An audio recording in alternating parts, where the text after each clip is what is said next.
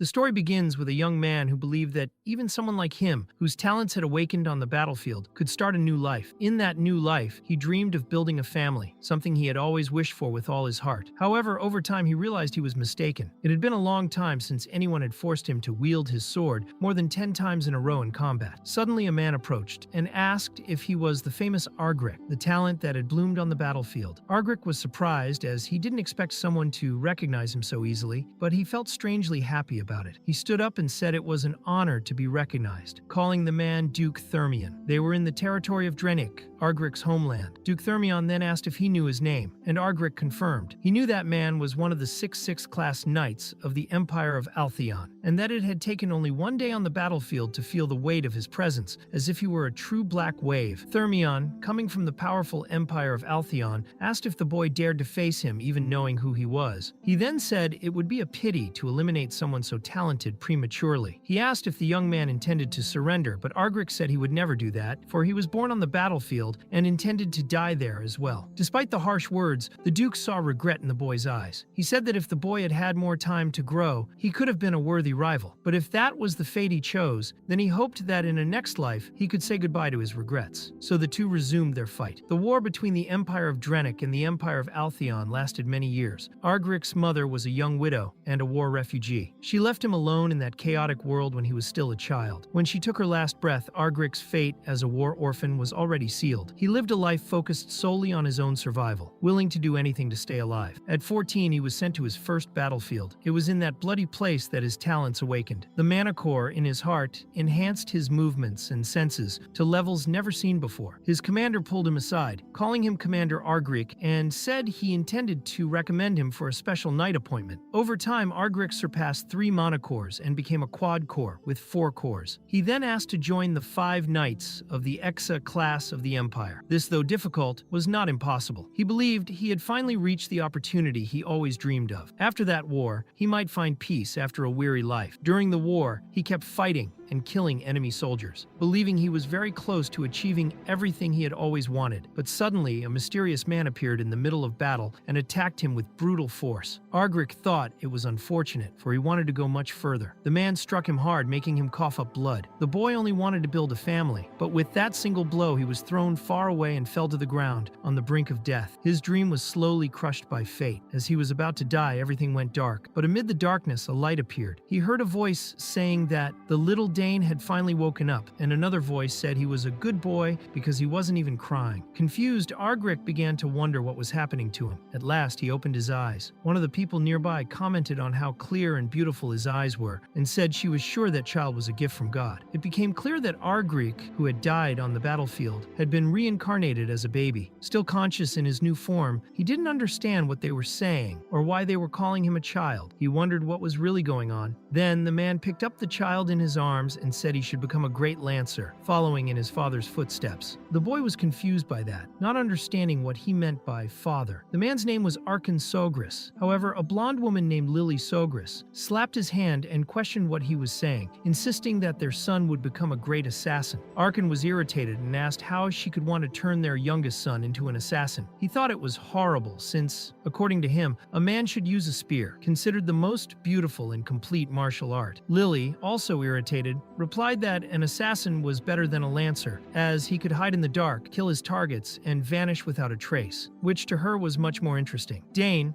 the protagonist, explained that all of this really happened to him. He thought he would meet his end at that moment, but ended up reincarnating. To make matters worse, he was reborn in the Empire of Alan, enemy territory, as the youngest. Son of a count, his parents, Arkan and Lily, were still arguing about his future, and after much discussion, they reached an agreement. He would be both, an assassin and a lancer. Even so, Lily kept insisting she was sure Dane would become an assassin. Dane then thought that his current parents were two lunatics, stuck in a heated debate about what he should be in the future. Since he was born many years after his sisters, he was sure they wanted their son to follow in their own footsteps. Maybe more than they should. Suddenly, the coachman announced that they had arrived. Arkan asked Lily to hold his hand, but she hesitated, asking what the castle members would think if they saw that. Arkan replied that he was just holding his wife's hand and that it didn't matter. He asked her to be careful in that place, and Dane, still a baby, already felt his eyes burning from watching that exchange. Soon, Dane looked around and was surprised by the size of the the house. Lily commented that he seemed very happy to be returning home and he really was smiling. Dane thought that in a house that big, it would be much easier for his talents to grow and take flight, much more than he had imagined. 2 months passed, and Lily said that Dane could now babble. He began to realize that he was actually speaking his first words. It was a new experience for both sides. He commented that in his previous life, he had rarely seen young children, having spent so much time on the battlefield, and the few children he did see were injured, covered in bandages, crying because they had nowhere to go, or mourning the loss of their parents. Many slowly died of hunger and despair. Compared to that,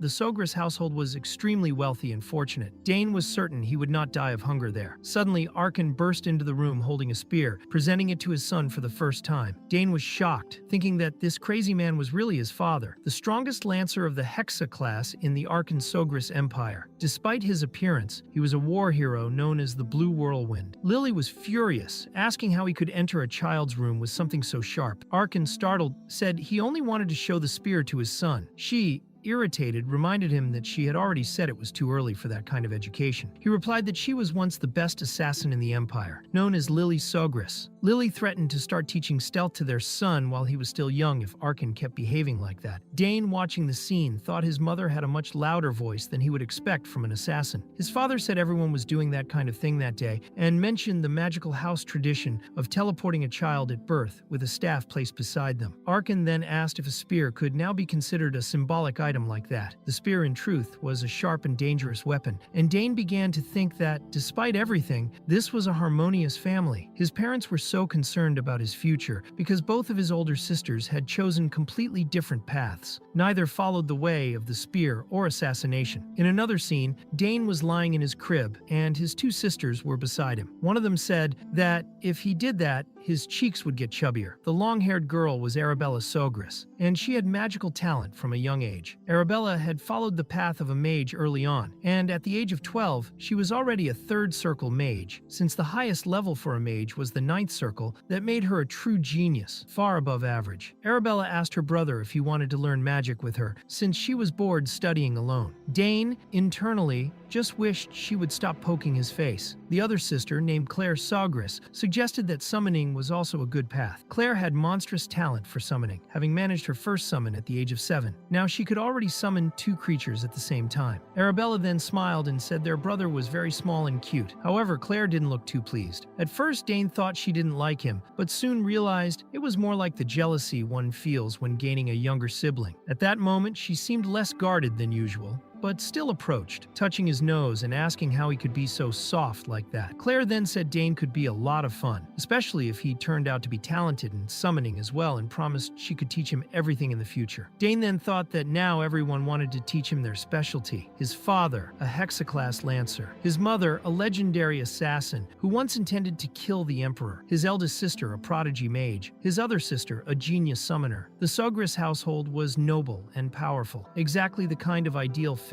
he had always imagined. He wondered if there was truly any reason to seek revenge in this new life. Although his past death had been filled with regret, that world where he had died was a battlefield. Thinking about getting revenge on someone who fought him fairly now seemed almost comical. All family members were eager to discover what path he would take. Dane realized he had always hoped to have a true family, and now he was happy to have been reborn in that place. After all, who wouldn't want to be born into a rich and powerful family? The scene then shifts to a traditional Sogris household event, the choice ceremony. When a child in the family turns 1 year old, various objects are placed on a table, and people try to predict the child's future based on the object they choose. Some of the servants were chatting among themselves, surprised at how fast time had passed. They said it was hard to believe that young Master Dane was already turning 1. One of them mentioned that the 2 older daughters had become a mage and a summoner, and then wondered what the little master would choose. But they would only find out if they attended the ceremony. During the ceremony, they commented that the sisters had also brought their own objects, and one of the guests reflected on how much they had grown. Lily approached Dane and told him to choose what he liked most in life. He hesitated, wondering what he should do at that moment, since everyone seemed to expect him to choose the exact object each one had placed there. Arkan, watching from afar, thought the little one probably wouldn't resist the glow of the dragon's tail, the handle of a magic spear made from a rare ore called Kiran. When mana flowed through it, it became as sharp and heavy as the energy channeled into it. That mystical spear was the one Arkan had used all his life. He wished his son would choose it and continue his legacy. Lily, on the other hand, thought Dane was too handsome to be an assassin, but still believed he would choose the knuckle weapon called Nighthorn. It was made of arterio, a special ore capable of containing all the elements of the world, storing poisons and even combining them in different ways. Arabella, excited, said her brother would surely become a great mage and follow in her footsteps, eventually studying at the Magic Academy. The item she placed on the table was her subspatial pouch, an artifact that could only be used by mages or people with magical talent. She encouraged her brother to take her item. Finally, Claire said that if Dane also became a summoner, she would carry him and they would fly together to Decaron. She said they could fly together if Dane also became a summoner. The item she placed on the table was the Summoning Mark, an artifact used by summoners to receive a magical code, which varies according to the person's talent. Through this code, summoners can bring their creatures into the world. That was Claire's dream for her younger brother. Dane, however, could not understand why all of that was happening to him. It was as if he could hear the thoughts of each of his family members. Everything seemed very overwhelming, but unfortunately, he couldn't avoid it. He knew he would have to make a choice and began seriously thinking about which object he should pick. As soon as he began crawling toward the table, everyone became very excited. Each person present tried, in some way,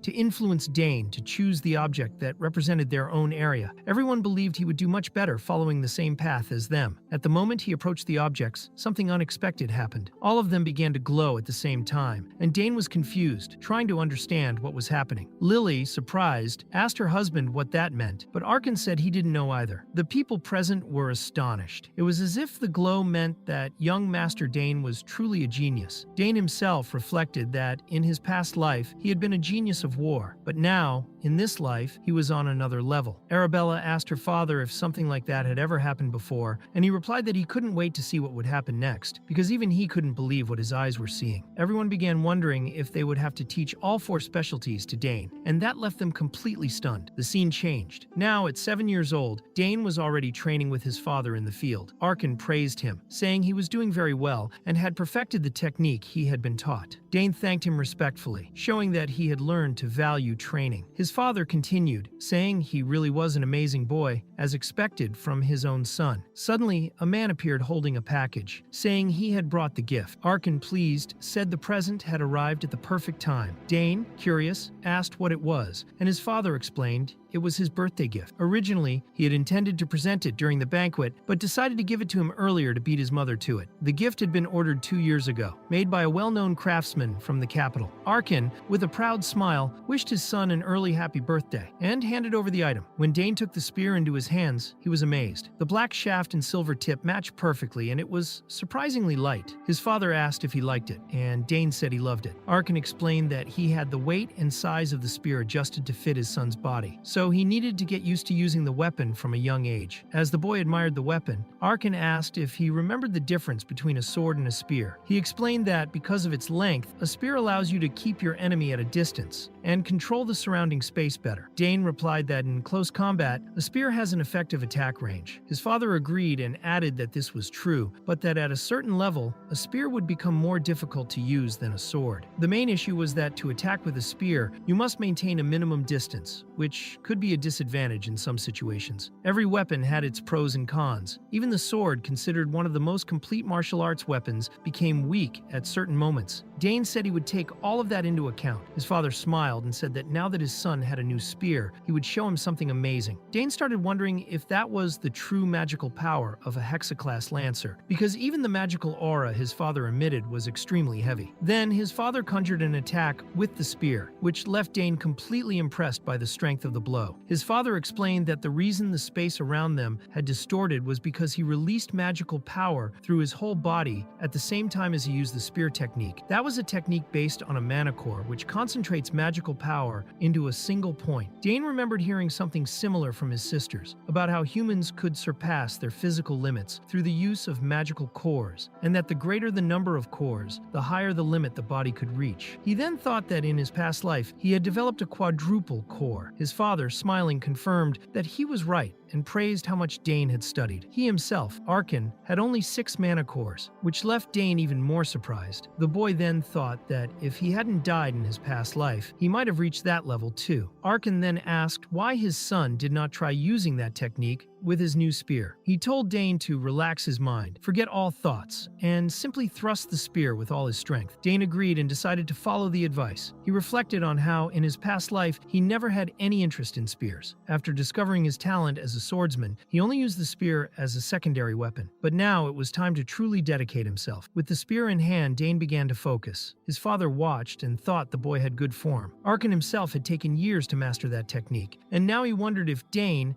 with his talents, could replicate it. Suddenly, Dane was able to execute the technique perfectly, which left Arkin completely shocked. Not believing what he was seeing, he asked how the boy had done it. Dane explained that at the moment he thrust the spear with force, he focused all his magical power into a single point, precisely at the tip of the spear, and just as the energy reached that point, he interrupted the flow. His father, still stunned, asked if he had really channeled all his magical power into the spear and then stopped the flow, and if that had created a mana core. Dane confirmed, saying that while reading a book about core formation, he decided to try it, and fortunately it worked. In truth, Dane thought the core had formed while he was practicing mana breathing. His father, even more impressed, said that forming a core just by reading a book was proof that he was a true genius, born into their house. He had always felt that his son was special, but now he was certain. He also said that one day Dane would become an extraordinary warrior. However, Dane thought to himself that his father would still have many other surprises in the future. Meanwhile, Arkin began to wonder if his son would become a mage, a spearman, an assassin, or even a summoner. The scene then shifted to the 7th birthday of Denny Sogris, the youngest son of the Sogris family. It was an extremely luxurious party, with many important guests. Suddenly, Duke Thermion appeared, saying to Arkin that it had been a long time since they had last seen each other. Arkin asked if everything was all right, but the Duke replied that there was no need for such formality. That man was Bot Thermion, the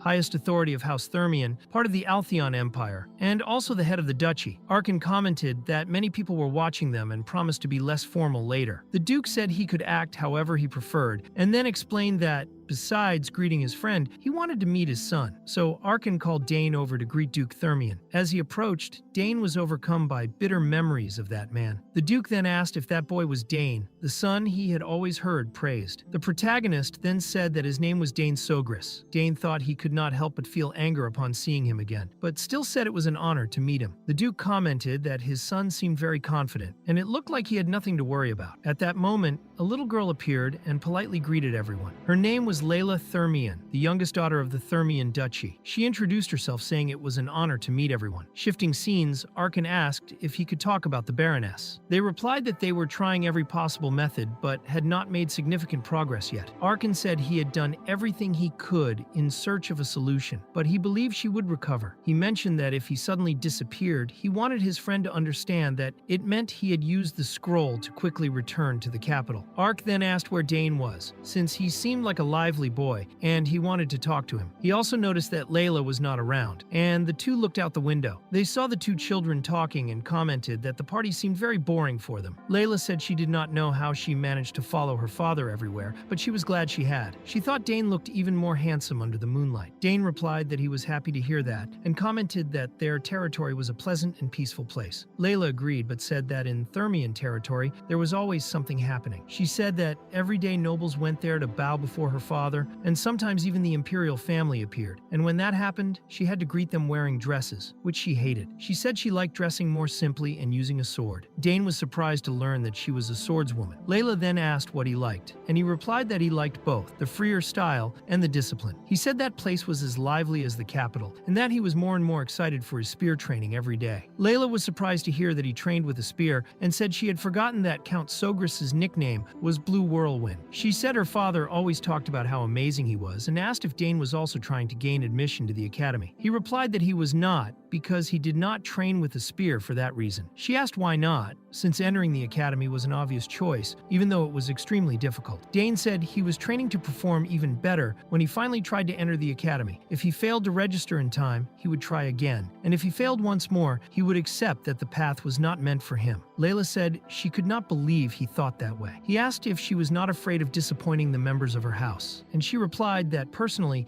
she was not. She then said she felt envious of him because in her household household, failure was unacceptable. She asked him to forget what she had said. Dane thought he did not know many nobles who worried about that, and asked why she thought that way, believing she would not do very well with that mindset. He asked if he could see her sword techniques, and she said yes, but only a little. She became excited and wanted to know where the training grounds were. Dane asked her to follow him and wondered if everything would go well. When they arrived at the training field, Layla began to demonstrate her sword techniques. She performed several very good movements, and Dane was impressed by the fluidity of her attacks and defenses, as well as her excellent timing. After a while, she started getting tired and asked how she had done. Dane said it was fantastic and very enjoyable to watch. She wanted to know if he was being honest. He wondered whether he should tell her the truth about what he had seen, and then answered yes, but mentioned that starting from the third form, it looked like she was overstepping her movements. He explained that in the following form she was taking one step more than necessary, which caused her sword strikes to become slightly misaligned. The girl then had a startled expression, and Dane thought he might have been too direct with her, which was not his intention. He apologized, saying it had been a long time since he had seen a swordswoman. The girl responded that it was fine, because what he had said was exactly the missing piece of the puzzle she had not been able to solve. Suddenly, she ran up and hugged him, thanking him for helping. Dane asked why she was doing that, and Layla said he had a true eye for instantly noticing the mistake she had been making all this time. She thanked him again and said she would remember it. He replied that she was suffocating him and, by the way, asked if she could put the sword away. She apologized, and he commented that the hug was very sudden and caught him by surprise. At that moment, some people arrived calling out for the two of them. Layla commented that it seemed like they were being searched for, and Dane said it was time to go back. The people who found them said they had finally located them and asked where they had been, since they had looked everywhere. Shifting scenes, Dane's mother sincerely congratulated him on his 7th birthday and also for awakening his first manicore. Dane thanked his father and mother and then opened his gift. Inside the box was a brooch with the family crest, similar to the ones his sisters wore. His mother, smiling, asked him to keep it safe because that brooch would now serve to prove the status of his honor. Everyone congratulated young Master Dane, who had finally received the Sawgris family name. They commented that he would surely grow up to be a good man like the Count. Dane thought that it was the first time he had ever received such warm applause. Suddenly, everyone felt a strong tremor and began to wonder what was happening, fearing it might be an enemy invasion. Dane asked his father what that was, and he replied that his son should remain calm, saying there was no reason to worry. He commented that he had hoped to enjoy some peace that day, but it seemed he was mistaken. Dane's mother then asked if he knew what was going on, and he said he could not believe what he was seeing. Suddenly, a gigantic light appeared on the ceiling, and everyone began to wonder what it meant. At that moment, Dane's sister Arabella fell from above, and upon getting up, she asked if someone could tell her the time and if their older sister was not already late. Everyone was surprised to recognize her as Arabella. Someone commented that she had used teleportation magic, and others said they had heard she could open at least 5 channels to cross the lesser gate, being considered a genius. Dane commented that his sister was noisy and flashy. Suddenly, someone looked out the window and pointed at a monster in the sky, recognizing it as an enro. This time it was Lady Claire who arrived, saying she was a little late. People commented that she was a prodigious summoner and wondered how a girl only 16 years old could control an enro. Arabella then asked if Claire was really there, and she confirmed with a smile. The two wished their little brother Dane a happy birthday and handed him their gifts. Dane thanked his sisters for coming to celebrate with him, and Arabella said of course they would come, but asked him to open the gift because she was sure he would love it. Their father commented that the two had only given him a letter, but they had prepared real presents for their younger brother. Dane opened the first gift and saw that it was a ring. He wondered if it was a dimensional pouch, and Arabella confirmed, saying that she had designed it herself using subspace magic from the strongest chain of all, created by her professor. Dane thanked his sister, knowing how difficult it was to fuse subspace magic into an item. She asked him to extend his hand because she wanted to put the ring on him personally. He thought that even more difficult than applying that kind of magic was creating an artifact capable of being imbued with it. Arabella commented that she had also applied a genetic code to the ring, so no one else would be able to use it, only him, making it one of a kind in the world. Dane's mother approached and said that judging by the small wave of mana, Arabella had probably used high-quality magic stones. She explained that if he channeled a bit of mana into the ring, he could activate a subspace and would never have to worry about opening or closing bags again. Dane replied that he did not think he deserved something so valuable, and thanked his sister once more. He thought that item was something usually reserved for wealthy commanders or noble-born mages, and he never imagined he would one day own such an artifact. Arabella said the ring would also grow with him, so there was no need to worry. Suddenly, the ring began to emit a strong aura, and Arabella wondered if her brother had managed to open a subspace even faster than she had. At that moment, she was certain he truly was a genius. Arabella commented that her brother was really amazing, and that he already had a full-circle mana core. Claire then asked Dane to open her gift as well. He said that was fine, that he would do it now, and thanked her. When he opened the box, he found an egg, which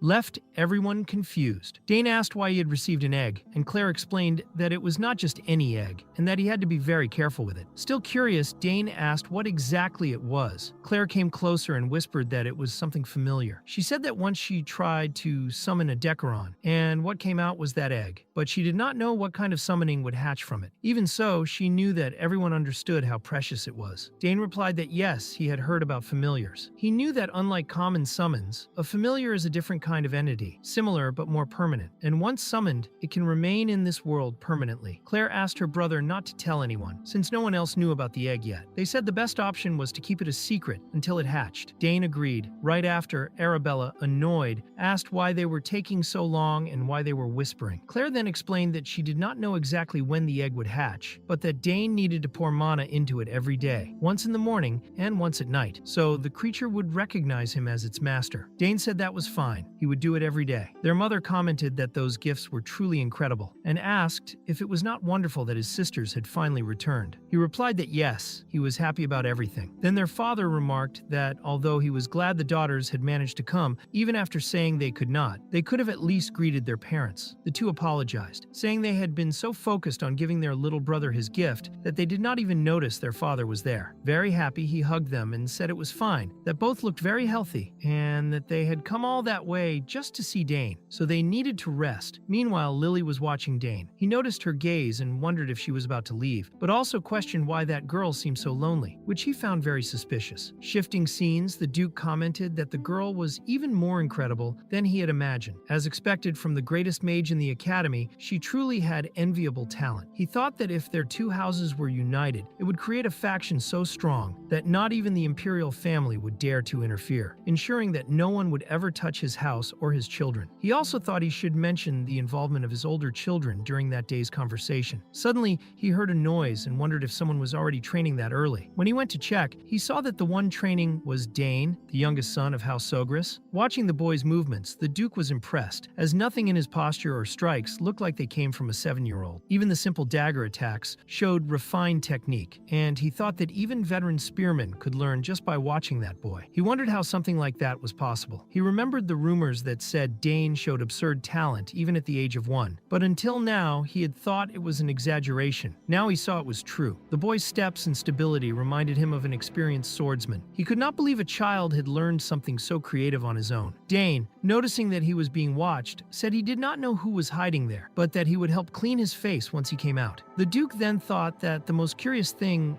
was that the boy's movements seemed strangely familiar, as if he had seen them before. He apologized to Dane, saying he was not trying to spy. The boy asked why he had done that, and then it was formally announced that Dane Sogris, the youngest son of House Sogris, greeted Duke Bothermian. The Duke replied that he had been hypnotized by the beautiful sight of the new rising star of the Sogris family, especially seeing him training so early in the morning. He asked if the boy could forgive him. Dane replied that he was forgiven and that it was not a problem. The Duke thought that child truly had courage, and upon closer observation, saw that even after so much training, the boy's body did not tremble at all. He commented that he himself had not formed his mana core at that age, and praised the boy's spear attacks, saying they were excellent, and that he had surely inherited Arkan's talent. He then asked if the spear he was using was a containment spear, and Dane replied that yes, it had been carefully prepared by his father. The Duke said he was grateful Dane had recognized that, and stated that it was the best answer he could have given. He then thought that his own son, even when young, had good skills and manners, but not to this extent. That was why he concluded it might be time to consider a marriage alliance from that side as well. The Duke commented that, in fact, his daughter Layla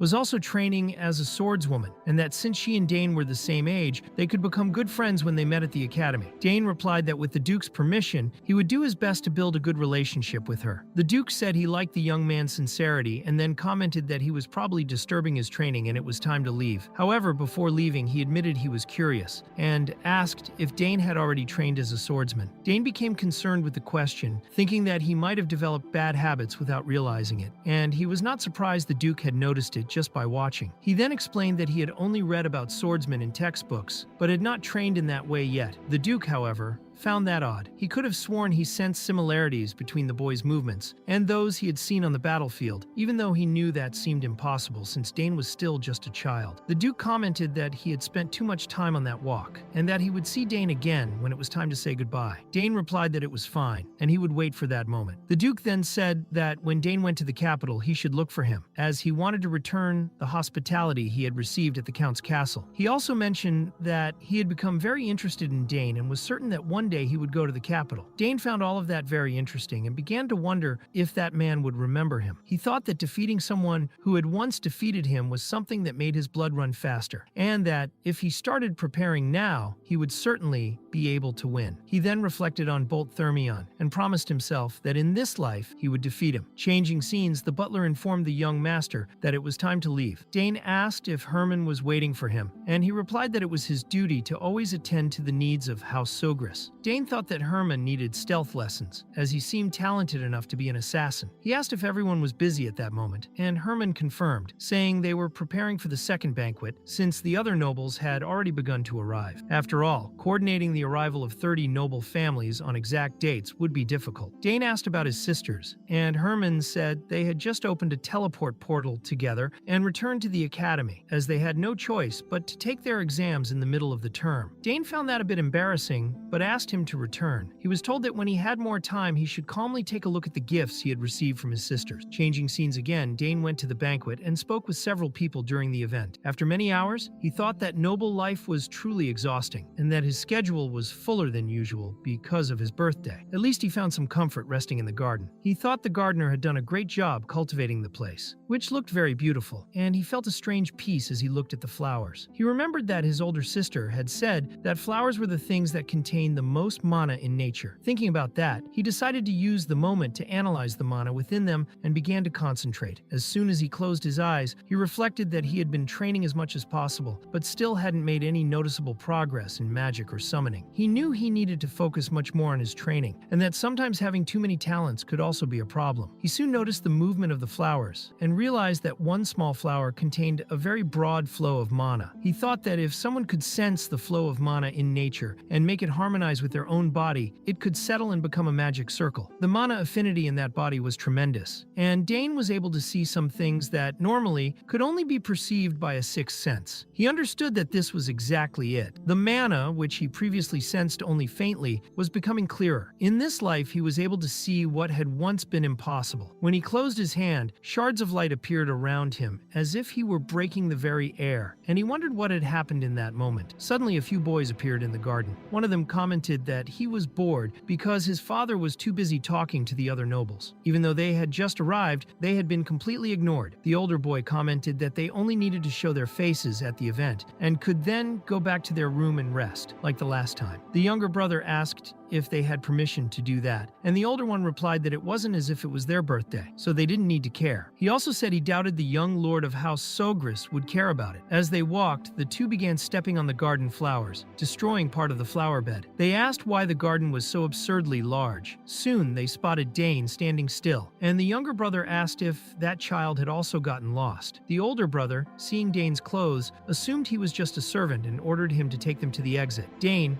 irritated, told them to leave immediately and asked if they couldn't see what they had done to the flowers. The older one replied that it all seemed too sudden and questioned if Dane was really yelling just because they stepped on the grass. Dane then asked why they were destroying the flower bed instead of simply using the path. The older boy said that Dane was being very arrogant for someone so small and asked if he knew who he was talking to. Dane replied that yes, he knew they were the brutes who had destroyed the flowers. The older one got angry and grabbed Dane by the clothes, asking who that servant thought he was talking to. He then revealed that they were the sons of Count Tyrant, Tyron, a guest of that castle. Dane remembered Count Tyron, a noble who had been captured after losing to him on the battlefield in his past life. He was an irritating man, and his son seemed exactly the same. The older boy said that even though Dane was beneath them, he surely knew of House Tyron, very famous in the capital, and that they had enough power to make someone like him disappear without a trace, so he'd better watch what he said. Dane thought that the threats from that boy didn't reach him. The older one then asked if he was going crazy, and how a mere servant had the courage to confront him like that. When the boy raised his hand to hit Dane, the boy quickly reacted and delivered a strong headbutt to his face, which left the younger brother desperate. He asked if his brother was okay while the older one screamed that Dane had lost his mind. He soon noticed his nose was bleeding heavily and yelled that he would kill that bastard. Dane, smiling and releasing his aura, said he could try if he wanted. The boy charged forward, but Dane dodged all his attacks easily. The enemy commented that he seemed like a slippery rat, and Dane replied that judging by his footwork, he was definitely not a swordsman, and started to wonder if he was a mage or a summoner. The boy kept attacking, but he couldn't land a single hit on Dane. He said the brat was too fast. Dane analyzed the boy's mana flow, which seemed familiar. He thought that if the boy could master that magical energy, he would be able to transform it into physical strength. He began to consider whether he should test that theory now. Then he launched a direct blow that sent the boy flying, but Dane felt sad to see that the flower bed had been completely destroyed. The boy got up, surprised that Dane was using magic, and asked who he really was. The younger brother commented that something bad might happen at that rate. The older brother told him to get out of the way, saying he would truly kill Dane. Suddenly, he began to concentrate his aura, and Dane realized he was actually a summoner. The boy summoned a wolf, saying that creature was his summon, and that he would show the spoiled kid what happens when someone messes with a mage. He revealed his name as Dragon Tyron and ordered the wolf to tear Dane apart. Dane watched calmly and thought that wolf summon was very weak, especially compared to the ones his sister Claire could bring forth. She could even summon a wyvern. Even with the enemy shouting for the wolf to rip his throat, Dane remained calm and collected, ready to handle it. When the wolf looked Dane directly in the eyes, it immediately stopped and, to everyone's surprise, turned against its own master. The brothers began to wonder what had happened with the wolf, trying to understand why it was acting that way when it was supposed to approach Dane and tear him apart. The younger brother, frightened, commented that the wolf was abandoning him and wondered how that kid had done it. Dane began to pet the wolf, saying he was a good boy, though even he didn't understand how that was possible. Thinking more about it, he remembered that even Claire's summons had always been very friendly to him, but he had assumed it was just because they were siblings. Yet now, without any blood relation, the effect was the same. Dane started to suspect that maybe he had very high affinity with creatures like that. But he also considered that it could be a natural favorability inherited from the bastard who had reached the depths. The boy then said none of it made sense, as a summon wasn't supposed to betray its master. Dane, unfazed, asked if he still wanted to continue the fight. The younger brother tried to end things by saying they had lost and should leave, but the older brother told him to shut up, saying he would cancel the summon right then. That was when he realized the younger brother was so terrified that he had wet himself. With disdain, he remarked that it was truly embarrassing. Dane, mocking, said that for their information, the bathroom was in the basement of the main castle. The boy then grabbed his younger brother and left, thanking Dane while telling him to wait, because he would come back to continue the fight. Dane simply thought that he could have at least taken his summon with him. By sunset, with the sun nearly gone, Dane reflected that, in truth, everything was very simple. Just as Claire had taught, the bond between the bastard and the summon was weak and gentle, which made it easier to carefully replace the magic with his own. The wolf, named Genpu, had become his new contracted summon. Thinking back, he had never actually performed a true summoning, but thanks to his high favorability, he succeeded. Suddenly, he heard a man asking if that was the brat who had intimidated his son. The boy who had been beaten by Dane angrily confirmed it, saying yes, it was that bastard. Dane thought the situation was becoming more ridiculous. The man, obese, introduced himself as Tyron Morgant, head of Count Tyron's family, one of the great nobles of the capital. He wanted to know if Dane was responsible for his son's bruised face and for stealing his summon. Dane calmly confirmed that yes, it was him. He thought the man looked even fatter than when he had captured him as a prisoner in the past, reflecting that peace was sometimes a double-edged sword. Tyron said that as a guest, he only meant to pass through, but this was something he couldn't ignore. He asked the boy what he was doing there alone and demanded he reveal his identity immediately. The boy answered that his name was Danis Sogris, the youngest son son of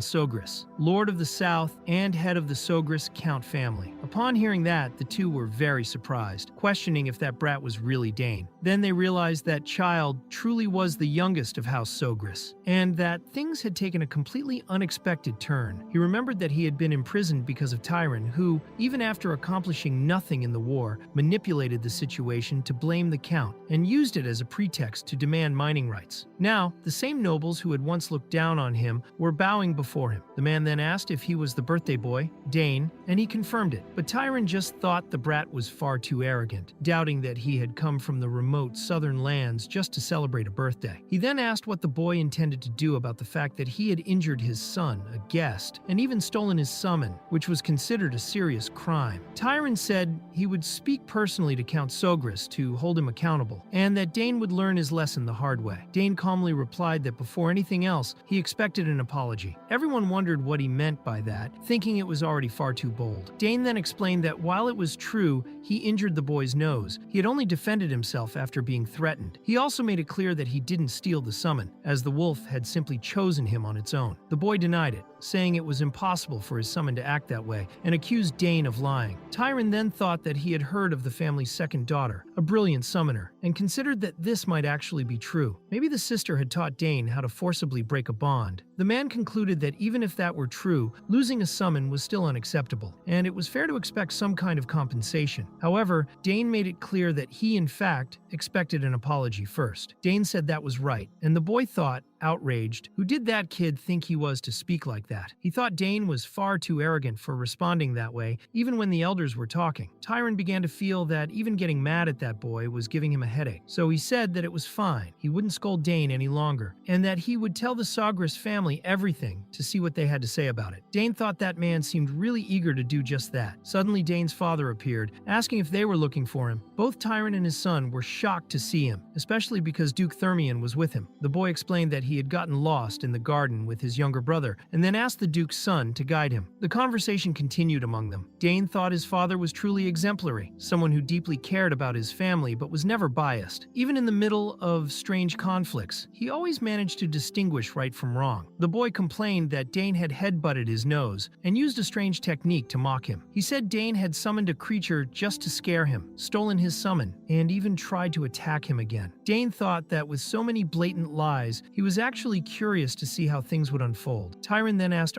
Sogris if he wouldn't scold his own son, since stealing someone else's summon was not acceptable and couldn't just be ignored. Arkan replied that they couldn't listen to only one side of the story, that he wanted to hear what Dane had to say, and that afterwards they would assess the entire situation to reach a fair conclusion. And if they were concerned about him deciding alone, he also requested the opinion of Duke Thermion. The Duke said that if his help was needed, he would try to handle it. Tyron felt that Thermion's involvement would only complicate things more and began to get a bad feeling. Arkan asked Dane to explain what had happened. Dane reflected that just telling the truth should be enough. He said that although there were some differences, parts of what Tyron's son had said were true. However, the garden flowers, which had been carefully cultivated, were being deliberately trampled by the boys. When he asked them to stop, they got angry and grabbed him by the collar, being aggressive first. The boy claimed it was a lie, but his father asked Dane to continue. Dane explained that he clearly heard the boy summon the wolf and order it to kill him right there. He also said he didn't steal the summon because the wolf went to him willingly, recognizing his goodwill and choosing to follow him. The Duke was impressed, wondering what kind of 7-year-old had such an advanced vocabulary. Dane repeated that he had never stolen the summon. Tyron, outraged, said it was absurd and that it was impossible for a summon to submit to anyone other than its master. He accused Dane of using a secret technique. Dane said he wasn't using anything. He simply had an innate affinity with summons, and that if a summon wasn't strongly bonded with its original master, it could indeed submit to someone like him. Tyron said that was nonsense, but Arkan asked if that was really possible. Dane replied that yes, it was true. Tyron, with a sarcastic smile, asked if he was being serious, saying it was impossible to believe something so ridiculous. He commented that with so many different versions of the same story, clearly someone was lying. The Duke stated that it could be proven with a simple summoning. Tyron noticed that this was the first time the Duke had interrupted the conversation. Arkan then asked Dane if he could prove it. Dane replied that yes, he he could. Tyron's son panicked, thinking about what he could do, since he could no longer summon the wolf. They asked why he was taking so long to summon it. The boy said there was a problem, as he couldn't perform the summoning. His father asked how it was possible that he suddenly couldn't summon something he did several times a day. Dane thought the bond between them had already been severed, and it was clear the wolf could no longer be summoned by him. Dane then asked his father if he could summon that wolf at that moment, explaining that he would need a token that only the boy had. The boy asked what Dane meant by that, wondering if he was referring to the summoning token. Tyron said he couldn't believe what he was hearing and mocked the idea of needing a token, calling it nonsense. He said that even if someone else used a plaque with another summoner's unique code, it would never work. Arkan intervened, saying that, as Tyron himself had just claimed, it shouldn't work even with the token, so there would be no harm in trying. He asked if that wouldn't prove once and for all that Dane was telling the truth. Tyron realized he was right, and that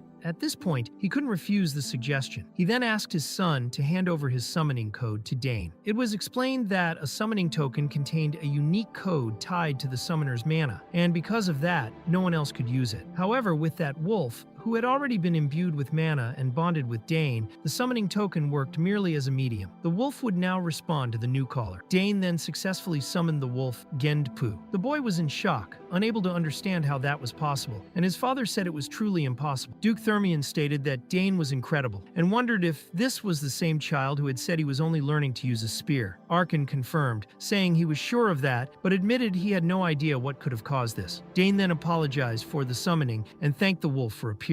Tyron thought the whole thing had become a disaster. Arkan asked what they should do now, since Dane's summoning had been confirmed, and asked if they acknowledged that he was telling the truth. Tyron replied that it seemed they were mistaken in thinking the summon had been stolen and that his son hadn't really tried to kill Dane. The boy confirmed, saying he just wanted to scare him a little and never intended to kill him. Dane began to get furious, thinking they were still blatantly lying. Suddenly, someone appeared saying that wasn't true. It was Layla. Duke Thermion asked what she was doing there, and Layla explained that she had heard voices while walking and decided to approach, greeting Count Sogris and Count Tyron. Tyron wondered if that girl was the Duke's daughter, and Arkan asked why she was saying the boy was lying. Layla explained that, by chance, she had heard the whole conversation while walking around before approaching. The boy panicked, realizing she had heard everything. They asked Layla if it was true, and if she could recount exactly what she had heard. Dane thought he hadn't expected her to show up, but thanks to her, things were being resolved calmly. Tyron asked his son what he was waiting for, and said he should take the opportunity to apologize. The boy began to apologize, admitting he had been very wrong. Arkan stated that he preferred the apology be directed at his son, not at him. Tyron said he understood, and was just about to tell the boy the same thing. With anger and reluctance, the boy apologized to Dane. Dane thought that it was indeed an apology since the boy was bowing his head, but it became clear that he was only doing so because he had no choice, as a third witness had revealed the truth. Although he did not want to accept the apology, based on his past experience, Dane understood that it would be more beneficial to act generously than to be stubborn. So he said it was fine, and that he accepted the apology. The boy thanked him, and his father was visibly relieved with the resolution of the situation. Duke Thermion thought that he already knew that boy was very special. He could have been stubborn about it and insisted on a formal judgment since the other party was at fault, but he recognized that Dane had acted calmly. Arkan Sogris then said they could end the discussion right there since his son had already accepted the apology. However, he stated that, personally, he had no intention of letting that incident pass unnoticed, as Tyron's son had tried to kill his own son using a summoning. The two were very frightened by that and tried to deny it, but Arkan said he no longer wanted to hear any excuses. He ordered them to take their family, retrieve their castle pass, and leave immediately. Tyron then thought that he had traveled such a long way without complaining about anything, and if he were expelled now, it would all have been in vain. He needed to stay in the castle at any cost. He began to humiliate himself, asking for forgiveness and saying he would do anything. They just needed to ask. Arkan, however, pushed his hand away coldly, saying he had no interest in his words. He informed them that he would send soldiers to escort them back to their quarters. They then turned and left. Duke Thermion called his daughter, and the two also withdrew. Dane thought that in the end they were the ones who had started all that mess, so they were simply reaping what they had sown. Even so, he had not expected it to end like that, and thought his father was truly frightening when angry. In the next scene,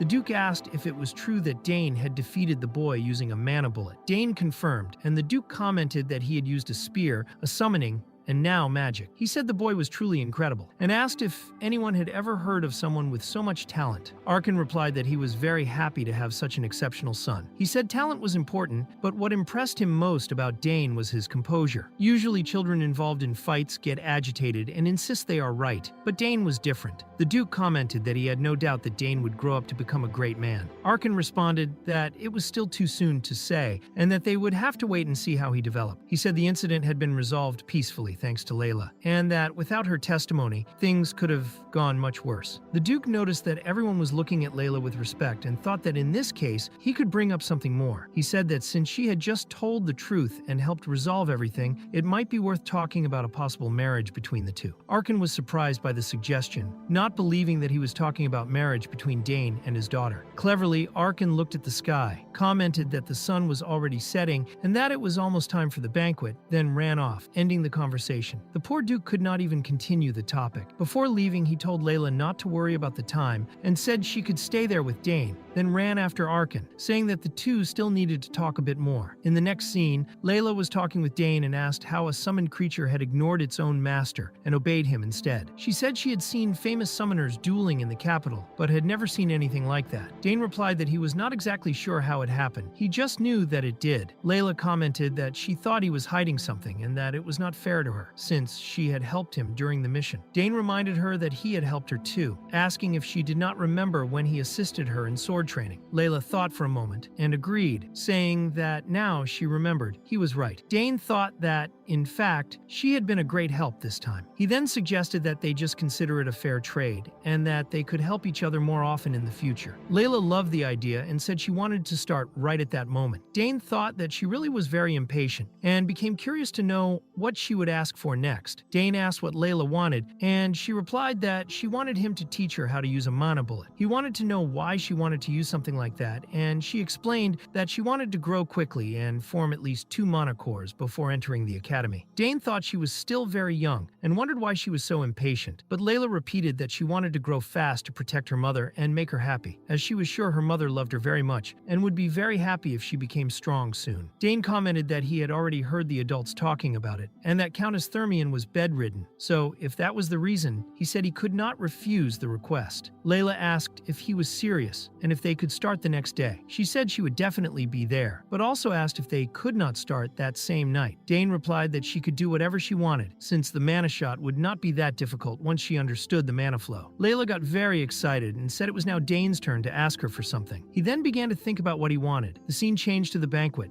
where people were commenting that they had heard Lord Tyron had been expelled from the castle. One of them wondered what he had done to deserve that, and another replied that he had heard Tyron's eldest son caused an incident by starting a fight with young Master Dane and ended up being put in his place. They also said that everything happened in a very shameful manner. Other people began spreading more rumors, saying they heard that Dane was also a summoner. That meant the Sogra's house would be honored by the summoner's house, and most impressively, it seemed he also knew how to use magic. Everyone was amazed and wondered if that was really possible. At that moment, a man approached Dane, introduced himself as Baron Opent, and asked if he was the young Master Dane everyone had been talking about. He wanted to know if the boy knew anything about the Opent territory in the east, and Dane replied that he did. As he had heard, it was a land famous for its grilled trout and sapphires. The Baron smiled, saying that Dane truly was brilliant, and confirmed that the sapphire trout from House Opent was considered the best in the world and the continent. He commented that he had heard Dane was very talented in many areas, and believed it to be true. The Baron explained that, in any case, he had also brought his daughter, even though they were a bit late in introducing themselves, and asked his daughter Sylvia to greet Dane. Dane wondered what was going on, but Sylvia greeted him, said it was a pleasure to meet him, and introduced herself as Sylvia Opent. Dane introduced himself as well, saying he was Dane Sogres, and the girl's expression quickly changed when she heard his name. She asked if he was the heir of House Sogres. Startled, Dane replied that he didn't know, but Sylvia told him not to pretend ignorance, saying she had heard that he was talented in many areas, and asked him to take care of her in the future, saying that maybe one day they could form a beautiful family. Shy, Dane said yes, that he would take care of her, but he kept wondering why kids were being so direct nowadays. At that moment, Layla appeared, saying that Dane was there, and when she saw him greeting Sylvia, her expression changed immediately, and she asked who that girl was. Sylvia introduced herself as the eldest daughter of Baron Opent, and Layla, very angry, replied that it was nice to meet her too. Dane sensed a murderous malicious intent in the air, a very familiar feeling, as those two girls reminded him a lot of his sisters. Layla apologized, but said she would borrow Dane for a moment, since the two of them had a date, and asked if he didn't remember. Dane agreed, saying she was right, and apologized to Sylvia, promising they would talk more later. Sylvia, with a forced smile, said it was fine, but regretted it. She wondered if Layla really thought she had any right to him, since she, the beloved daughter of a duke, held the most power in the capital, second only to the emperor, while the other was just a young daughter of a baron from the east. There was no comparison between them. Changing scenes, Layla asked how Dane and Sylvia had met, and if she was someone he could be engaged to in the future. Dane replied that it wasn't like that. They were just greeting each other. Layla was happy to hear that, and asked if it was really true. Dane confirmed, and thought her expression lit up immediately. He then said they had finally arrived at the place he wanted to show her, a secret spot only he knew. Layla was impressed, wondering how such a place existed. Dane explained that no one would bother them there, and Layla said it was really amazing, that she didn't know such a place existed, and that no one would ever know what they would do there. Even finding her comments strange, Dane let it go since they were still children. He said it was a good place to train, and asked if she had ever felt mana in her life. Layla replied that she had, but only a little, not enough to form a mana core, and that she had tried to sense Mana's intuition for inspiration. Dane said she was still in the emission phase, and thought that he had learned it naturally on the battlefield, so he wondered how he could teach that to a girl who had spent her whole life inside the Duke's mansion. He decided to start with something simple, and explained that the first step was to feel the mana entering the body. He asked if she could feel it within herself, and explained that to expel mana, she first had to learn to control it internally. He said the most important part now was imagination, so he asked her to close her eyes and imagine mana spinning inside her body like blood flowing through veins. Layla said she would do that, and began trying. Dane noticed by her expression that she still didn't quite understand what he meant. Even so, he believed that exercise was the foundation for everything she would do with mana, and was sure she would get it in time. After a while, Layla said it wasn't working, and Dane replied that it was normal since it was her first time, even if it was something basic. He asked her to focus again. Suddenly, Arkan arrived and commented that even so young, his son was already teaching someone. He said Dane was growing up too fast. Right after, the Duke appeared and asked what was going on there. Arkan was startled, and the Duke said he didn't need to be so surprised, asking if it was a couple having a secret date in the middle of the night. Arkan asked what he meant by that, and how he had gotten there. The Duke questioned whether he had interfered, saying that sounded like discrimination, reminding him that Arkan's wife was a legendary assassin of the Empire, and asking if he had learned nothing from her. Arkan said he had done his best, but it still wasn't enough. The Duke replied that if the castle lord went around snooping into other people's business, people would speak badly of him. Arkan explained that he wasn't snooping, he just followed his son, and the Duke asked if he was doing that too, as he himself had been following his daughter. Arkan replied that he wasn't much of a talker, but admitted that he was a hopeless father. The two then observed Dane and Layla, and she asked if he had a dimensional pouch like that one. Dane said yes. It was a gift made by his older sister and recently sent to him. Layla said her older sibling stopped paying attention to her after they entered the academy. Suddenly, she noticed that Dane had summoned a mirror and asked why he had done that. He said he brought it by chance, thinking it might help with the training. She asked how a mirror could help, and he explained that the process would be easier if she used the mirror to visualize what she was doing, because instead of relying only on imagination, she could see herself and understand better. She asked if that really worked, and he assured her it did, saying she just had to stand in front of the mirror to get a full view of herself. Layla stepped closer and said she would try, and Dane noticed she was taking it very seriously. Arkan commented that it seemed Layla liked his son, and the Duke replied that it was obvious, since it wasn't common for her to be so friendly with someone. Arkan asked if something had happened to his daughter for her to seem so bright like that, and the Duke got serious, saying that she was just a bright child on the outside, but they couldn't say the same about the inside. After her brothers left for the academy, her mother became very ill, and the two could no longer be together as before, which made it hard for Layla to open up to others. Arkan said that was what had happened to her, and asked the Duke if he understood his daughter's situation, why he acted so coldly toward her. The Duke asked Arkan if he had already noticed that, and said that, in fact, he was doing it on purpose. He explained that when his sons grew up, he gave them too much attention, and they ended up becoming very spoiled. Arkan replied that it wasn't right to assume Layla would grow up the same way, as she might grow up hurt, and it was no surprise that she she had asked Dane to teach her for a while. The Duke said Arkan was still as annoying as in the old days, and Arkan asked what he meant by that. The Duke then asked if he intended to take his son to the capital, and if so, he asked for permission to host Dane at the ducal house. Layla interrupted, saying she had finally achieved what she wanted, and Dane praised her, saying she had done really well. Arkan commented that he would only do that if Dane wanted it, just as he had done with Arabella and Claire, but guaranteed that if his son decided to go to the capital, he would do exactly as the Duke suggested. The Duke replied that it would be good if they stopped by when that happened, but Arkan asked if he was crazy, since he would have to fight them all day. At that moment, Dane's mother appeared, saying she had been wondering where the two had gone and why they were acting so shamefully. She commented that the love they had for their children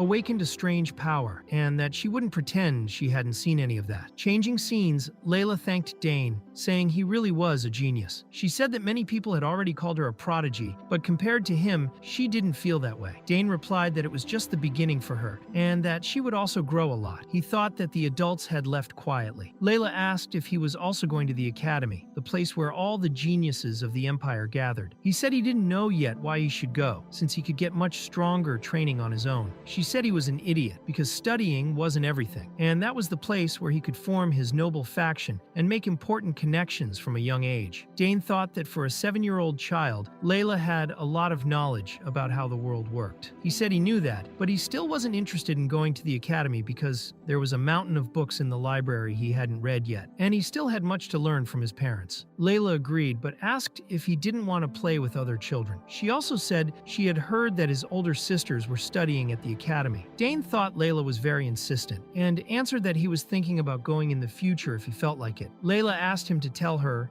if he made that decision, and he said yes, he would. She then said that when he visited the capital, he should also visit her house to see how much she was practicing, and said it was a promise. Dane replied that it was fine, and promised to send a letter when he was planning to go to the capital. Layla said it was a deal, and asked when he would tell her what his request was. Dane replied that he would tell her when he went to the capital, leaving Layla very surprised. Changing scenes, everyone said goodbye and departed in their carriages. Dane was holding an object in his hand and asked the Duke what it was. The Duke replied that it was his birthday present, and that he hoped he would like it. Dane said it seemed like something very valuable, and the Duke explained that the symbol of House Thermian represented vengeance, the sword, and the blacksmith. He told the story of how the house began with their ancestor, who was a blacksmith, and that thanks to him, the family owned the strongest forge in the empire, and not only that, but the best forge on the entire continent. He said that all the weapons that guided the empire were made in that forge. Dane thought he already knew that, because all kinds of ores could be found there, as well as all the most advanced mystical weapons and artifacts on the continent. He remembered that the Duke had said that if he went to the forge and showed the insignia, they would create a weapon of his choice, and that insignia was like a certified check that proved honor and skill for those who possessed it. Arkan confirmed that the insignia was truly precious, and asked if it wasn't something even the imperial family desired. The Duke then asked Dane to grow up and help his father, and Dane thanked him. Layla also said her farewell soon after. Dane's mother asked if he was sad to see Layla leave again, and he replied yes, very much, because she was practically his first friend. His mother said that when he went to the capital, he could meet her again, and asked that he become even more handsome by then, so she could see him again. Dane thought he couldn't stay there forever, and that he would see Layla again in the capital, hoping she would be well until that day. In the carriage, the Duke commented that, come to think of it, every time he looked at Dane, he was reminded of a certain man, a warrior named Argrich, who had shown the skill of a 3-class warrior when he was still very young. He said that if Argrich were still alive, he might have become one of the extra-class knights of the Drenic Empire, and confessed that he was looking forward to seeing Dane grow up. A few days later, Dane was sitting in his room, telling himself that he had been feeding that egg he received from his sister every morning and night. He wondered if it was still too soon for it to hatch. He thought that the egg contained a mysterious familiar, and even if someone wasn't a summoner, they could install their mana into the egg and register as its master before birth. With that, the summoned creature, which would normally last for only a limited time, could be permanently controlled. He reflected that the quality of the mana needed to be compatible with that of the familiar, and that there were probably many complicated conditions still unmet. He remembered that some eggs never hatched precisely because of that, and hoped that would not be the case with his. Even after changing the flow and strength of his mana, he couldn't get any reaction. He thought he might be being greedy to expect it to work on the first try. Suddenly, Herman appeared asking if Dane was ready. He replied that he was already going, but as he approached the door, he heard something coming from the egg. He told himself he definitely heard something. At that moment, Herman opened the door and asked what had happened. Dane asked for a minute because he wanted to check the egg first, but when he looked closely, he realized nothing had changed and concluded that he had been mistaken. He got excited for no reason. Herman asked if the egg had reacted, and Dane replied that he thought it was just his imagination. Then they said they could go. Changing scenes, Dane was training with his sword. Herman commented that he had become incredibly stronger and wanted to know who he had been training with, since no one had seen him. Dane replied that he had just been practicing on his own. Herman said that was expected from a genius, as he was clearly talented with the sword as well. Dane thought that learning to use a new weapon was a lot of fun, and that he hadn't been able to train with the sword for a while, since his father had been watching him closely, which prevented him from doing much. Still, he was relieved that he hadn't lost his skill with the sword. Herman offered him some snacks before continuing, and Dane thanked him for the food, thinking that maybe it was a good idea to train that as well. Changing scenes to Arkin, he commented that the same routine every year was becoming tiresome, but even so, they gained a lot at that banquet. He said many nobles were paying attention to the South, and most of them hoped to establish good relations with the region. Since the end of the war, the South, with its good climate, had started to hold resources coveted by the nobles, so their interest should have been obvious. Still, he recognized that none of these interests compared to the attention Dane had received. The conflict with the eldest son of Count Tyron was completely unexpected, but Dane calmly explained the situation in front of the adults, and even showed his talent with confidence. Arkin stated that his son was very mature for his age, and that sometimes he wished he were a bit more childish, like other kids. Maybe that was just a selfish wish of his. He then looked at the clock and said it was time to go. He commented on the dragon tail spear and said he intended to use it a bit that day. Changing scenes, Arkin arrived where Dane was training and wondered why his son was using a sword instead of a spear. He thought someone must have said something to him, otherwise he wouldn't be wielding a sword after training so long with the spear. Even so, his son looked very experienced with the sword, and the strength he showed was something that even those who trained with a sword their whole lives couldn't replicate. Arkin wondered when he had learned that, but one thing was clear: Dane was truly talented with the sword as well. His father then said he had been watching and asked when he had learned to use a sword. Dane thought it would be better to tell the truth and answered that he had done absolutely nothing to learn it, which left Arkin puzzled. He asked if it was just pure talent, since he already mastered spear, magic, assassination, summoning, and now swordsmanship. He said that if it were anyone else, he wouldn't believe that a child could show talent in so many areas. He then asked if Dane was curious about the world, and the boy wanted to know what he meant by that. Arkin explained that he meant the world out there, beyond the walls, and that sometimes he thought the county was too small for someone like Dane. He said that if he stayed there, he would be the only one losing out. Dane thought that his father had finally realized he couldn't stay there forever. He then said that, to be honest, he was very curious. Arkin replied that this was great, and that they would then need to start preparing for him to leave that world. Dane asked if he would really do that, and his father confirmed, saying that although it was unfortunate, he would fulfill his son's wish. He then said he had brought something special for him that day and asked if he recognized that spear. He explained that it was the dragon tail that had reacted to him on his birthday. Dane thought that he remembered it very well, and when he held it, he felt it had incredible power. Arkin noticed it was reacting even more strongly than before, when Dane was only 1 year old. He thought no one could blame him now, and he would make his son's mana talent shine even more. He then told Dane that the spear would be his one day, but before that, he needed to become strong enough to wield it with pride. Dane said that was clear, and that before using the dragon tail, he would work hard to apply his father's teachings with pride. Arkin smiled as expected of his son, and asked if they could start now. Dane replied yes. Changing scenes, Dane, lying in his bed, thought that the world outside had always made him curious, even in the days when he was on the battlefield. In his life as Argrich, all he knew was war, organizing camps, cleaning weapons, eating tasteless food, and fighting battles. The only way out of that life was for the war to end or for him to die fighting. He couldn't imagine a life outside the battlefield. But as Dane, his situation was very different. He didn't know how his talent would be used in that new life, or how the world would receive him, or what he could do in it. Still, the idea of traveling everywhere and achieving anything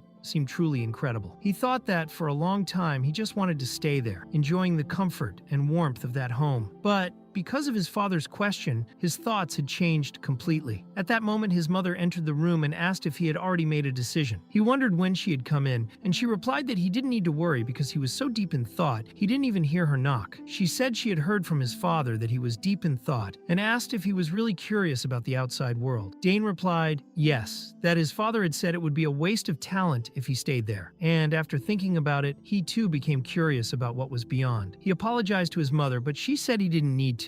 Dane mentioned that his sisters were no longer there and that if he left too, she would be alone. His mother said it was okay, that as a mother, she knew he had incredible talent. And even if he didn't want to, the world would call for him. It would be wonderful if he could stay by her side longer, but the world wouldn't wait for him. So she asked him to go and do what he truly desired. Dane said that even if he left their home, he would always come back to tell them everything he saw out in the world. His mother thanked him for that and remarked that it seemed time to start preparing to send him into the world, just as it happened with his father. Dane asked why she needed to prepare, and she explained that she was planning to teach him how to track and that they should take things slowly when leaving, but it would also be necessary for him to help set and avoid traps. He wondered if he would have special lessons with his own mother, and she confirmed that yes, he would. She said that skills for dealing with corpses were important and that he needed to learn the structure of the human body. Dane thought he was going to be exhausted before even managing to escape from there, but she said that as his mother, she would teach him many things. Dane replied that he would do his best to learn everything and reflected on how privileged he was to receive such special lessons from his own parents, always with much love. In the southern region of the Altheon Empire in the county of Sogris, a place with warm climate and abundant natural resources, that land had become a cornerstone of the empire, sustaining stability even during the war. Thanks to the magnanimous and the decisions of Count Sogris, that region remained a symbol of peace and warmth. At last, the war had truly ended. The few remaining rebel forces were captured, and an era of peace seemed to have settled in for good. Suddenly, rumors started spreading among the people. Some said that young Master Denny had visited a few shops. One person asked if that was true, and another confirmed it was, saying he had bought something and that the shopkeeper's eldest daughter had even fainted that day. A young woman said the rumors were true, that he was getting more handsome every day, and that she really wanted to see his face at least once. She said she heard he wasn't engaged yet and wondered if she should try something. Her friend scolded her, saying she was going crazy since he was only 14. Another woman commented that even so, he didn't look that age and that she had heard he was already as tall as the Count. Someone else added that maybe it was because the Countess was also tall. In any case, it was clear to all of them that he could easily be mistaken for a 20-year-old man. They also said his silver hair was very beautiful and that his green eyes could make anyone's heart stop. Her friend said she needed to see him the next time he showed up and wondered when that would be, and the other answered that she heard he visited the shops frequently. Thinking about it, she said she had heard the same from the florist. Shortly after, she added that maybe it would be easier to try to meet the forest guardian first, and asked her friend if she was seriously thinking of doing that. Changing scenes, in the forest surrounding the county, an area immersed in ancient magic known as the Forest of the Last Days, Dane was on an escape mission given by his mother, Lily Sogris. He noticed the wind was blowing south, and since he had seen the spider Cheryl in that direction before, he decided to go west. It was clear how much Dane had grown. He estimated he needed just 3 more hours and should leave there before sunset. Running through the tree branches, he thought that one of the most important rules of assassination was not to get caught by the enemy. During this test, he needed to avoid the traps and nets set up by his mother and escape from a forest full of monsters. Dane took a deep breath, absorbed the mana from the environment, and held his breath for a moment before exhaling, focusing on stealth and blending into the surroundings. As he did this, the hidden traps began to reveal themselves. That was exactly what was happening at that moment. Thin,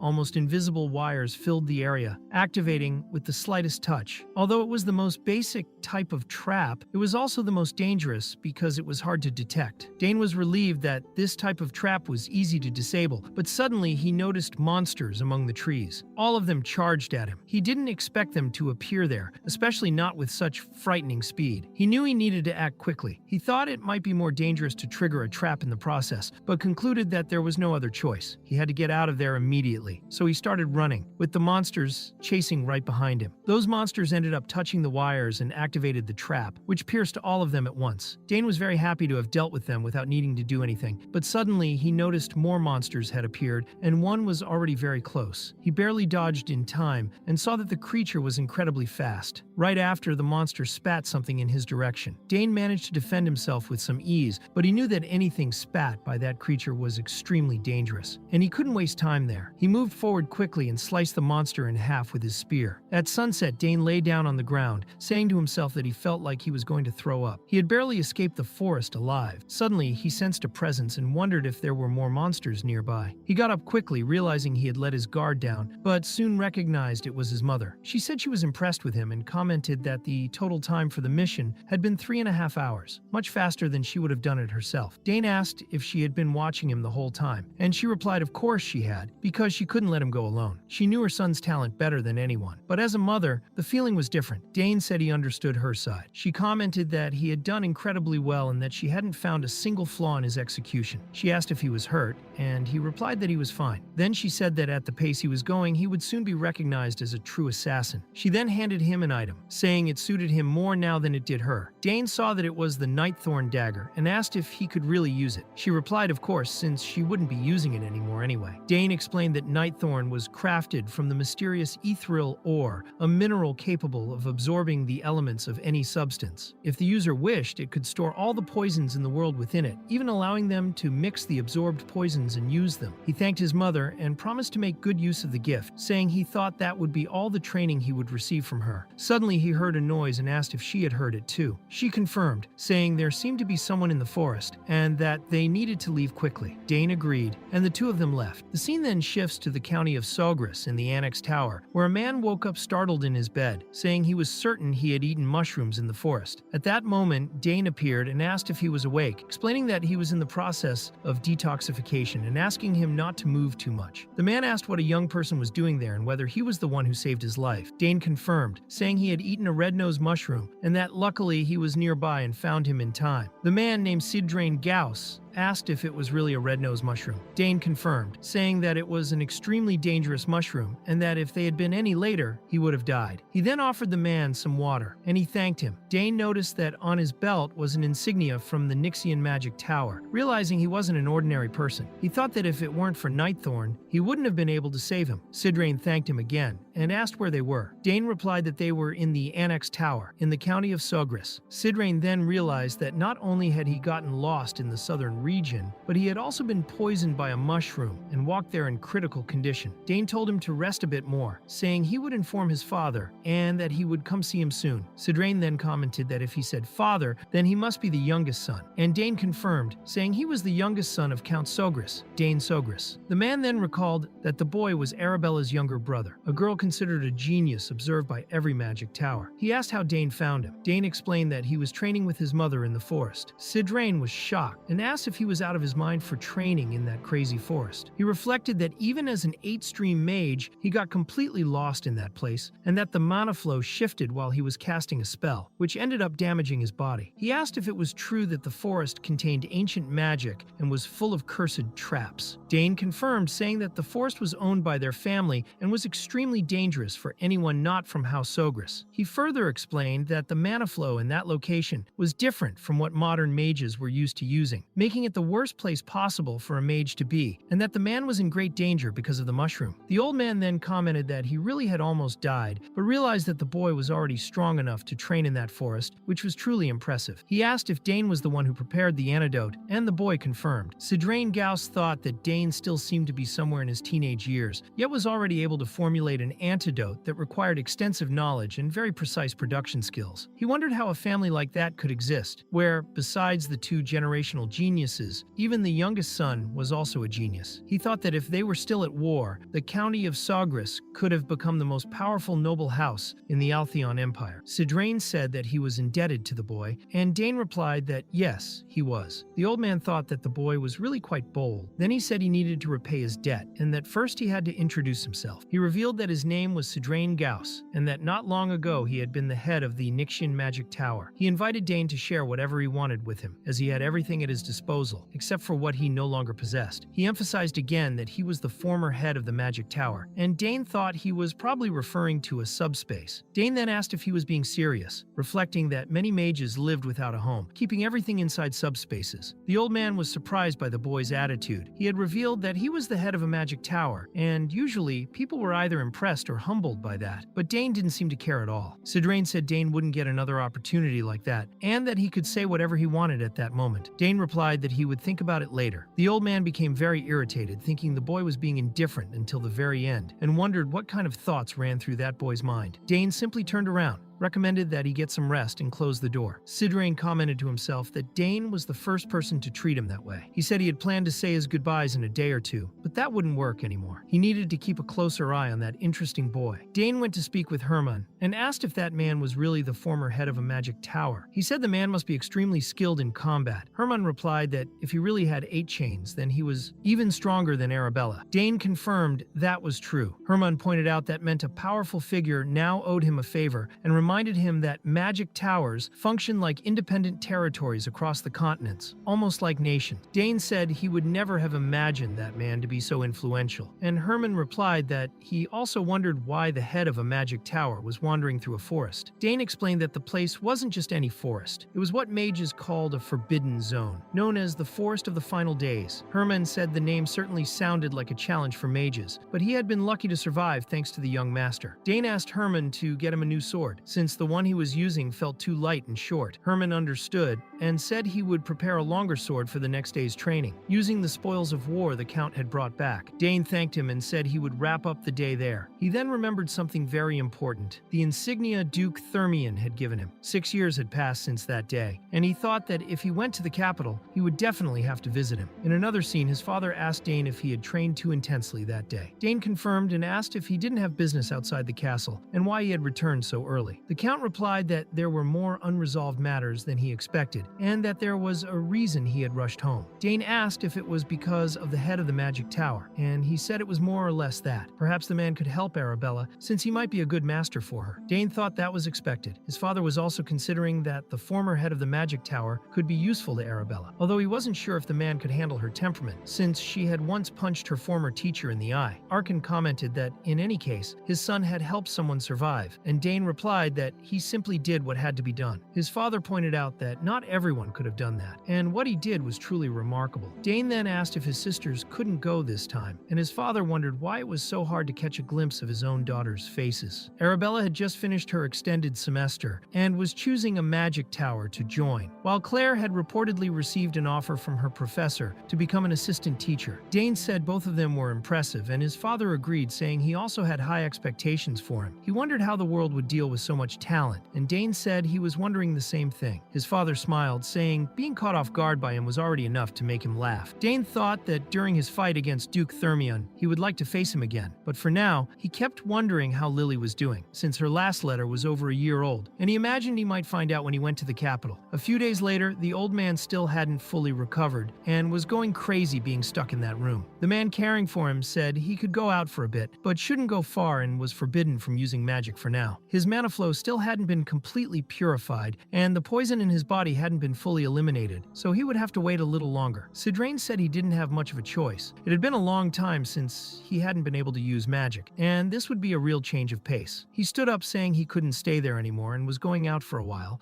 the other man complained that he didn't even know his way around and would probably get lost again. Still, the old man was already leaving, slamming the door, and the man warned that if anything went wrong, he would be held responsible. The scene then shifted to the maids, and one of them commented that mages were either geniuses or madmen. They said he had gone up and down the floors dozens of times and had now been staring at the flowers in the courtyard for hours. They concluded that he must be incredibly powerful among mages, but he looked more like a lunatic, and that Arabella needed more normalcy in her life. The old man sat in front of the garden and began wondering who had created that place, saying he could never do something so grand. He acknowledged that those flowers had extraordinary magic. Dane appeared, saying he had come by to see how he was doing and that after all, that's where he was hiding. The old man asked if he really thought he would have run away, since they had told him to stay there until he was fully recovered. Dane confirmed that was exactly what he thought, and said that the place was very beautiful, perfect for rest and recovery. Now he understood why nobles went south for the holidays. Dane said the place was truly incredible, but he was considering leaving soon.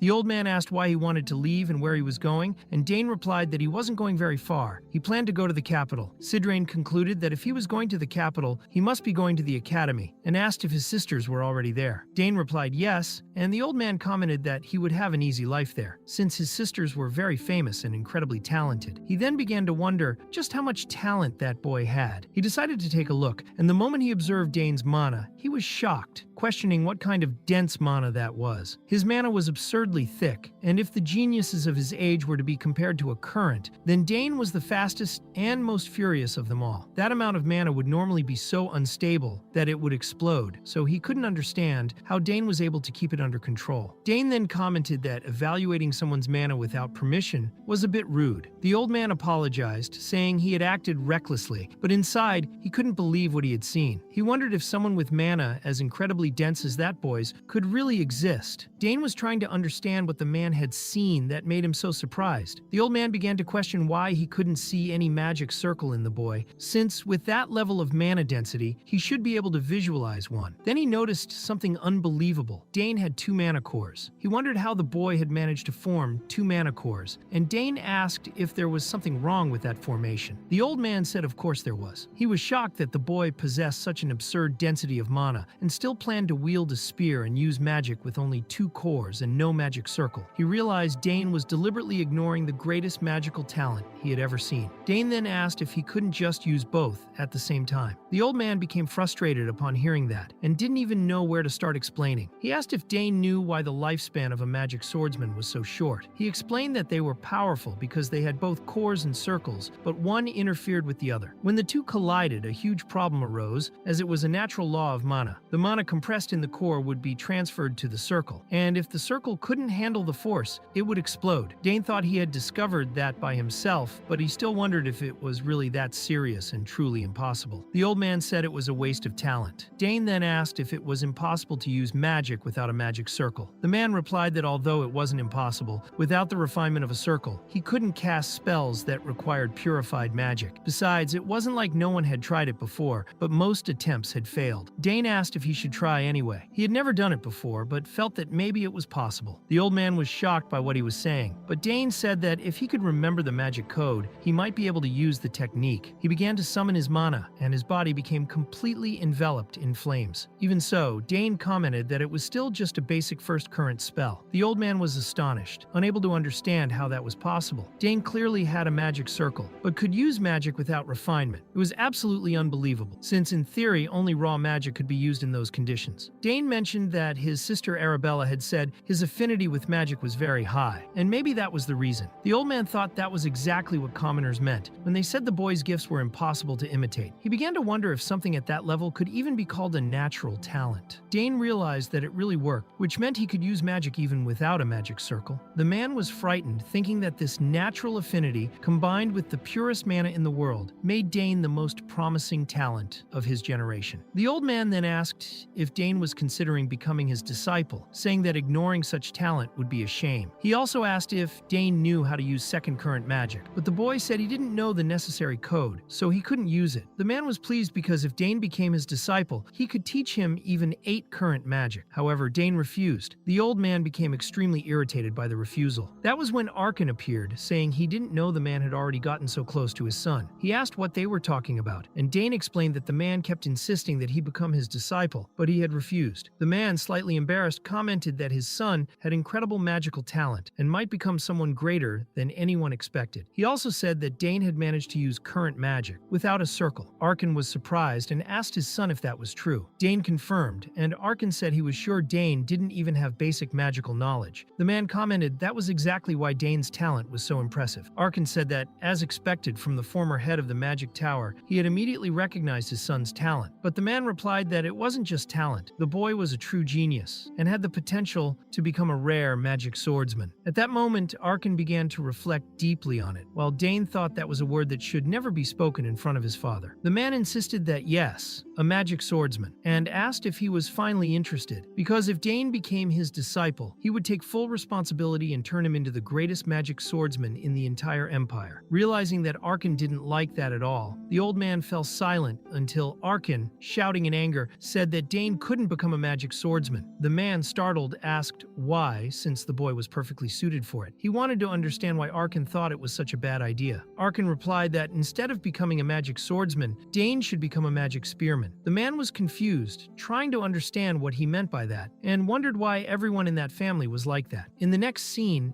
Dane was reading and reflecting on what was required to become a mage. He thought one had to be someone's disciple because it had an important meaning. Mages usually created successors through a process called inheritance, a tradition that had existed since ancient times and was still practiced. Even in modern times, with universal magical education, that remained relevant. He concluded that the head of the magic tower didn't just want a disciple, but a successor. He thought that if even an archmage of 8 currents was hanging around him, it meant his talent was truly incredible. After so many compliments, he felt something big stirring inside his body, and was sure it was what his sister had mentioned. Dane remembered what Arabella had said, that if he wanted to see her, he just needed to channel magic into the crystal ball. He picked up the orb and told himself he would ask her about all of this. When he made contact, Arabella was very happy to receive the call. She was surprised to hear that Dane had used first current magic without having a magic circle, and he confirmed that was exactly it, and that it worked when he tried. He said he already knew his affinity with mana was high, but didn't imagine it was that high. He said that maybe his mana was already in its pure stage, and that the circle was only for mana circulation and purification. Arabella said they needed to test that, and asked him to place some of his mana into a stone and send it through the transmission machine in his room. He agreed and said he would do it. He then thought it was really good to have an older sister like her, and since she was already at the 6th current, she would certainly be able to help him a lot. Arabella commented that now that he was using first current magic, he would probably receive a lot of attention at the academy. Dane replied that he preferred not to draw attention, but she said that couldn't be helped because talent always stands out. She asked him to let her know if anyone tried to intimidate him because she would destroy that person. Dane then mentioned that he had heard she broke the nose of a student who was in love with her, the second son of the Duchy of Yahello, and Arabella, irritated, told him not to even mention that bastard. She then explained that, over time, a magic circle could continue to purify his mana, and he said he didn't know that, so she suggested they investigate that further. Another girl appeared, saying that the professor was looking for Arabella, and she told her brother she had to go, but would contact him later. Dane said goodbye, saying he would send the magic stones soon, and thought that perhaps he was walking a path never opened before. He never imagined his mana could be so pure, and even wondered if, by chance, he had a dragon's heart inside him. Changing scenes, the old man commented that he was almost dying because he had used mana to confirm Dane's status, and that worsened his condition greatly. He thought he might leave the place soon, but realized that was out of the question. Still, he felt that if the boy had accepted his offer, everything would have been worth it. He began to reflect on what he could do to have Dane by his side. He considered giving him some great artifact or a hereditary magic passed down for generations, but soon thought that would be too much. If he were deceived after that, he would be left with nothing. At that moment, Dane knocked on the door, asking if he was there. The old man wondered if he had come to apologize or if he had changed his mind, so he told him to come in. Dane said he came because he had something to say, and the man asked what it was. Smiling, he said he already knew this was going to happen, and asked if the boy had decided to become his disciple. However, Dane said no. The man was confused and asked why he was there then, since he had said he wasn't interested in magic. Dane explained it wasn't due to a lack of interest. The old man then asked why he didn't want to be his disciple, and if he already had another teacher. Dane replied no to both questions. Still curious, Sidra asked why he had come to him, and Dane thought that he still didn't know the code for second current magic, which was difficult to learn from his sister since she lived far away. In the end, the best method was to learn from Sidra, who owed him a favor for saving his life in the forest, and therefore couldn't refuse the request. Dane explained that he didn't want to follow just the path of a mage. Sidra asked if he really wanted to become a magic spearman, and Dane said no. He said he wanted to become a magic spearman, assassin, summoner, and also wanted to add the sword sim to the list. The man was shocked, asking what kind of nonsense that was, and whether he would still refuse the offer even knowing he would never get another chance to be his disciple. Dane confirmed he would. The old man thought that the boy truly was prepared to follow his own path. Then he had an idea and asked Dane if he was interested in a letter of recommendation. He said he heard that Dane wanted to enter the academy, and with such a letter, he would start with a good reputation. Dane thought that wasn't a bad offer and agreed. The old man asked if they could talk now, now, and Dane wanted to know if he could make another request. The old man, believing he had finally convinced the boy, got excited and said yes, he could ask for anything. Dane then asked to learn the second current code, and the man replied that of course he would teach it, since he knew the structure code for all existing second current spells. Sidra thought that Dane was still very young, and commented that a letter of recommendation and the second current code weren't a big deal. He said they could start the lesson, even though he wasn't in great physical condition, because that wasn't an obstacle. Dane agreed, thinking that perhaps this was the best moment. Thinking to himself, he said the old man owed him a promise after having his life saved in the forest, and since he had said Dane could ask anything, this was the repayment. The old man asked once again if he wouldn't become his disciple, but Dane replied that no, that wasn't going to happen. Sidra was impressed by the boy's firmness, and wondered how a 14-year-old could have such a strong mindset. He remembered Dane had made 2 requests, and the old man commented that he only owed 1 favor. Dane, however, said he was wrong because he had saved his life in the forest, neutralized the poison in his body, and even carried him on his back to the house, though he would leave that last one as a bonus. The old man was stunned by the boldness of that child and couldn't understand how someone like him could exist in the world. Changing scenes again, the two were already in the training field. The old man thought that if he kept doing favors for the boy, maybe he would change his mind in the future, and giving up a talent like that would be a waste. He concluded that it wasn't a problem that the boy had created a core instead of a circle, because what mattered was that he could use chain magic even without a circle. He then said he would explain the code for second current magic, which was very complicated. Many people couldn't even learn it and gave up halfway through, so he asked Dane to pay close attention. The old man noticed Dane's eyes were shining, but thought he couldn't make things easier as he couldn't afford to be tricked. He explained that the second current codes were on a completely different level from the first, as it was necessary to calculate the amount of mana with precision, since mana density varied depending on the atmosphere, the state of the body, and other factors at the same time. The reason most people gave up on magic was exactly that. Sidra thought Dane probably wouldn't understand anything he was saying, and would naturally ask for a simpler explanation. Sidra explained that this was the basic part of the explanation, and asked if the boy understood. Dane replied yes, saying it was great to learn not just the magic code, but also information he had no idea about. Sidra was surprised, wondering if the boy had really understood everything he had said, so he decided to talk about the laws of magic structure. The first was the law of coexistence, the magical power that can exist in harmony with the physical world and with other sources of mana. Through this coexistence, mages use both their own magical power and the surrounding mana to activate their spells. The second law was the law of conservation. Sidra thought that Dane had perfectly understood the nature of magic. Dane commented that if his magical power could gather enough mana from the material element, then through conservation, he would be able to use magic of different elemental attributes. Sidra noticed that he was also interpreting on his own, something many would find boring, but that clearly wasn't the case with that boy. He wondered how someone who enjoyed studying magic so much could even exist in that world. Sidra explained that as the chain increased, the code also became more complicated. So instead of explaining, he decided to demonstrate. He said that, for example, Aquila was the basic magic of the first current and could be cast with simple rules, but that changed completely in the second current, which was much more complex. He showed the code of the second current, saying that it was the 2-current fire formula called Fire Arrow. He stated that if Dane wanted to use more spells like that one, he would have to repeat the code many times. Sidra thought Dane must be surprised, since he had never seen a rearrangement code from the second current. He asked if it didn't seem complicated, since most people would take at least a year to fully master the first current's codes before moving on to the second. He thought that no matter how brilliant someone was, they still wouldn't be able to understand the entire code. At that moment, what mattered most was the rule, because if he couldn't understand that, nothing else would help. He decided to observe Dane for a week and teach the technique slowly. Dane asked if he could already try, but Sidra said it would be very difficult. Even so, Dane activated the first current with ease, and Sidra was impressed that he could form lines with defined length and width. That was truly impressive, and he concluded that the first current was already too easy for the boy. Then, Dane replicated the code Sidra had shown, leaving the old man completely astonished, as he had perfectly repeated the rearrangement code of the second current just by watching the demonstration once. Sidra asked how he managed to do that, and Dane explained that by observing, he memorized the rules and patterns, then formed his magic based on them, which wasn't that hard. Sidra, who was a genius in magic, thought that he himself had taken a long time to reach the second current, and that boy managed to materialize the spell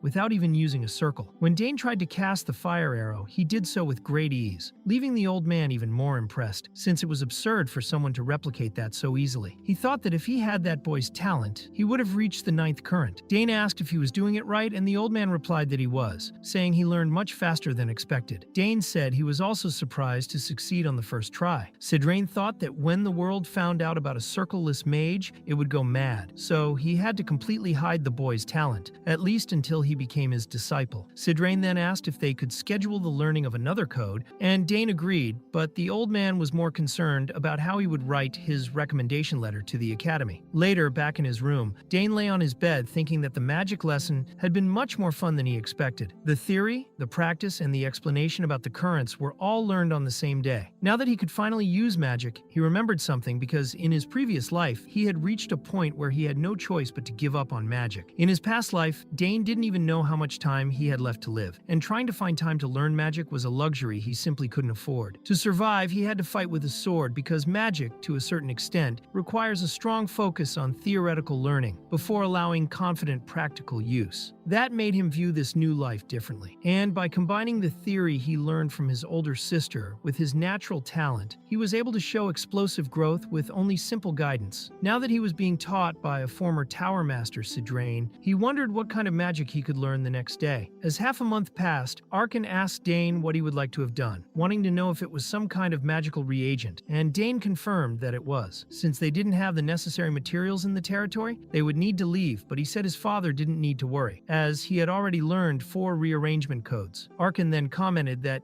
it normally took over a month to learn that, and that information about magical reagents wasn't easy to obtain either. He asked how his son had learned all that, and Dane explained that he had read magic books in the library and that the content sparked his interest. His father then said that, as expected, geniuses truly were different, and he never imagined that Dane would be interested in reagents, since most people found the topic boring. However, he said Dane would also enjoy picking out the materials, and that it would be a good experience for him since he would be leaving the territory.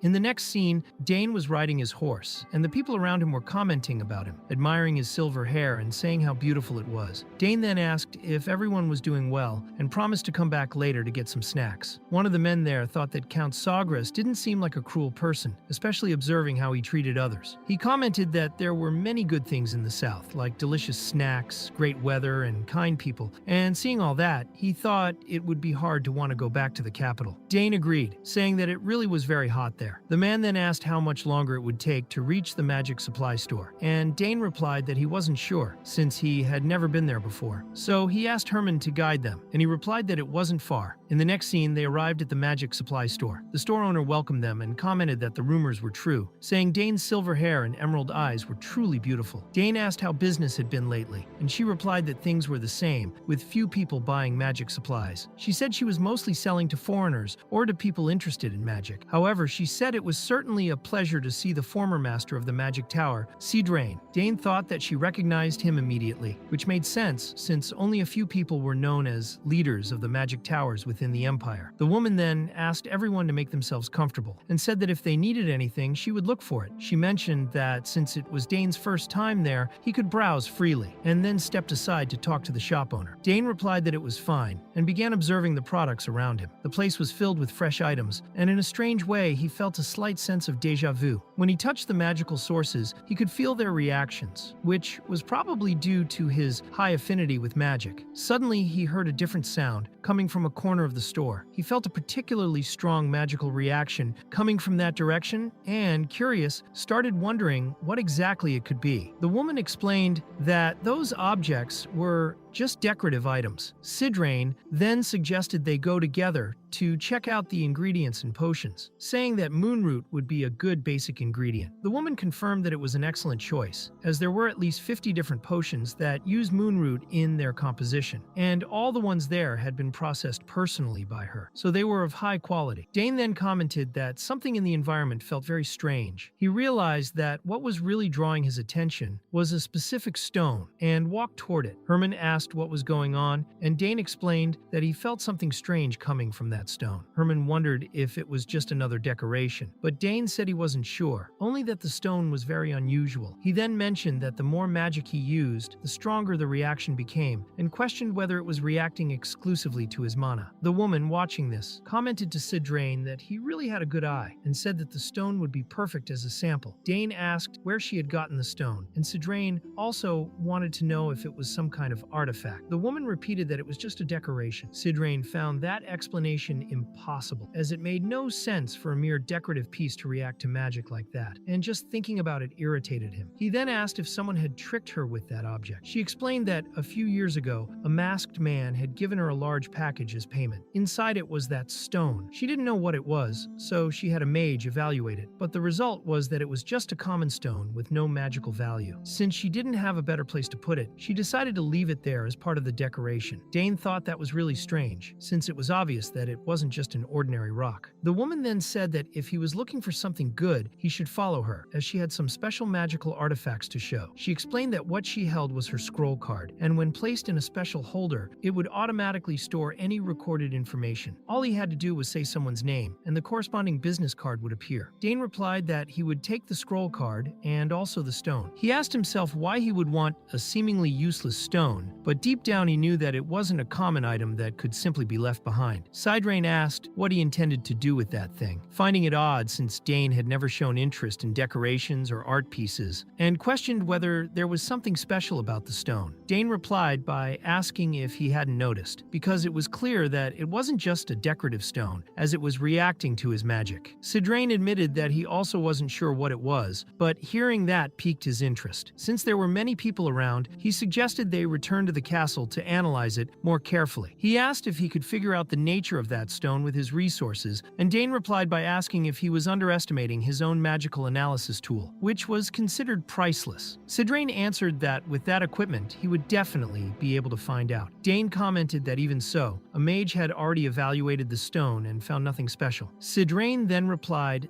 that what that mage had done was nothing compared to his analyzer. He had invested all his funds into that state-of-the-art device, capable of examining any object or artifact placed on it. Dane thought that was amazing, and agreed to run the test. Sidra asked him to place the stone on the analyzer and channel his magic into it. As soon as he did that, the stone began to glow, and Dane asked if there was something special about it. Sidra thought that he could finally hold his head high, as he had discovered something important. Suddenly, Dane realized it was a magical code, and asked if he was right. Sidra confirmed it, but explained that it wasn't just any code. Dane was amazed as the rules, structure, and arrangement of that code had never been seen before, and it could be as complex as a 6 or 7 current code. Dane concluded that the magic had been hidden inside the stone, and was now manifesting through that code. Sidra explained that this was exactly the case, that the key to activating the code was in his magic, since the stone only reacted to Dane's mana. He then questioned what exactly it could be, what magic was inside the stone, and why it only responded to his magical energy. Sidra, as a former head of the Magic Tower, admitted that he didn't recognize that kind of magic and said he would investigate. Dane commented that if Sidra succeeded, he might discover why his magic was different from other people's. In a scene change to Arabella's laboratory, she stated that it was just as she had imagined. Dane's magic was clearly different from normal magic. There was a special characteristic in the magic code he had shared with her, something even she didn't have. Arabella began thinking about what kind of magical field could suit Dane's magic, but the results she had obtained so far showed no connection with magical reagents, magic gates, or magical engineering. If it wasn't any of those, then what could it be? She was convinced that something had to fit, and then remembered a possibility. There was a type of magical field code that had long been considered lost, and maybe Dane's magic was compatible with it. She wondered where she had put that material. Rummaging through her books, she found notes on alchemy, divination, spiritualism,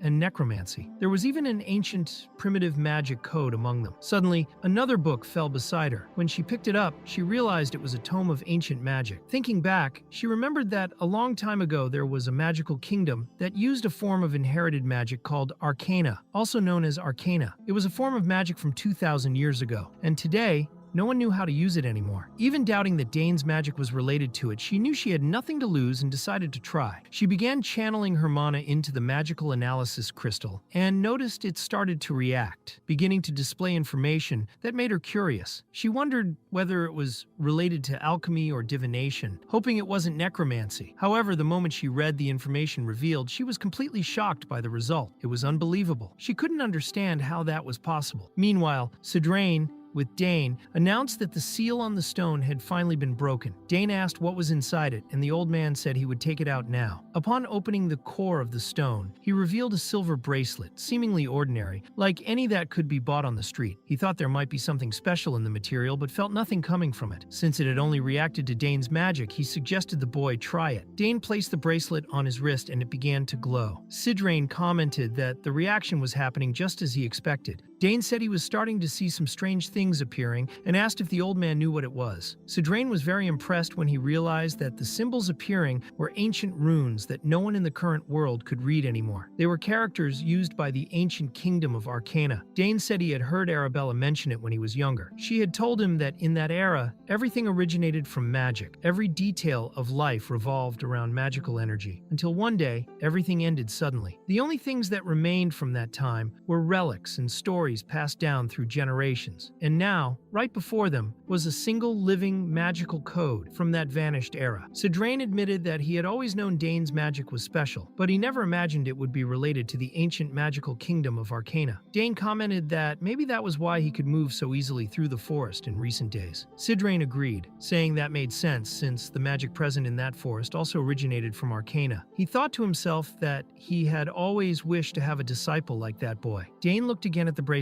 and said that, for now, he didn't see anything else special about it. Sidrain told him he could take as much time as he needed to uncover all the secrets the artifact held, but asked that he not go around telling others about it. Suddenly, the two of them heard a very loud sound that took them completely by surprise. Sidrain explained that the sound was the monster attack alarm and said it was great, as he had just recovered and it would be a good opportunity to test his strength again and prove his worth. However, he noticed that Dane was not paying attention to anything he was saying, which made him ask what the boy was doing just standing there and told him to grab his spear. At that moment, Dane replied that the sound was not from monsters, but a message from his older sister. Alarmed, Sidrain asked why he had not said that before, and Dane, smiling, explained that there would be no monsters in a place like that, and asked permission to take the call. He then answered the call and asked his sister what had happened. Arabella asked why he took so long to answer, and as she began to comment that while analyzing his magic code she noticed someone was with him, Dane interrupted and asked if she had noticed that his magic was ancient magic. The revelation surprised Arabella, and she asked how he had discovered that on his own. She explained that she was analyzing the stone with Lord Sidrain and suspected it was something from the old magic kingdom, since the stone only reacted to his mana. Dane confirmed, saying it was true. Sidrain,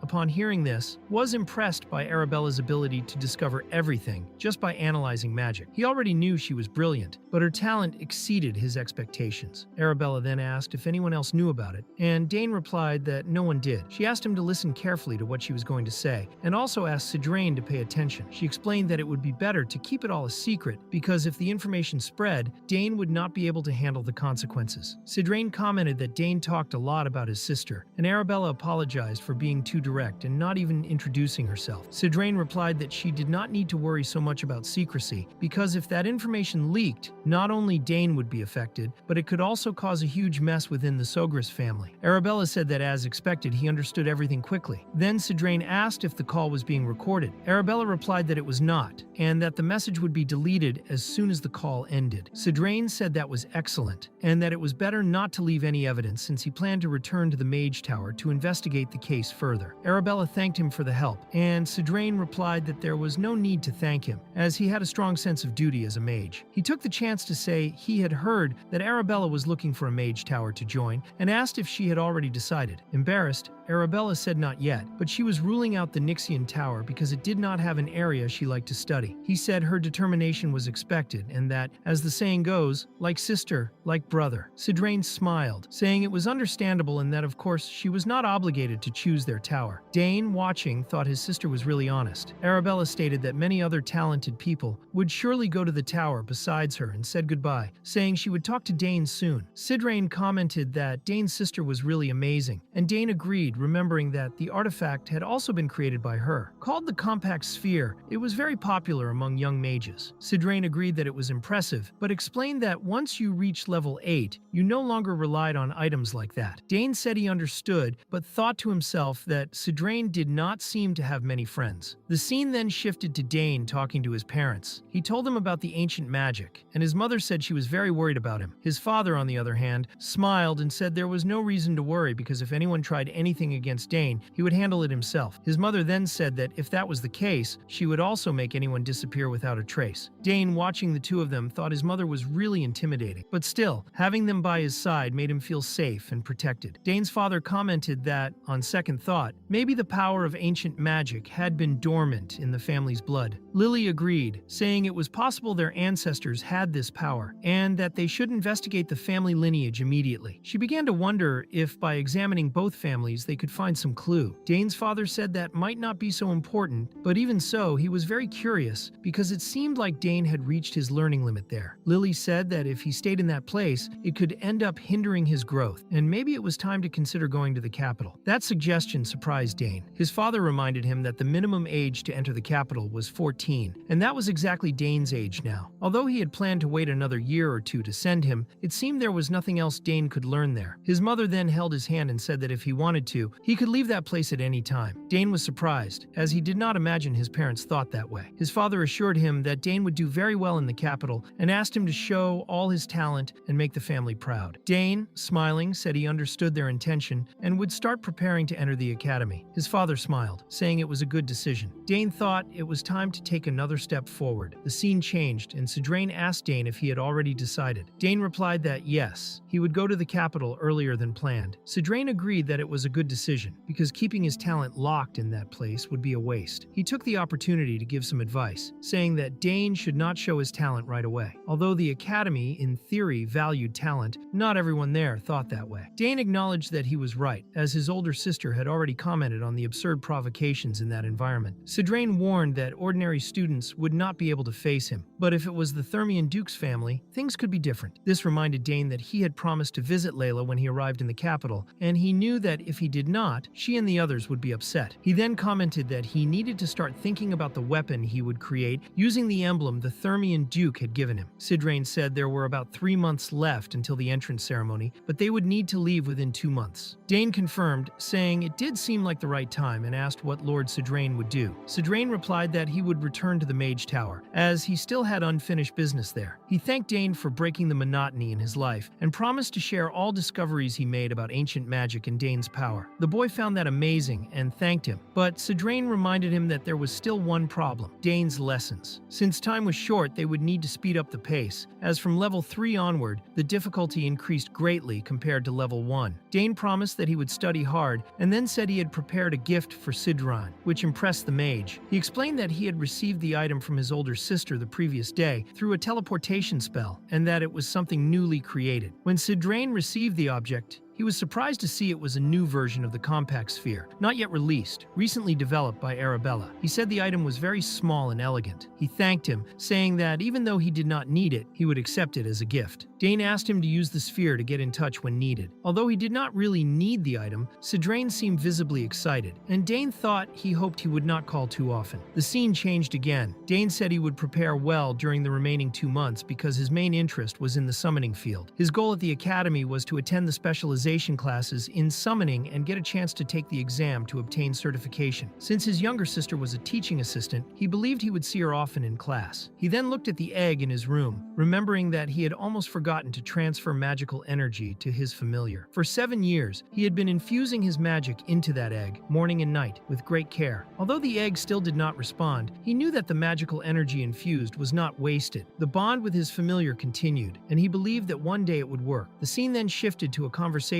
between Arabella and Dane. She explained that the current entrance exam system was simple, consisting of 2 tests, one general and one for specialization. Dane asked for more details, and Arabella explained that the general test was an elimination exam covering culture and imperial history, but he would have no trouble passing it. The higher his score, the better his admission rank would be. Only after that came the specialization exam, which dealt directly with the candidate's chosen field. The content of that test was up to the responsible professor, but Arabella said Dane would certainly definitely not have problems. She also mentioned that since he had a recommendation letter, that made things even easier. Dane remembered that his sisters had also passed that test easily. Arabella, smiling, confirmed that it had been pretty smooth. However, she explained that once a specialization was chosen, it could not be changed except through a transfer process. He would have to follow exactly the specialization he chose in the exam, which meant he needed to decide carefully from the start. Arabella said that personally she would love for the youngest sibling to choose magic as his specialization. Dane smiled, realizing she still had not given up on that idea. He replied that it was all right and that he would think about it. Then he asked if someone who wanted to change specializations after entering the academy could only do so through a transfer. Arabella explained that generally yes, unless the person graduated and went through the re-entry process. It was also possible to attend classes in other specializations, but advanced subjects, usually offered from the third year onward, were exclusive to students of that field. Dane thought that in the end, he would have to choose only one specialization. However, Arabella remembered something important. She said that for cases like Dane's, where the talent was too great to be limited to one field, there was an option called free specialization. Dane found that very interesting and asked if that really existed. Arabella confirmed it did, but explained that no one chose that path unless they were willing to fail. When he asked why, she said that no one had ever passed that specialization exam. Dane asked if that was the only reason she was concerned, and Arabella, startled, asked if he was thinking of doing something like that. Dane replied that, of course he was not thinking about anything like that, but then immediately said that Sidra had arrived and ended the call. Arabella, reflecting, wondered if she was putting too much pressure on her brother, as she still believed magic was the best path for him. Shortly after, someone informed her that the professor was calling for her, and she left the room. Meanwhile, Dane received the recommendation letter from Sidra. He said he could not believe Sidra had written all that. Sidra explained that it was not just about appearances, and that he had also put a lot of effort into the content of the letter. He said it was the first time he had ever put so much effort into a recommendation letter, and that Dane should feel honored. Dane replied that he would do his best to meet expectations, but Sidra said that if he had agreed to be his apprentice, it would have been even better. However, he did not think it would make much of a difference, since Dane probably would not treat him like a real master anyway. Sidra asked if Dane was ready to leave. The boy replied that he was, since he did not have much to take with him. Besides, the academy dormitories had excellent facilities, so he had nothing to worry about. Sidra confirmed that the facilities were indeed good, although a few people did monopolize their use. He said that, honestly, he was not the type to lose to those kinds of people. Dane thought that, from what he was hearing, the academy sounded like a nest of arrogant nobles. Sidra asked him to remember something important, even if it sounded like a harsh warning. There would be many who would not hesitate to attack him if they sensed any weakness. Dane thought that was not worse than a battlefield, and replied that he would remember all his words. Sidra said that if he needed anything, he should let him know, and that the compact item he had received was actually very useful. He said he intended to use it. Dane then realized that he was speaking as if he were already about to leave, and asked if Sidra had noticed something. The man replied that he planned to leave the next day,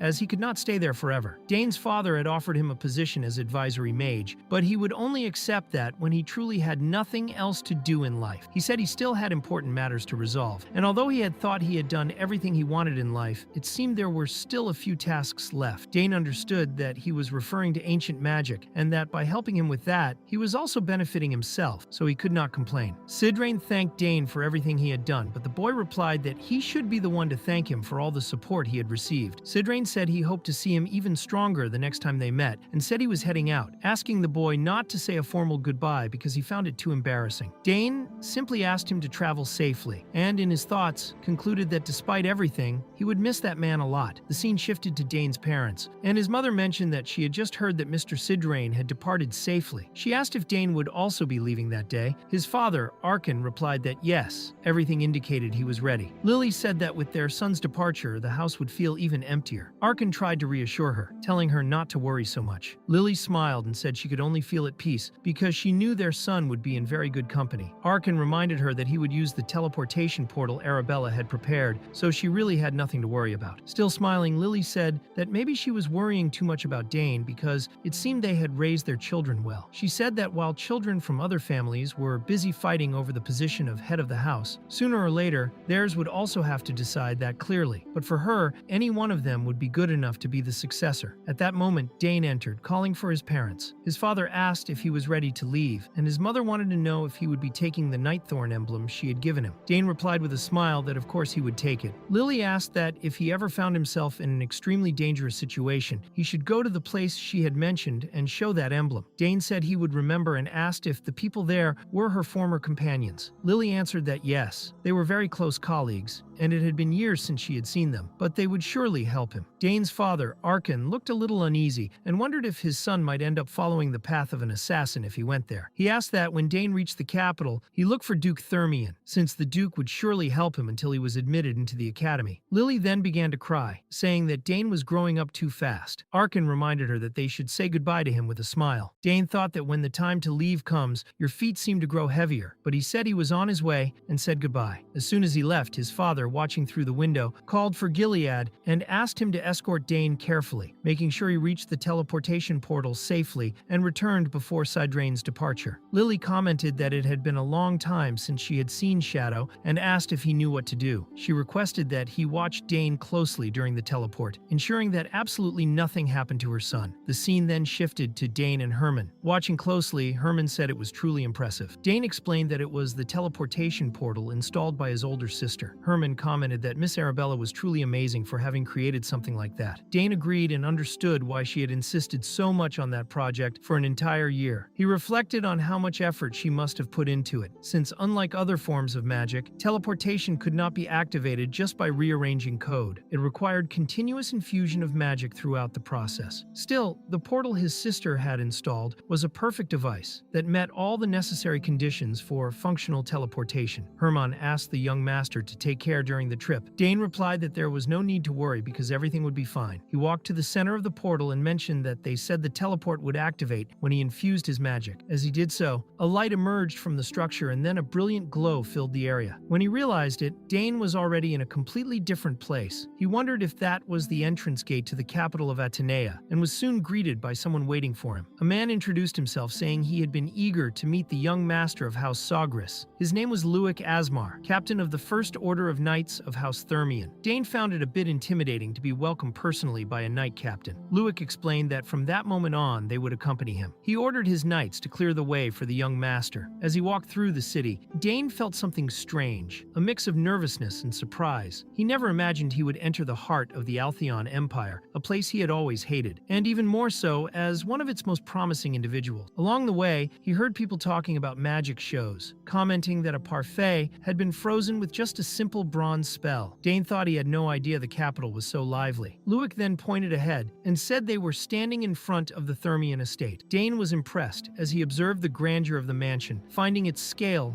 truly remarkable. However, he soon had a strange feeling, as if he were being watched, and wondered if it was just his imagination. Shortly after, Luik greeted him politely, welcoming the young Master Dane of House Sagris. Dane thanked him for the reception, and noticed that everyone there had impeccable training, with etiquette and customs very different from what he was used to in the south. He then introduced himself as Dane Sagris, and said he had come to visit Duke Thermion, who received him personally. The Duke said it had been a long time since they last met, and remarked that the journey must have been tiring, so he suggested they go inside. Once inside the mansion, the Duke noted how different Dane looked from 7 years ago and commented that even young people 2 years older than him probably could not defeat him, and that Arkan was surely proud of his son. Dane responded modestly, saying the compliment was an exaggeration. The Duke said that although it was not like the White Castle, Dane could feel at home while preparing for the Academy entrance exam. In addition, he would assign a personal servant to assist him with any needs. Dane thanked him and said he would accept the help, then asked how Layla was doing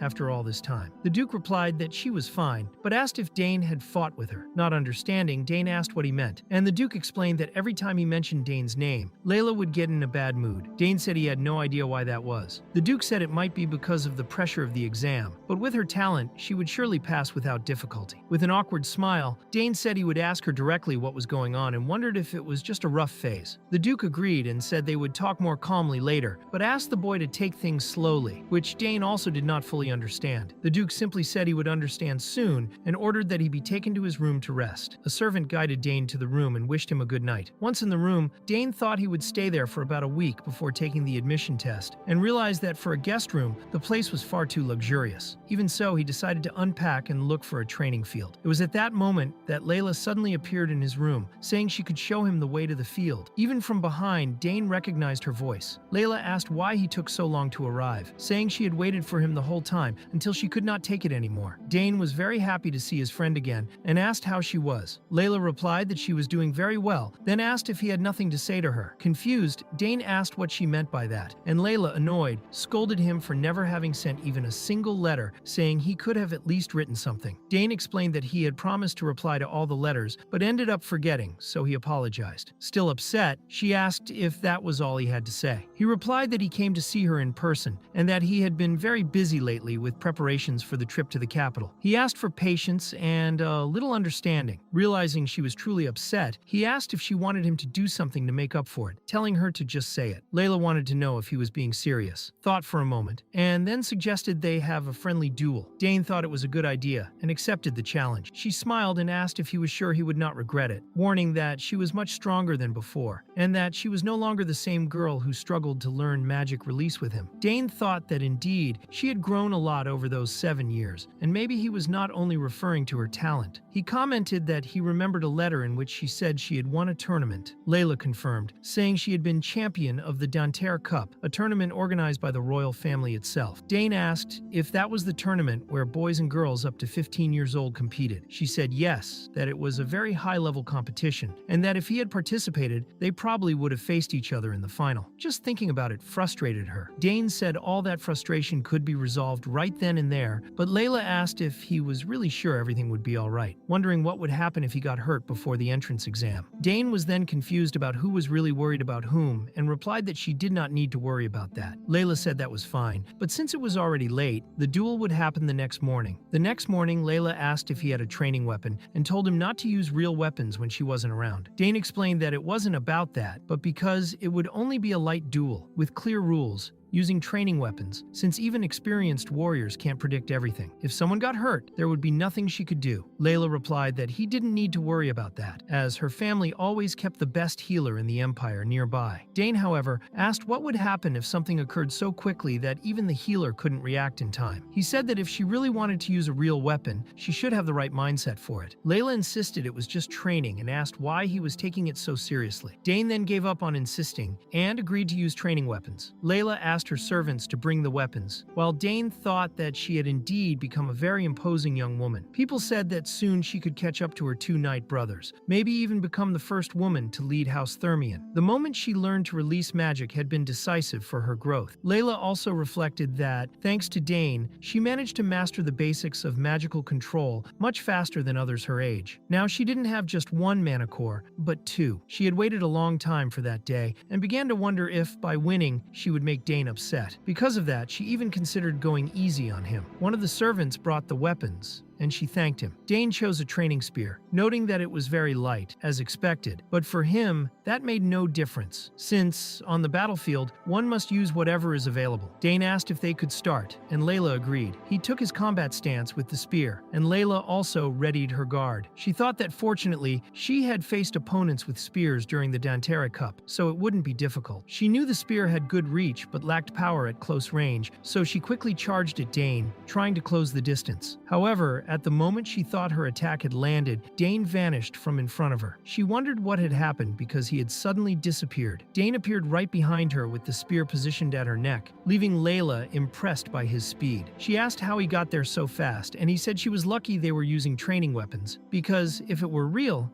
it would have been dangerous. Layla, confused, said she was sure she had hit Dane and couldn't believe what she had just seen. Dane suggested restarting the fight, but warned that the same trick wouldn't work twice, asking her to be more careful. Layla thought she was probably just nervous since they hadn't dueled in a long time, and decided not to hold back anymore. At that moment, Duke Thermion appeared, observing the battle. Dane realized the Duke had come personally to watch the duel, and understood he was concerned about Layla's possibly inflated ego after winning the Danter Cup. He decided to address that right then. Layla told Dane to get ready since her father was watching, so she would give it her all. Dane replied that he was already ready for battle. The two began to fight again, and after a few strikes, the fight was very balanced. Layla said she wasn't as easy an opponent as he had imagined, and Dane replied that it still wasn't enough, so she should go all out. The Duke watched the duel closely and commented that he was curious to see how the battle would end. However, he began to feel something strange in the air, because at a certain point, Dane's smile had completely disappeared, replaced by a serious and determined expression, like that of a true warrior. The battle remained balanced until suddenly Layla saw an opening and thought it was her chance to win. She tried to land a blow, but Dane deflected her attack with precision, struck her hand, and made her drop her sword. Dane commented that it seemed he had won again. Duke Thermion, still watching everything, turned to Asmar and asked what he thought of the situation, wondering if, after this, Layla's arrogance would diminish a bit. Asmar then realized the Duke had known how everything would end from the beginning. The Duke said of course he had, because he knew better than anyone. The signs had started showing well before the Danterre Cup, and after the victory, Layla had completely changed her demeanor. He said he had considered scolding her, but preferred to let her realize it on her own, and ended up saying nothing. Then the Duke asked Asmar how many mana cores he thought that boy had. Asmar answered that he probably had at least 3, but the Duke disagreed, saying he believed Dane had between 2 and 3 at most. Asmar wanted to know why the Duke thought that, and the Duke asked him to observe closely. What Dane did to defeat Layla wasn't just spear technique or superior speed. What he used were tactical movements, something she had never experienced. Meanwhile, Layla wondered how he could block her attack so easily. Dane thought her movements were easy to predict, and the Duke asked if he didn't seem like an experienced swordsman. Asmar confirmed he did, but noted that Dane didn't seem to have been through real battles. The Duke said he was also impressed watching him fight and commented on the key moment in Layla's growth, recalling the time she met Dane. The Duke explained that this had happened 7 years ago, right after a visit to the south when she met Dane. He believed that now she would grow even more. Asmar agreed, saying it was amazing to watch. Even as the Danterre Cup champion, Layla seemed incapable of doing anything against that boy. He remarked that he thought Count Sagris had trained Dane harshly, but the Duke disagreed, saying he knew Arkan well. Although strict, he wasn't the kind of man to subject someone to brutal training. He added that, unlike others, Dane didn't need that. Asmar didn't quite understand what he meant, so the Duke explained that Dane had overwhelming talent, so formidable that others wouldn't even dare try to catch up. He declared that Dane was a true genius. While they talked, Dane disarmed Layla once again, and the Duke remarked that Dane probably wasn't even interested in the Danterre Cup, which explained why he didn't participate. Asmar, however, found that hard to believe, since every young person in the Empire dreams of competing in that tournament. The Duke then stated that currently, there was no one Dane's age who could compete with him. At that moment, Layla fell to her knees on the ground, unable to believe what was happening. The Duke simply hoped that this duel would make her realize all her flaws so that she would finally let go of her arrogance and truly dedicate herself to the sword. If she did that, she could even surpass her own brothers. Layla internally acknowledged that, as expected from Dane, she really had no chance against him. She knew his talent was different, but she hadn't imagined the gap was so wide. Dane said she seemed tired and suggested they end the battle there. That was when Layla admitted defeat, and Dane thought that Duke Thermion had gotten what he wanted. She had certainly realized she was not the best in that place. Layla then asked how he had trained so much like that, and Dane simply replied that it was with a lot of dedication. Angry, she asked who doesn't give their best, and he answered that in that case, she needed to dedicate herself even more. He then began walking away, saying he would go in first. Layla shouted that next time she would not lose to him, and Dane simply replied that he would be waiting for that day. She thought Dane was the only boy she truly admired and at the same time, someone she wanted to surpass at all costs. That was why she kept waiting for him, because above all, she wanted to prove that she was no longer just a child. She wondered why he felt even more distant than before, but promised that he would see, and next time, she would be the one to win that battle. The scene then changed and explained that the Imperial Academy's exam was practically a celebration. Talented young people came from all over the Empire to try for admission. Along with them came their families and attendants, which brought thousands of people to the capital. That year, around 6,000 candidates had enrolled for the exam. It was enough to pay the registration fee, with no prerequisites, but about 2/3 did not pass the first test. After the preliminary selection, approximately 2,000 candidates advanced to the specialization exam of the second phase. The scene changed again, showing some people talking. One of them commented that 2,000 had passed the first phase, and another replied that it was a lot of people and that the next stage would be madness. One of the examiners asked how many people they thought would pass that year, and another said at most 200. They then questioned what kind of candidates would be participating in the entrance exam this time. One of them remarked that they had seen very promising talent talents among the applicants. Dravano, head of the magic department, reported that the count for the first phase had already been completed. Ingrid, head of the spear department, said the count was still being finalized and wondered who had gotten the highest score. Soon they claimed that first place would surely go to the young lady from House Thermion. One of the professors commented that it was expected since she had won the Danteri Cup, and that the final battle of that tournament was considered epic. Another professor praised Duke Thermion, saying he really knew how to raise talented children. Delphinesa, head of the vocation department, said they could expect the first place to come from the fencing department. Esterande, head of the sword department, agreed and said that to him it was practically guaranteed. While everyone was discussing, Dravano remained silent for a moment, thinking until he presented a letter and said he had a very different opinion from the others. He placed the letter on the table, explaining it was a recommendation sent by Sidran with a magical seal from the Tower of Nerion. Ingrid, startled, asked if he was saying that Sidrain himself had recommended someone. Esterande, equally surprised, said that even so, the candidate would not beat the Danteri Cup champion. It was then explained that Sidrain was famous for never accepting disciples, and the fact that he had sent a recommendation letter was unprecedented. According to what was said, the boy recommended was only 14 years old and already had 3 magic chains, which left everyone impressed. They all began wondering who that prodigy boy was. Dravano then revealed the name